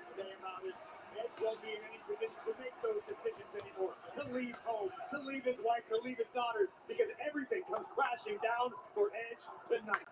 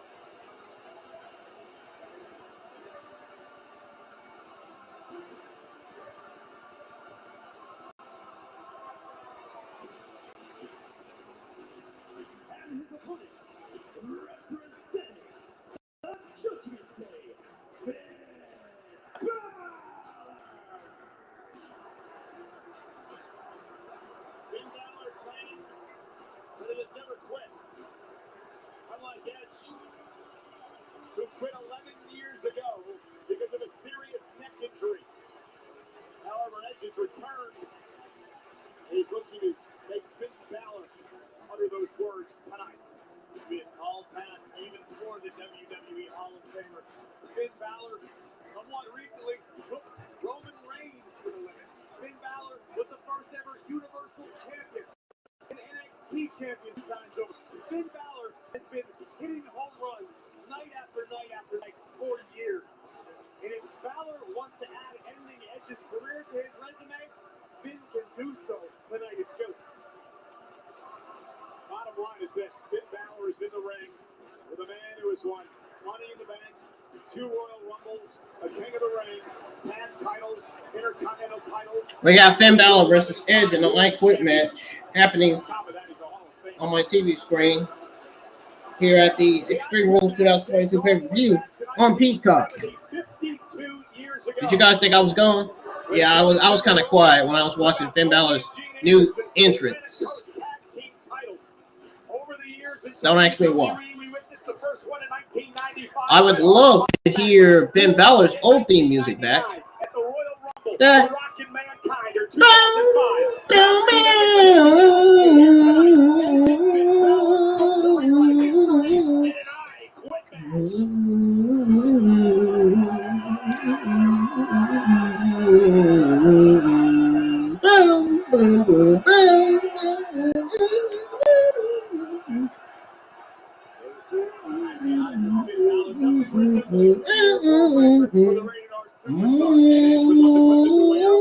Edge got Finn Balor in the corner.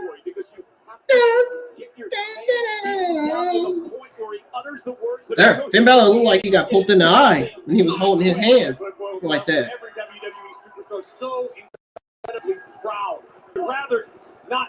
Legitimately, man. Wow, what a swinging neck breaker. What a huge swinging neck breaker from Edge. Something Undertaker used to do, right?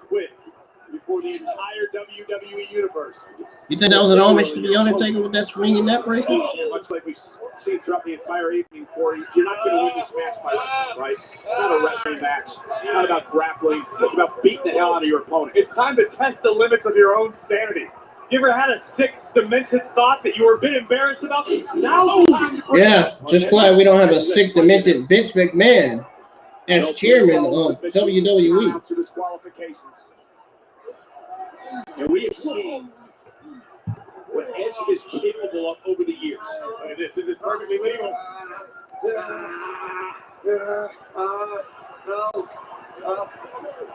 We had official Chad Patton. Really, that's his only job here, to hold the microphone so the world. Finn Balor's not really quitting. I quit. Finn Balor's not really quitting.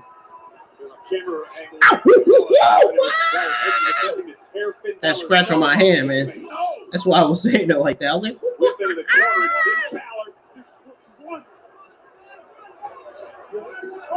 indeed, he may rue the day. Edge said, "This is what you wanted. This is what you wanted." Pushed Edge to this point. Or Cole, this could serve as the launch pad for the rest of Finn Balor's career, perhaps even the entire Judgment Day. If Balor's the one to take Edge out for good, that does wonders for anybody's career. And now Finn Balor attacking the knee of Edge. A smart move for Judgment Day. Inflicted a great deal of punishment on the knee of the Rated R Superstar. There's been the story of this rivalry for weeks.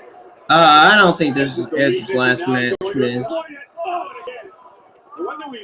I'll be shocked if it is. Finn Balor is working on the leg of Edge, man. Tell you.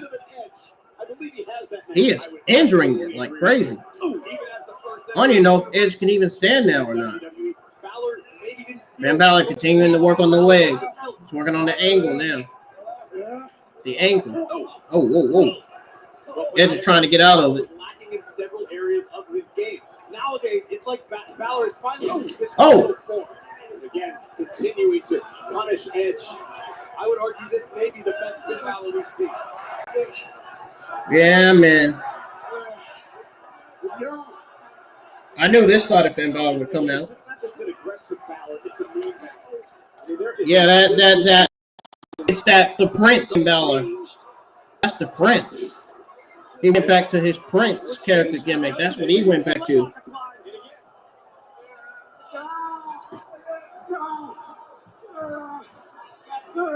The Demon is his babyface character gimmick. The Prince is his heel character gimmick. We know that.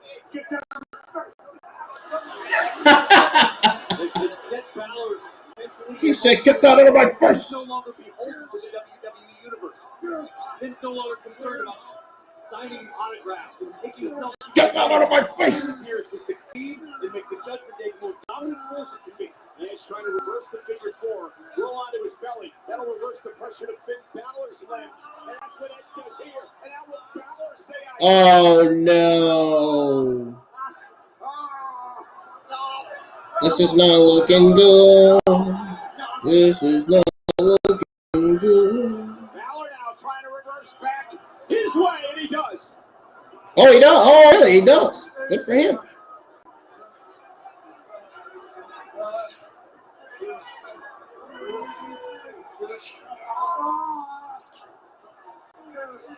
He's still going. He ain't giving up yet, man.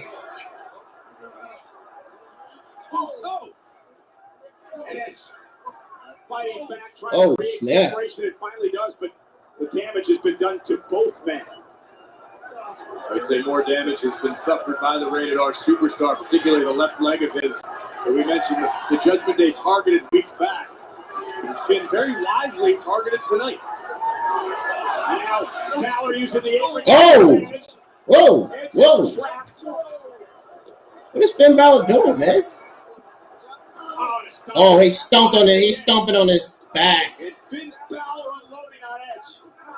There's the aggressiveness of Finn Balor. We've seen that. We've seen that before with his Prince character gimmick. Balor claims he's going to change the world. It could do that here tonight. Oh. Edge is trapped. And it's all legal, Cole.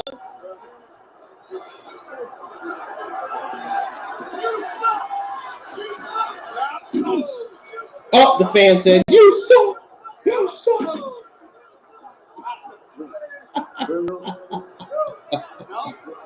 Oh man, that fan in the crowd. He said, "You suck! You suck!" Sounds like something JD says on his Call of Duty streams. You suck! Oh my God!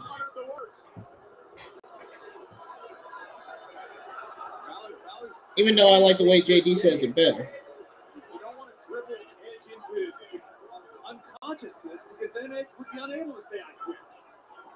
Maybe you should watch what you're saying with Balor's running around. I was just calling the match, right? You see the look in Balor's eyes. There's something. Oh, Michael Cole said, "You better watch what you're saying." Far away look by Balor. Now it's driven into the post by Oh! who buys himself a little bit of time. Oh! You say it looks far away. Whoa! Kaiser, is Finn Balor finally awake? Are we finally witnessing Finn Balor at his full potential at 100%? Physically capable, mentally clear. Swing blade from Finn Balor. Edge hitting hard.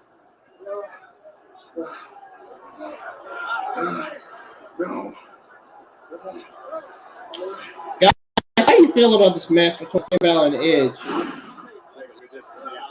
Are y'all enjoying this? Driving Edge down with the sling blade. Is this what you expected so far? I expect. I'm ready. We want to see the fight pit in that Universal Championship match between Logan Paul and Roman Reigns. We want to see what Logan Paul can do, man.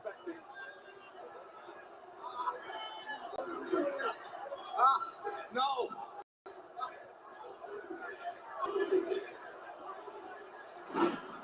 Watch the impact. Whoa! He drove Finn Balor all the way to that barricade. Oh my God! Out into the WWE universe. Ready to the front row here at Wells Fargo Center. Edge bringing the fight to Balor, who's now trying to beg away. Edge bringing the fight to Balor in the crowd.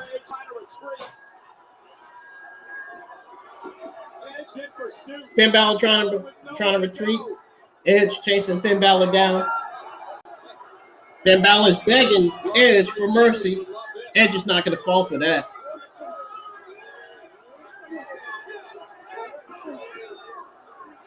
Balor was begging for forgiveness from Edge.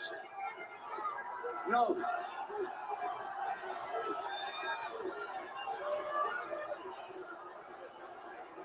Balor refusing to utter I quit.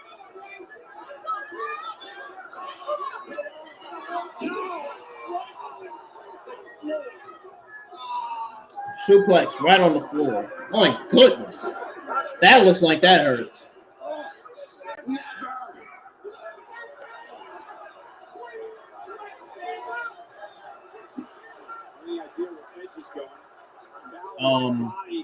Where's Edge going? Why did Edge go back there? What do you guys think Edge is getting out? Whoa!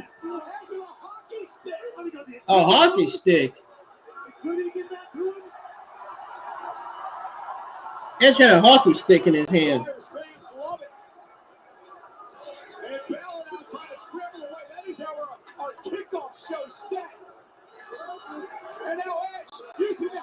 Edge using the crossface with the hockey stick.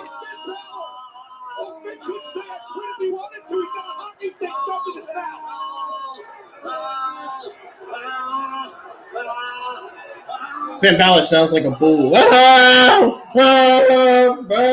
Sounds like a goat.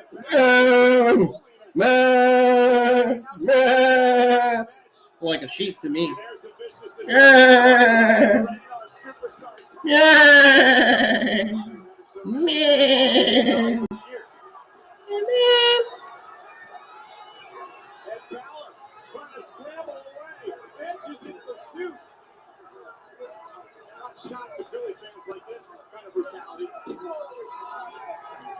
Hey, that's Rhea Ripley's theme, brutality. Hey, don't start bringing Rhea Ripley out here now. Come on now. Don't even think about it.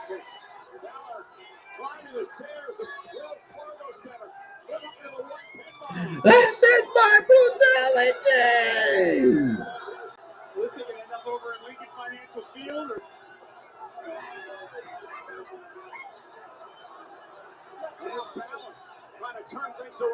I can't pull up anything on here, man.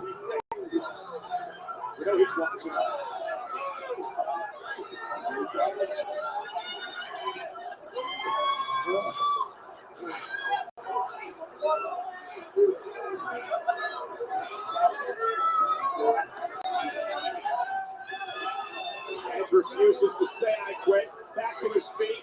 Balor launched right into the overhang. Wow. The concrete overhang. The concrete overhang? What? I don't know how you say I quit if you're not down. You don't.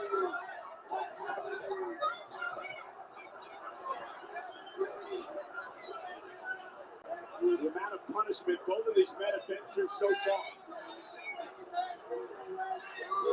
They're halfway up. Wells Fargo. What's Edge thinking? What's he thinking now? City that knew something about extreme. Whoa. What is he about to... He right there reminds me of Sandman. Ah, really, Michael Cole? Sandman from ECW? Yeah, okay. Give me a break with that.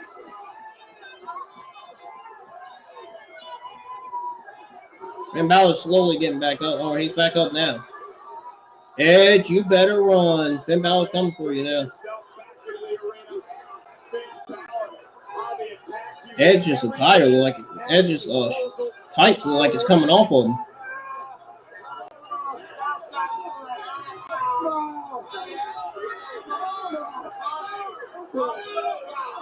Did you know Balor was capable of this? I don't know if anyone knew Balor was capable of this. We had thoughts, we had ideas. Then Balor showed the entire world what he's capable of.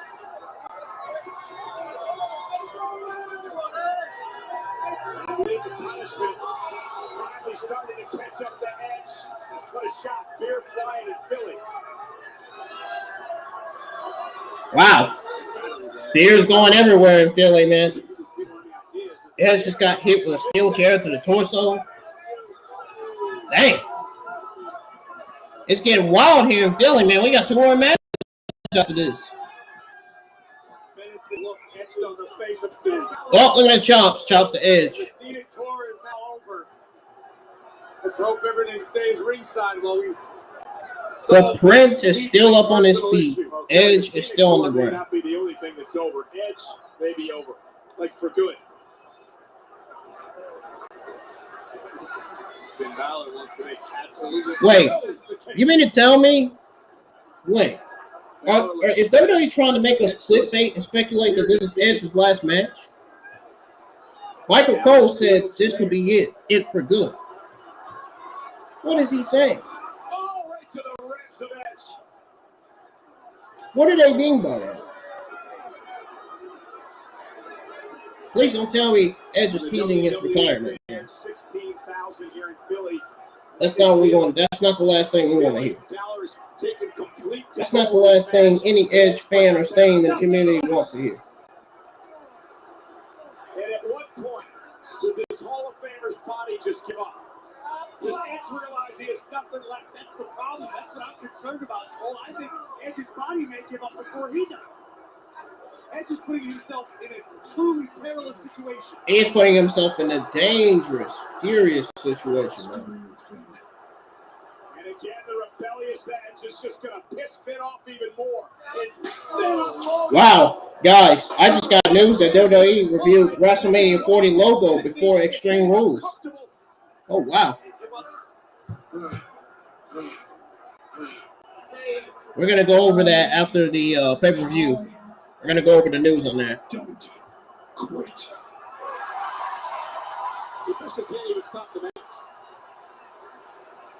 And then the White Rabbit invaded Philly ahead of Extreme Rules.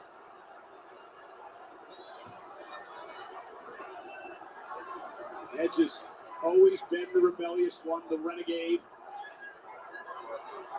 The Renegade. I thought he was referring to the Renegade twins when he said Renegade, Michael Cole.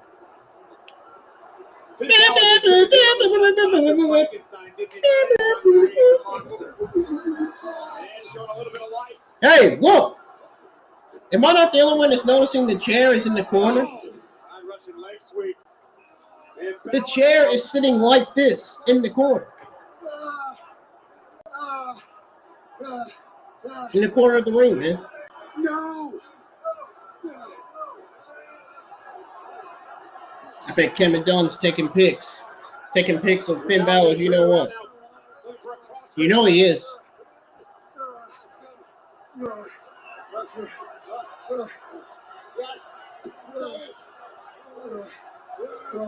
Get Kevin Dunn out of there, man. Seriously. I mean, come on, at some point we got to start worrying about the well-being of Edge here. Finn Balor is teeing off. He's having his way with Edge. Edge is defenseless. He hasn't even been able to defend himself. I agree. That's like what Michael Cole said about Roman Reigns and Roman Reigns. When Roman Reigns first faced Brock Lesnar at WrestleMania. Edge admitted he's a proud man. stubborn man. And that stubbornness is about to bring his own demise about.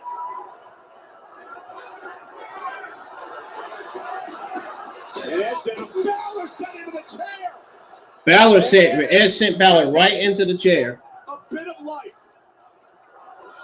Does he though? Let's be honest, that was a last instinctive. I think that was the last energy of Edge. I'm gonna be honest with you. I mean, he is 46 years old. I mean, come on. Come on. There's not much you can do at age 46. I mean, work out, take your kids out to eat, drive yourself to the grocery store. I mean,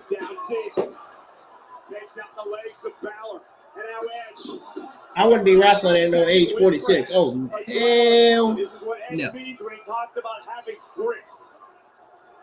Fighting through the adversity against the odds.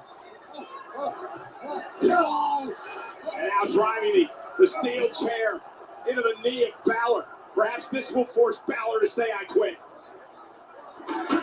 Edge should have been, I ain't gonna lie, Edge should have been coming back to the WWE some years ago, man. He should have been back 2-3 years ago. It would be great. It would have been great seeing him back in his 30s, back in the WWE.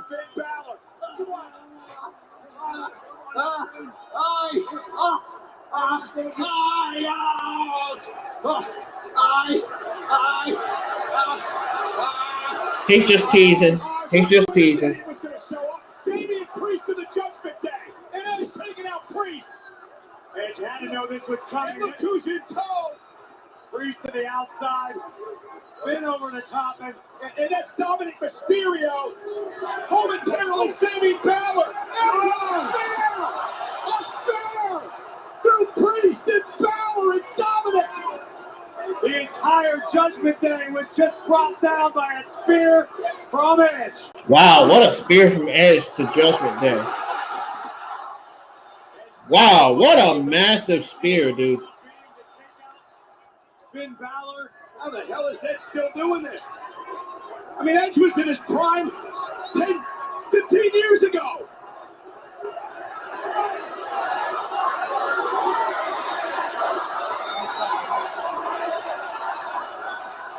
How is he still doing it?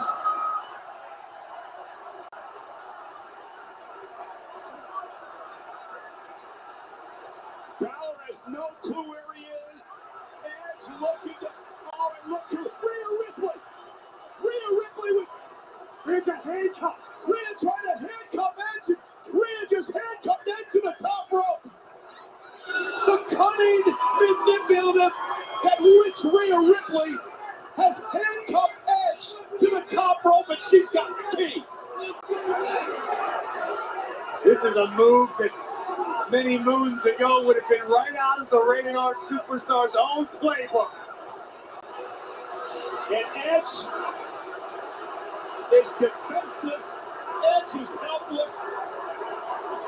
Priest and Dominic and Edge is defenseless, man. And I know Edge is a proud man, but nobody would think any different if Edge just said, I quit right now. Handcuffed to the top rope, trying to fight back against the Judgment Day. Edge ain't gonna quit. Edge is gonna fight with everything he has. But unfortunately, it will not be enough to topple the Judgment Day. And Dominic Mysterio. I mean, Edge. Dominic Mysterio grew up with Edge so close to the Mysterio family. And what Dominic has done not only to Edge, but his father. Wow, man. His sister Lee. Wow, man. My audience left because of this boring I Quit match between Edge and Finn Balor.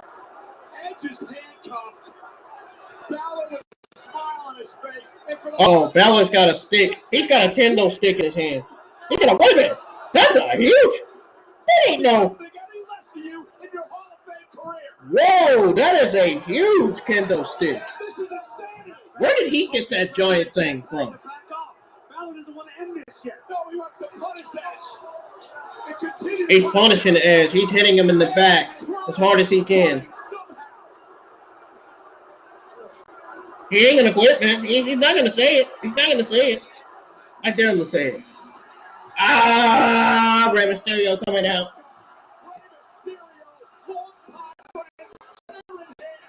And here I thought Beth Phoenix was gonna come out with Rey Mysterio. You know, Beth Phoenix should be the one to get the key from Rhea Ripley. You know, that can set up a feud between Rhea Ripley and Beth Phoenix. Would you guys like to see Rhea Ripley versus Beth Phoenix? No, you would. You know you would, man. Oh, Dominic just pushed his own father out the ring.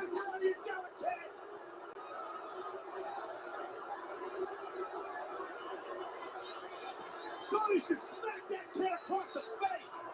Not a kid, he's a grown man who makes grown man decisions. Tough decision to join this group. Dang. He said somebody just smacked him in the face. Never wanted as a kid. He has given everything in his life, and now he's. Michael Cole sounds like a crybaby, man. Somebody do something about that. Michael Cole sounds like a crybaby, man. Legitimately. He's your father, for God's sake.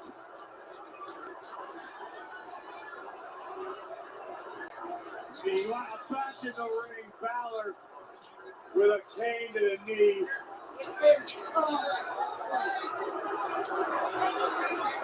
Freaking disgusting. Who's going to come out? Who's going to make their Extreme Rules debut? I'd say Bray Wyatt's going to come out. Oh, look at that. I told you Beth Phoenix was coming out.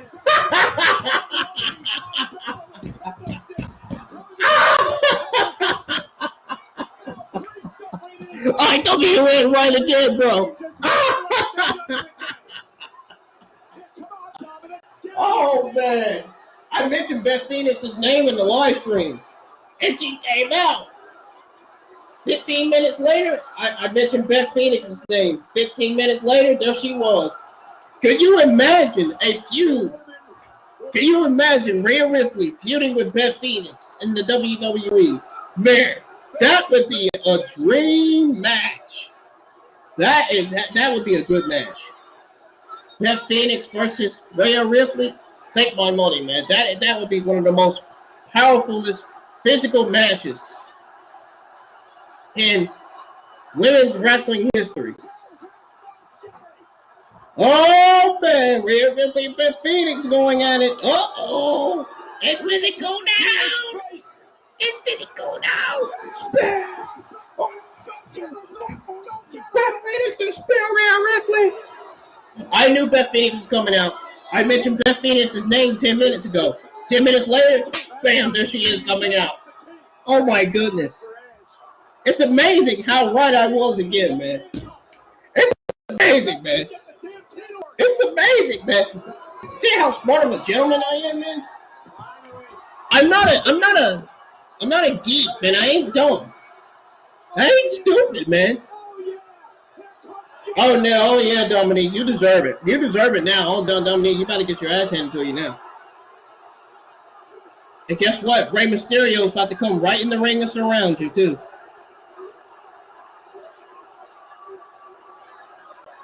You think Edge is going to listen to what you have to say? Watch Rey Mysterio come in the ring behind him. Watch. Guarantee you he's going to come behind him. You know Rey Mysterio is going to get up and come back in that ring. Oh, Edge kicked him in the nose.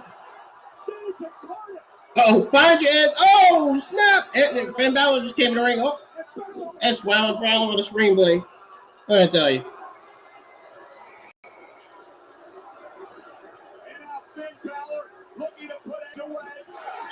Spear to Finn Balor. Another spear to Finn Balor, man. And another spear.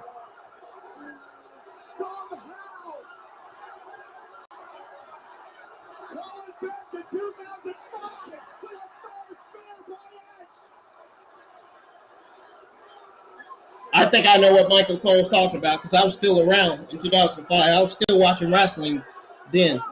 I was still watching wrestling at that time. Look like somebody's getting back up. Somebody on the other side's getting back up, look like.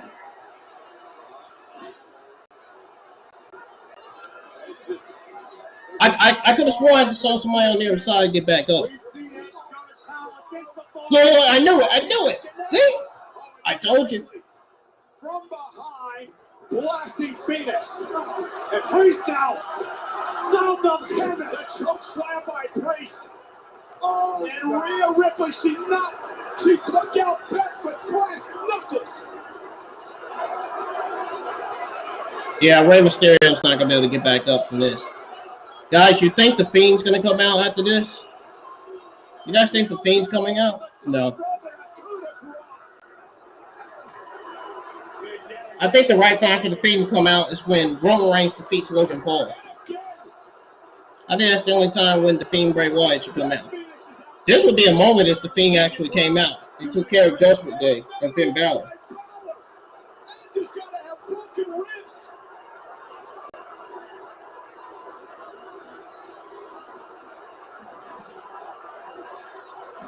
This is your last chance, Edge. Say it. You say it. He ain't gonna say it. Is the Fiend gonna come out?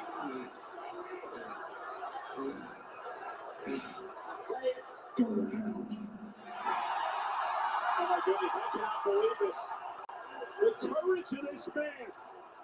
There's a fine line between courage and insanity, or stupidity. It Beth's out cold. Beth doesn't move. She was knocked out cold by the brass knuckles. No.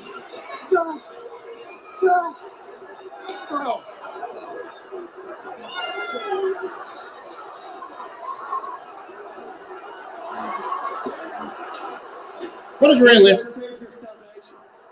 Oh, Rhea Ripley just got out 2 chairs.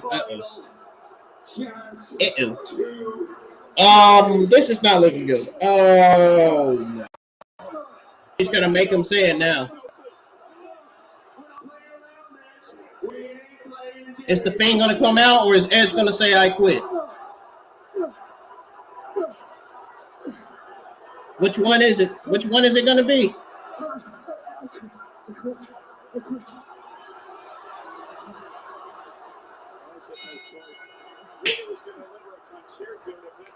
And the Fiend doesn't come out again. And the Fiend does not come out again, man.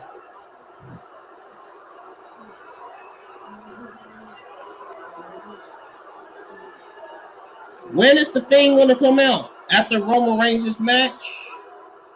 After Roman Reigns' victory over...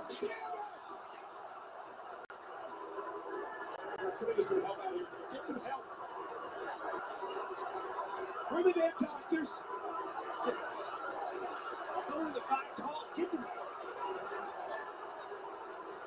Oh my God. Rhea Ripley just did the unthinkable. She just hit Beth Phoenix with a chair on the back of Beth Phoenix's leg.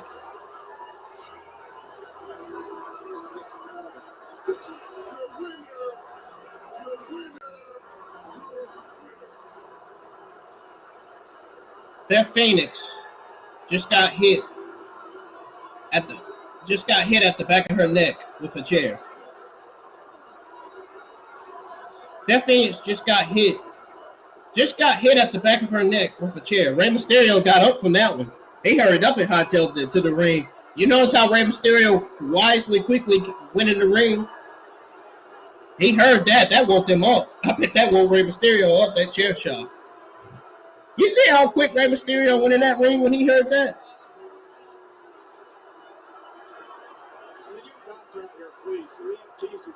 Rhea Ripley just hit Beth Phoenix with a chair at the back of her neck. That chair hit the back of Beth Phoenix's neck, man. Oh, snap. Edge just cussed. Oh, snap. Really? Free testing and charging? Whoa! Talk about a shocking development. On that note, I'll be right back. I'm going to take a commercial break of mine. I'll be right back.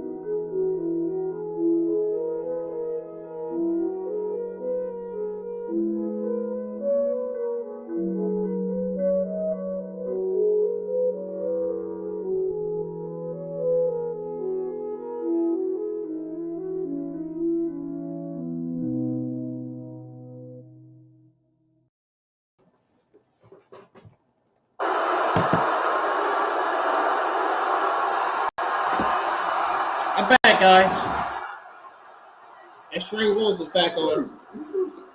Uh-oh, Miz is beating up that orange monster thing that looks like Cookie Monster. He's beating them up. Miz is stomping on him. Stay out of my business thing at the game. It's not a show.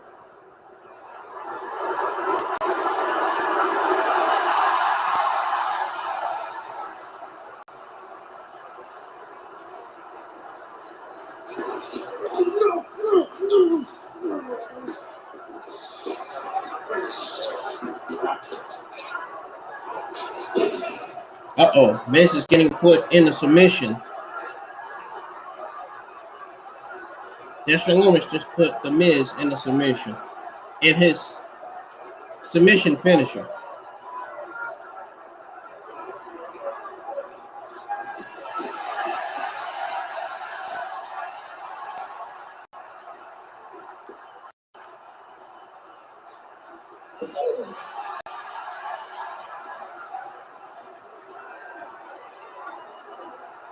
Happy birthday, miss. Yeah, this is no way to treat a human being on their birthday. Not an 8-year What was that? What was that? Cringe?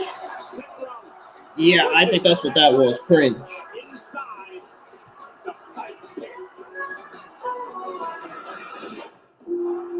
It's an understatement to say that Matt Riddle and Seth Rollins detest one another.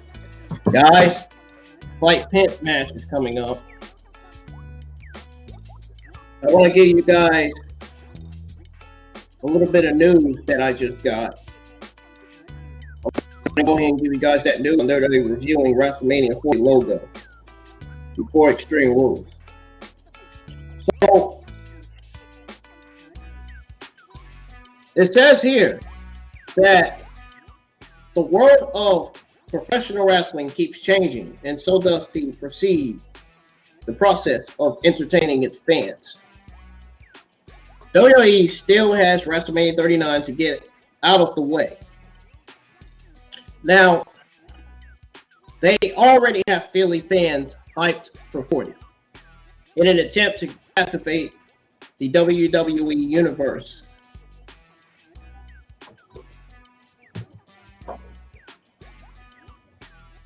In an attempt to captivate the WWE universe, sorry, something cut me off.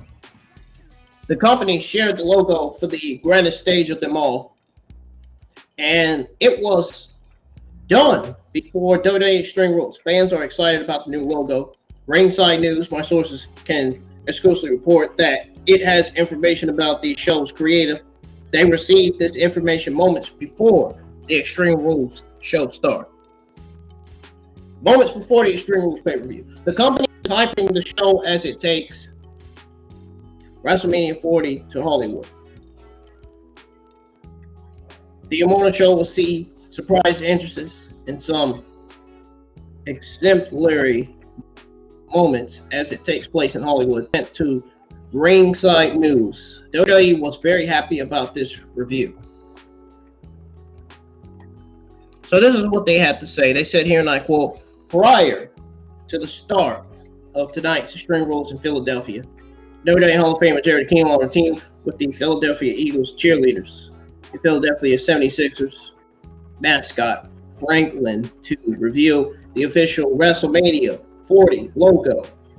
WrestleMania 40 will take place Saturday, April 6th and Sunday, April 7th, 2024, live from Lincoln Financial Field in Philadelphia. While more details are not available at this time, it can be confirmed that the company will ensure that the fans are hyped for the show on the road to WrestleMania. Are you guys excited to see the WrestleMania 40 logo? Let me know in the live chats or let me know in the comments below when the stream ends. I think we're going to see The Fiend appear after Roman Reigns' match with Logan Paul, or we could see The Fiend appear after Matt Riddle's match with Seth Rollins. I don't know, either one. We got Daniel Cormier as Daniel Cormier, whatever he is, as the special guest referee. I think he's a retired UFC fighter. Well, he might still be in UFC. Might still have a few moves. Who knows?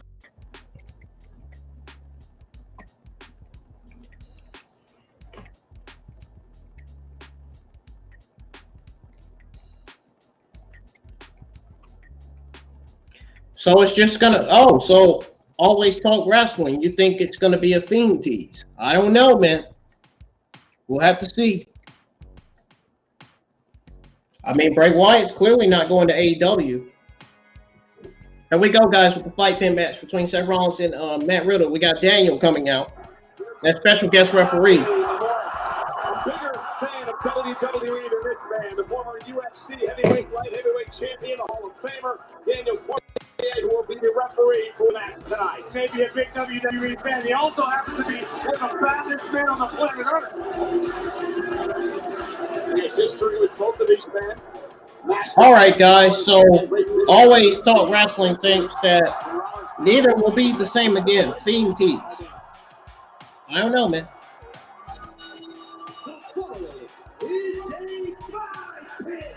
Man, why did Matt Riddle have to change his theme song, man? Dang.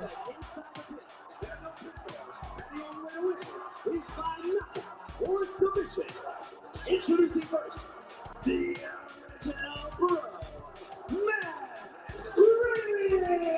You know, Corey, well documented. Cormier never beat John Jones. However, Riddle did twice in high school. We had a discussion about that this week on After the Bell. It's a great interview, by the way. Riddle was a very special guest. And Riddle was very open and honest and said, hey, look, my personal life is in shambles right now. Professionally, Seth Rollins is why I wake up in the morning. Why I'm looking forward to the fight pit. Matt Riddle needs this fight tonight.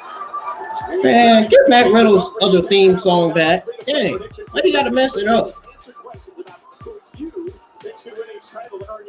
I wonder if this could be a signal for Matt Riddle. I wonder if that's why they changed it. Makes me wonder.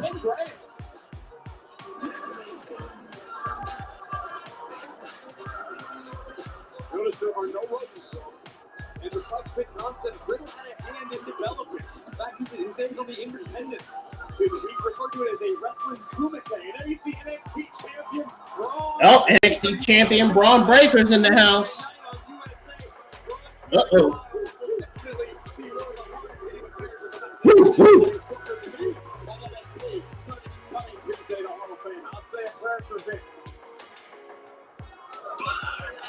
Uh-oh. Are we gonna get it? I like that song, man. One of my favorite theme songs in WWE.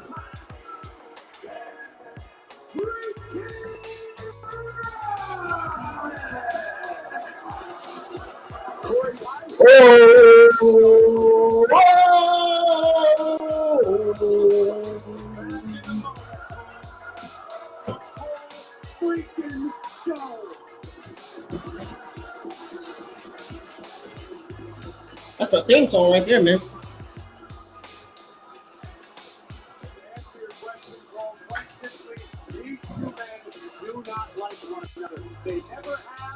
And they never will. That's why I said it before you did, Corey Graves. I said it first.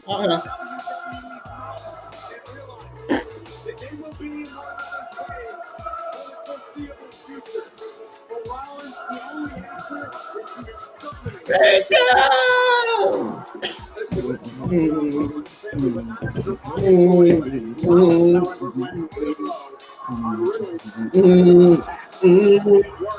Man, they need to play that shit some more, man. At first, I wasn't into it, but months later, I got more and more into his theme song, and I just love it, dude. That's a perfect theme song for Seth Rollins' heel character, man. Perfect theme song. 3.5 feet wide. This structure weighs over 6.5 tons. 6.5 tons. Steel cage. There are no doors because there are no escapes. The only way to win inside the fight pit is by a tap out or a knockout. You can't make it back to your feet for the count of 10. Seth Rollins has been working all of his downtime on his submission game. We saw him utilize a Peruvian necktie, very advanced jiu-jitsu maneuver several weeks back. Rollins is ready for this battle and whatever Riddle presents for him. And I talked to Vinci earlier today about this match. He said, if I had any advice for Seth Rollins, it would be this. Let Riddle lead the match. Feel Riddle out. See how Riddle's going to utilize the pit because Riddle's been in it before. Look for your opening and then strike. Seth has never been in this environment. He has to be mentally ready and he has to pick his moment. So here we go, Riddle and Rollins.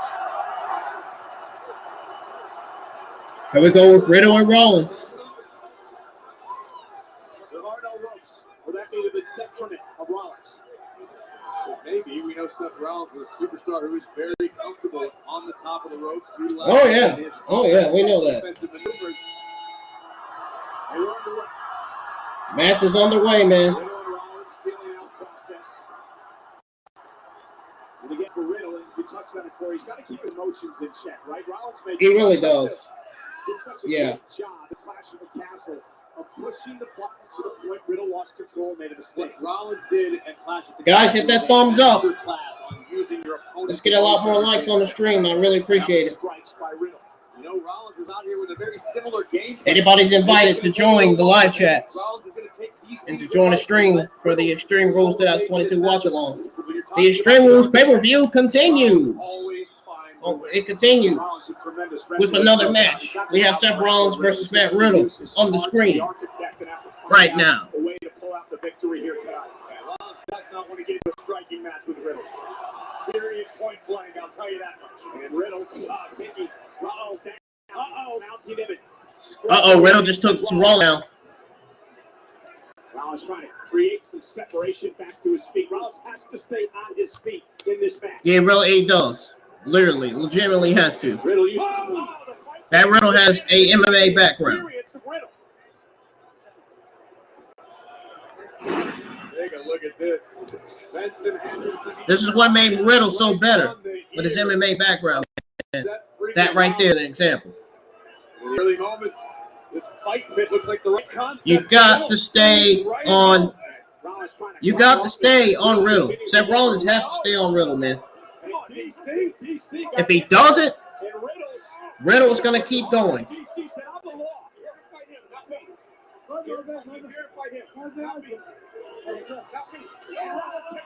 that right there is what Rollins is all about. He saw the opening, he seized the moment. Riddle got a bit overzealous. He struck the official. Daniel said, I'm the law. And Rollins took advantage of that slight distraction. One of many reasons why Rollins is one of, if not the best WWE superstar in recent memory. Rollins is so complete, so advanced.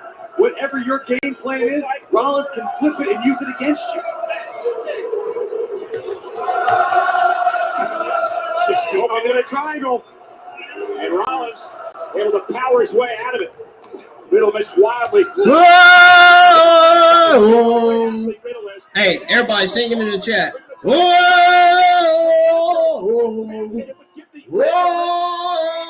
Whoa! He's sticking his thumb in the eye of Riddle. Again, perfectly legal inside the fight pit. And if anybody knows how to cut corners, it's that man, Rollins. Oh, whoa! Matt Riddle just got sent.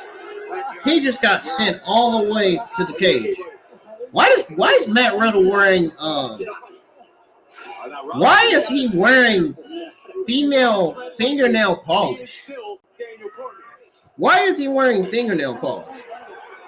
I don't know if you guys noticed, but Matt Riddle's legitimately wearing green female fingernail polish. Why? Is he gay? No, I'm just asking. I'm not saying in a negative way, but I'm just asking. Is he? Both superstars thus far have had a bit of an issue of sorts with the official Daniel Cormier. And now it's Rollins in control. This is what Riddle had to be afraid of. Give Rollins an opening, and Rollins will destroy you. There is no absence of malice in this match. Rollins sounds like the Fiend beating up on Matt Riddle. Sounds like he's eating him.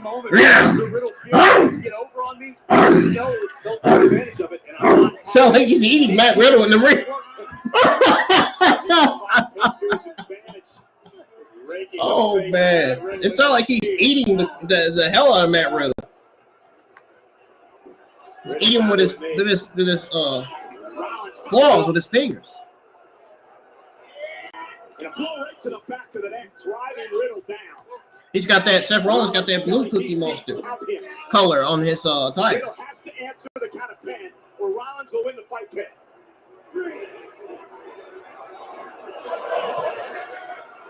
Riddle certainly conscious. I can't know what planet he's on, but count of 6. As Riddle now tries to get back up to his feet, and he does. He beats the count. Riddle from behind. The waistlock applied. Rollins on a super kick to the jaw. And another one. And the crowd got quiet when Seth Rollins super kicked Matt Riddle 2 times.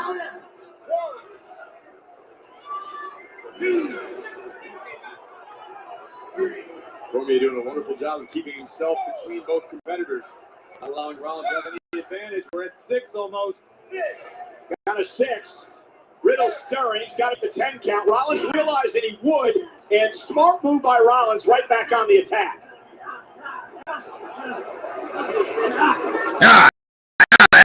Sound like Miko. It sound like the rapper.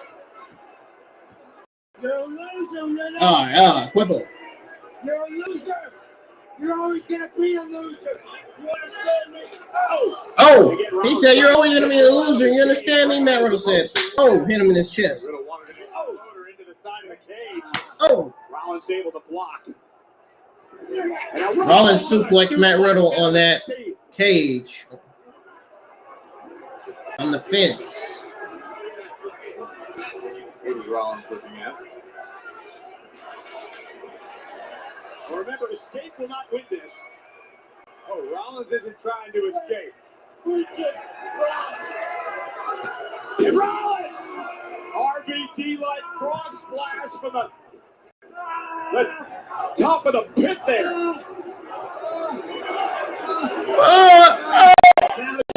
It sounds like he's aching in pain. He sounds like those geeks online. Oh. I twist my freaking ankle. Oh my God, he went in between my. Count of 7. Riddle now to count of 8. This count has gone deep, and again, Rollins realizing Riddle was making him to his feet. Once again, goes back on the attack. You guys know I like to make you laugh, man. Come on. I'm probably failing, but I'm trying.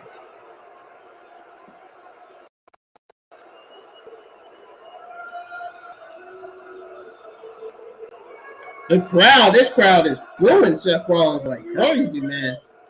Wow. You know it. These people know it. Your family knows it. You think it's great, so crazy. I'm a king of that. I'm the creator in my network. Crowd is going crazy tonight, man. It's what you mentioned earlier, Seth Rollins pulling out all the stops, learning new moves to try to put Riddle away in Riddle's fight pit match. Riddle, though, able to create space. The crowd is crazy. Rollins has got to tread lightly, trying to submit Matt Riddle.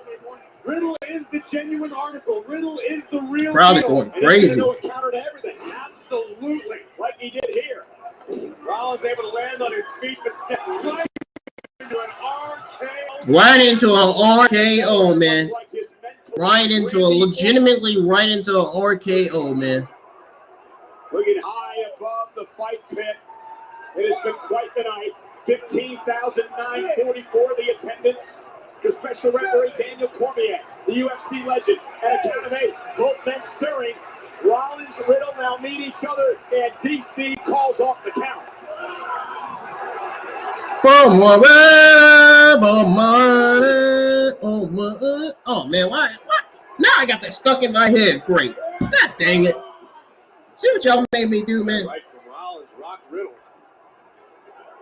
The crowd is going crazy tonight, man. Oh my goodness. Not a strategy that I would have expected out of Rollins, trying to strike. Oh man. What is the crowd doing? They're not even making noise. The crowd's not even making noise. Oh, stop the Riddle. Stop the Riddle. Oh. Whoa. There goes Seth Rollins doing that move that Britt Baker does in AEW. Let's be honest. Britt Baker got her start from Seth Rollins. She got that move from Seth Rollins, man. She copied Seth Rollins with that move. You know, Britt Baker from AEW, Adam Cole, baby. Girlfriend. Riddle, at a count of 4, may not be able to make the 10 count anyway. Count of 6 now by DC. Britt Baker's stomp finisher is exactly like Seth Rollins' stomp finisher move. Still not back to his feet. Riddle may not make the 10 count. Now he's back up. DC went for the stop to the top. And now Riddle. Rollins went for the stomp for the top, but man, Riddle evade, man. There are platforms up there. He blocked the Wait, you don't think Seth Rollins is... So I was going to ask the question, if you're Riddle, you go up there after it? You want to get your hands on Rollins, you do.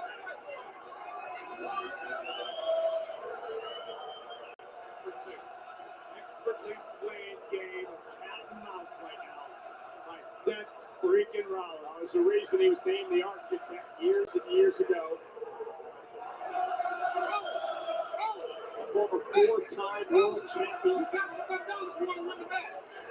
And now Riddle's going to go up after him. Riddle said enough this garbage. I'm going after Rollins. I mean, do you blame him? He's going to drag Riddle up there. So Rollins is in an offensive position. And they are high above the ring at this point. Riddle's just teetering. This will be disaster for Riddle.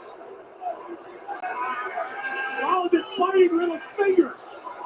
Legal in this match. Uh-oh. Rollins trying to hang on. And now Riddle's got a rear naked choke with the body system. Yahoo is right, Hassan. What is Rollins going to do, DC?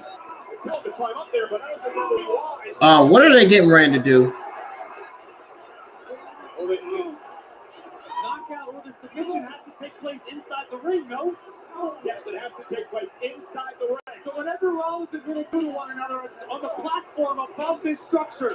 Yeah, but if it falls off, good luck. Because they'll be in the ring and the count can begin.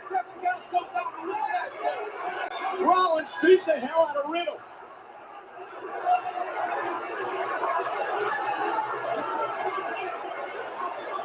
That is a long way up. You mean that's a long way down? Long way up and down, for that matter. Oh, snap. No. Seth Rollins about to... I thought he was going to buckle bomb him. I thought he was going to do a power bomb. I thought he was going to power bomb that road all the way down. All the way down to the ground, man. That's what I originally thought. What's going to happen? I had shades of Mick Foley running through my head. I got a shades of Shane McMahon running through my head. Shane McMahon diving off that freaking cage. Diving off that freaking steel cage to The Undertaker. Diving off that steel cage to Kevin Owens. Back when SmackDown was actually a thing. Back when SmackDown was actually great. Back when SmackDown produced some of the best shows ever. Onto the platform, Riddle may be out. Count in. I will come down there and choke you out. Again, Rollins barking at DC to count it, but it doesn't matter. You can't count him when he's up there. He's got to be in the ring.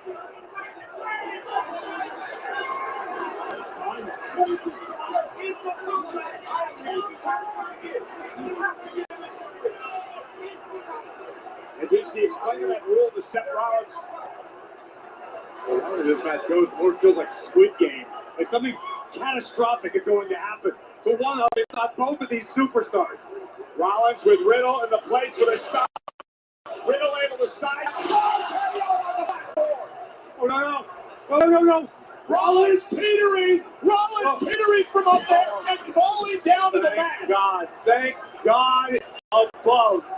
Rollins was able to get a grip on one of the steel cross beams and now minimizes him. Vinci checking on Rollins. Riddle still out on the platform. Rollins is down as he take another look. Went for the stomp, and Riddle with an RKO. With an RKO. And luckily, Rollins, maybe instinctively. Do you think Rollins is going to manipulate Randy Orton to RKO Matt Riddle? Seth from catastrophe. Guys, we could be looking at Matt Riddle and Randy Orton feud going forward. I think this is Matt Riddle and Seth Rollins' last match. This is their last match of their feud. You guys think Randy Orton's going to come out and turn on Matt Riddle? We get Matt Riddle, Randy Orton feud going into WrestleMania.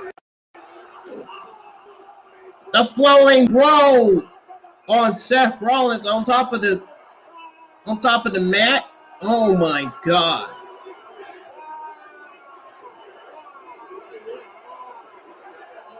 Both of these men may be broken in half. Yahoo! Riddle from the top of the pit. The floating bro from the top of the pit to Seth Rollins. God, that's gotta hurt. Now, if that's not real to you, then if that's not real to anybody that comments in the live chat saying wrestling fake, then we got a problem. Either your brain is damaged, you got screws in your head, or you're mentally ill. That right there, what Matt Riddle just did was real. That was nothing fake at all.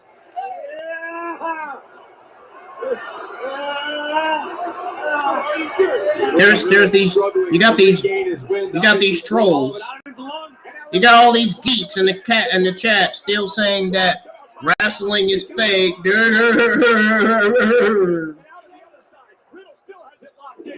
What a bunch of idiots, man.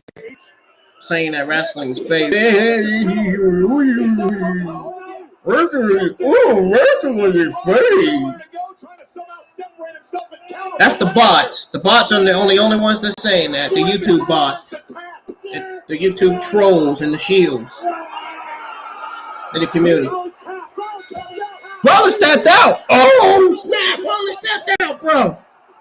Yo, Rollins tapped out, man. Legitimately.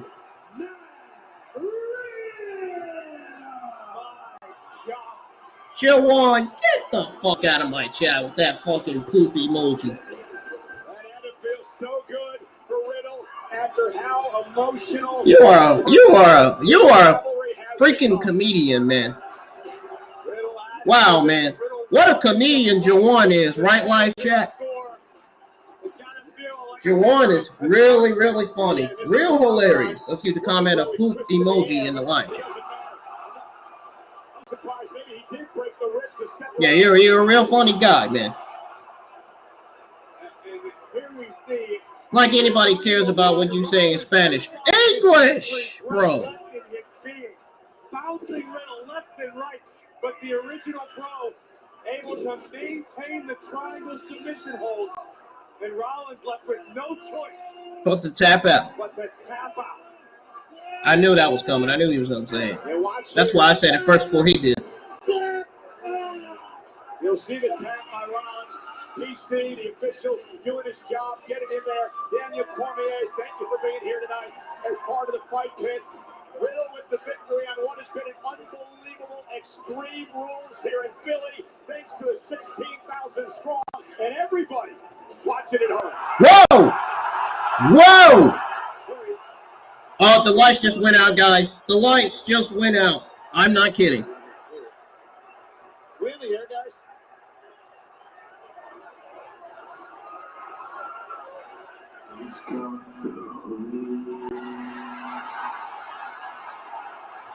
Uh-oh. It's Bray Wyatt.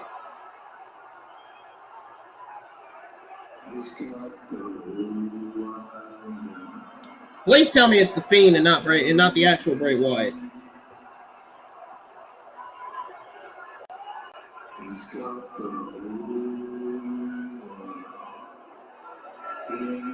That sounds like a tease. I told you it's not a tease. I always talk wrestling. Don't hear me. If that's a tease, then hey, clearly you're right. We'll find out.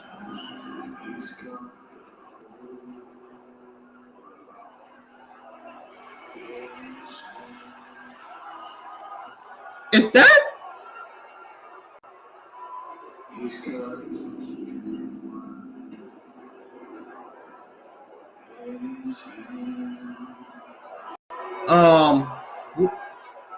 What are all these animals? What in the world is all these animals, man? Rubbly the rabbit. Look, it's Rubbly the rabbit.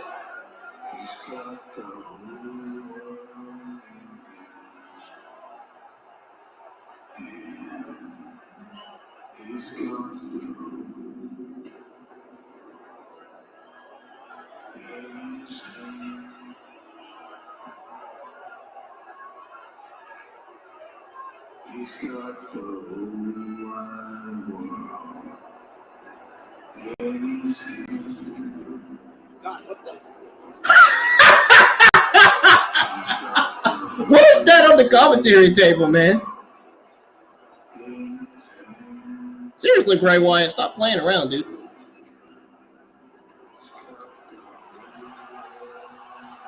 Oh my God. Always talk wrestling. You said it was a tease. I don't call that a tease. I call this the return of the Fiend, Bray Wyatt.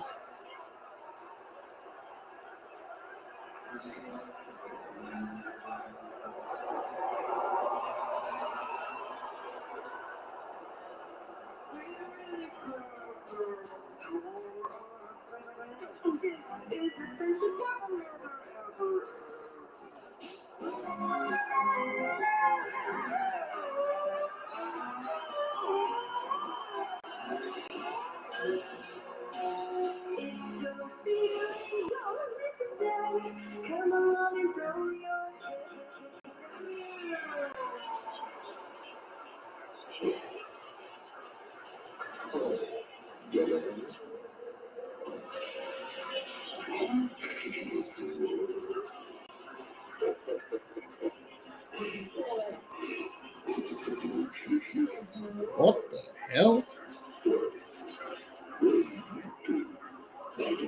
Is this Bray Wyatt's new gimmick?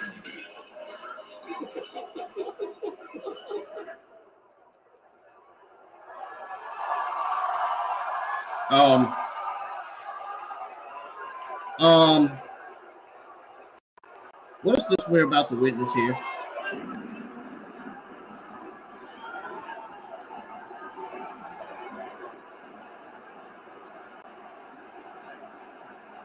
We are about to witness the shocking return of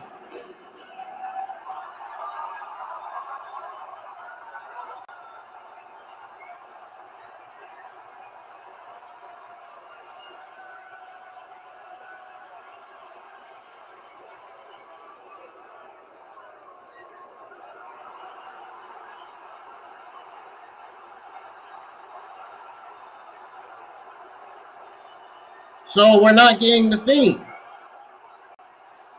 So we're not getting the Fiend anymore.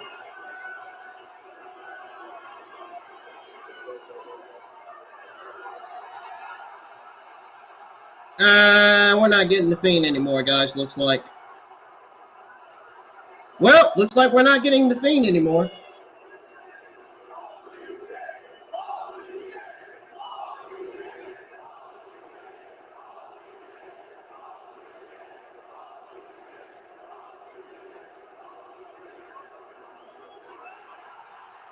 Bray Wyatt's back.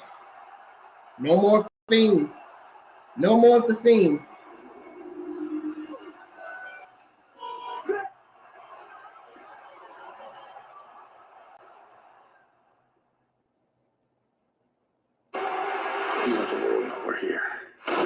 Well, no more of the Fiend. Dang, man. Dang. I wanted to see the return of the Fiend and not Bray Wyatt. Not actual Bray Wyatt. Dang. But that was a letdown. That was a complete letdown. I wanted to see the team, man. That was an absolute letdown. But nonetheless, this pay-per-view was fantastic. It was great. The only match that did not steal the show was Ronda Rousey versus Liv Morgan. All the rest of the matches were great.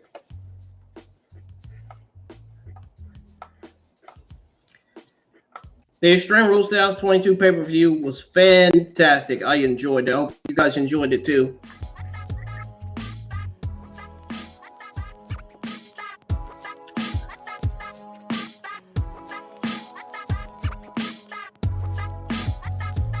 Guys, my Extreme Rules 2022 review will be live tomorrow. I'm not going live for the Extreme Rules pay-per-view. I'm not going live for the Extreme Rules review tonight.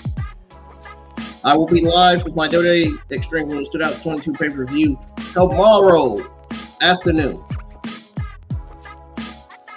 Okay? And I'll have some WWE and AEW Sunday afternoon news after that.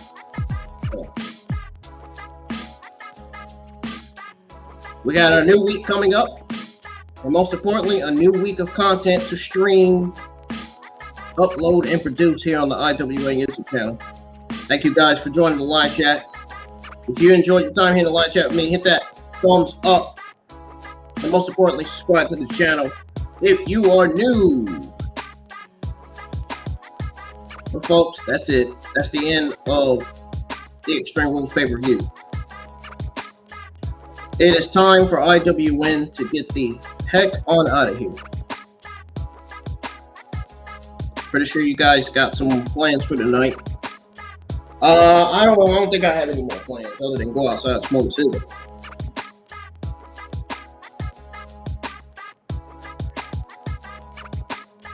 But I do have plans to start on that Survivor Series thumbnail that I'm going to be starting, because I'm pretty sure there's only going to be like 4 or 5 matches booked for that pay-per-view. I mean, there's not going to be much matches booked for Survivor Series, I don't think. At least. But we got to see the return of Bray Wyatt. I thought we was going to see the return of the Fiend Bray Wyatt, but we got the return of the regular Bray Wyatt gimmick. So, at least Bray Wyatt made his return to WWE. We might see the Fiend. We might see the Fiend gimmick later on in the future, maybe. I was thinking he was. But, hold on. My favorite gimmick coming out of Bray Wyatt was the Fiend, man. I liked that. I really enjoyed that. It really would have been good. It really would have been the right decision to have him come back with the Fiend, so that way he could be used correctly on TV with that Fiend character.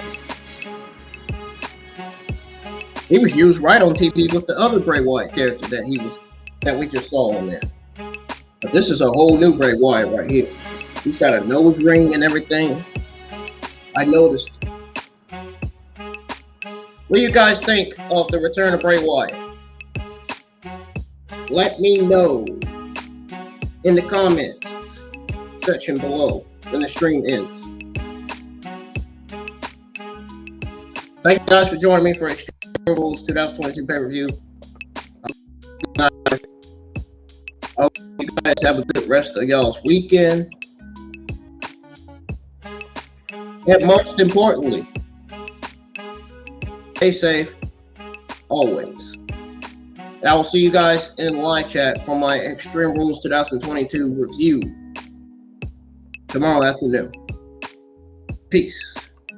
And again, stay safe always.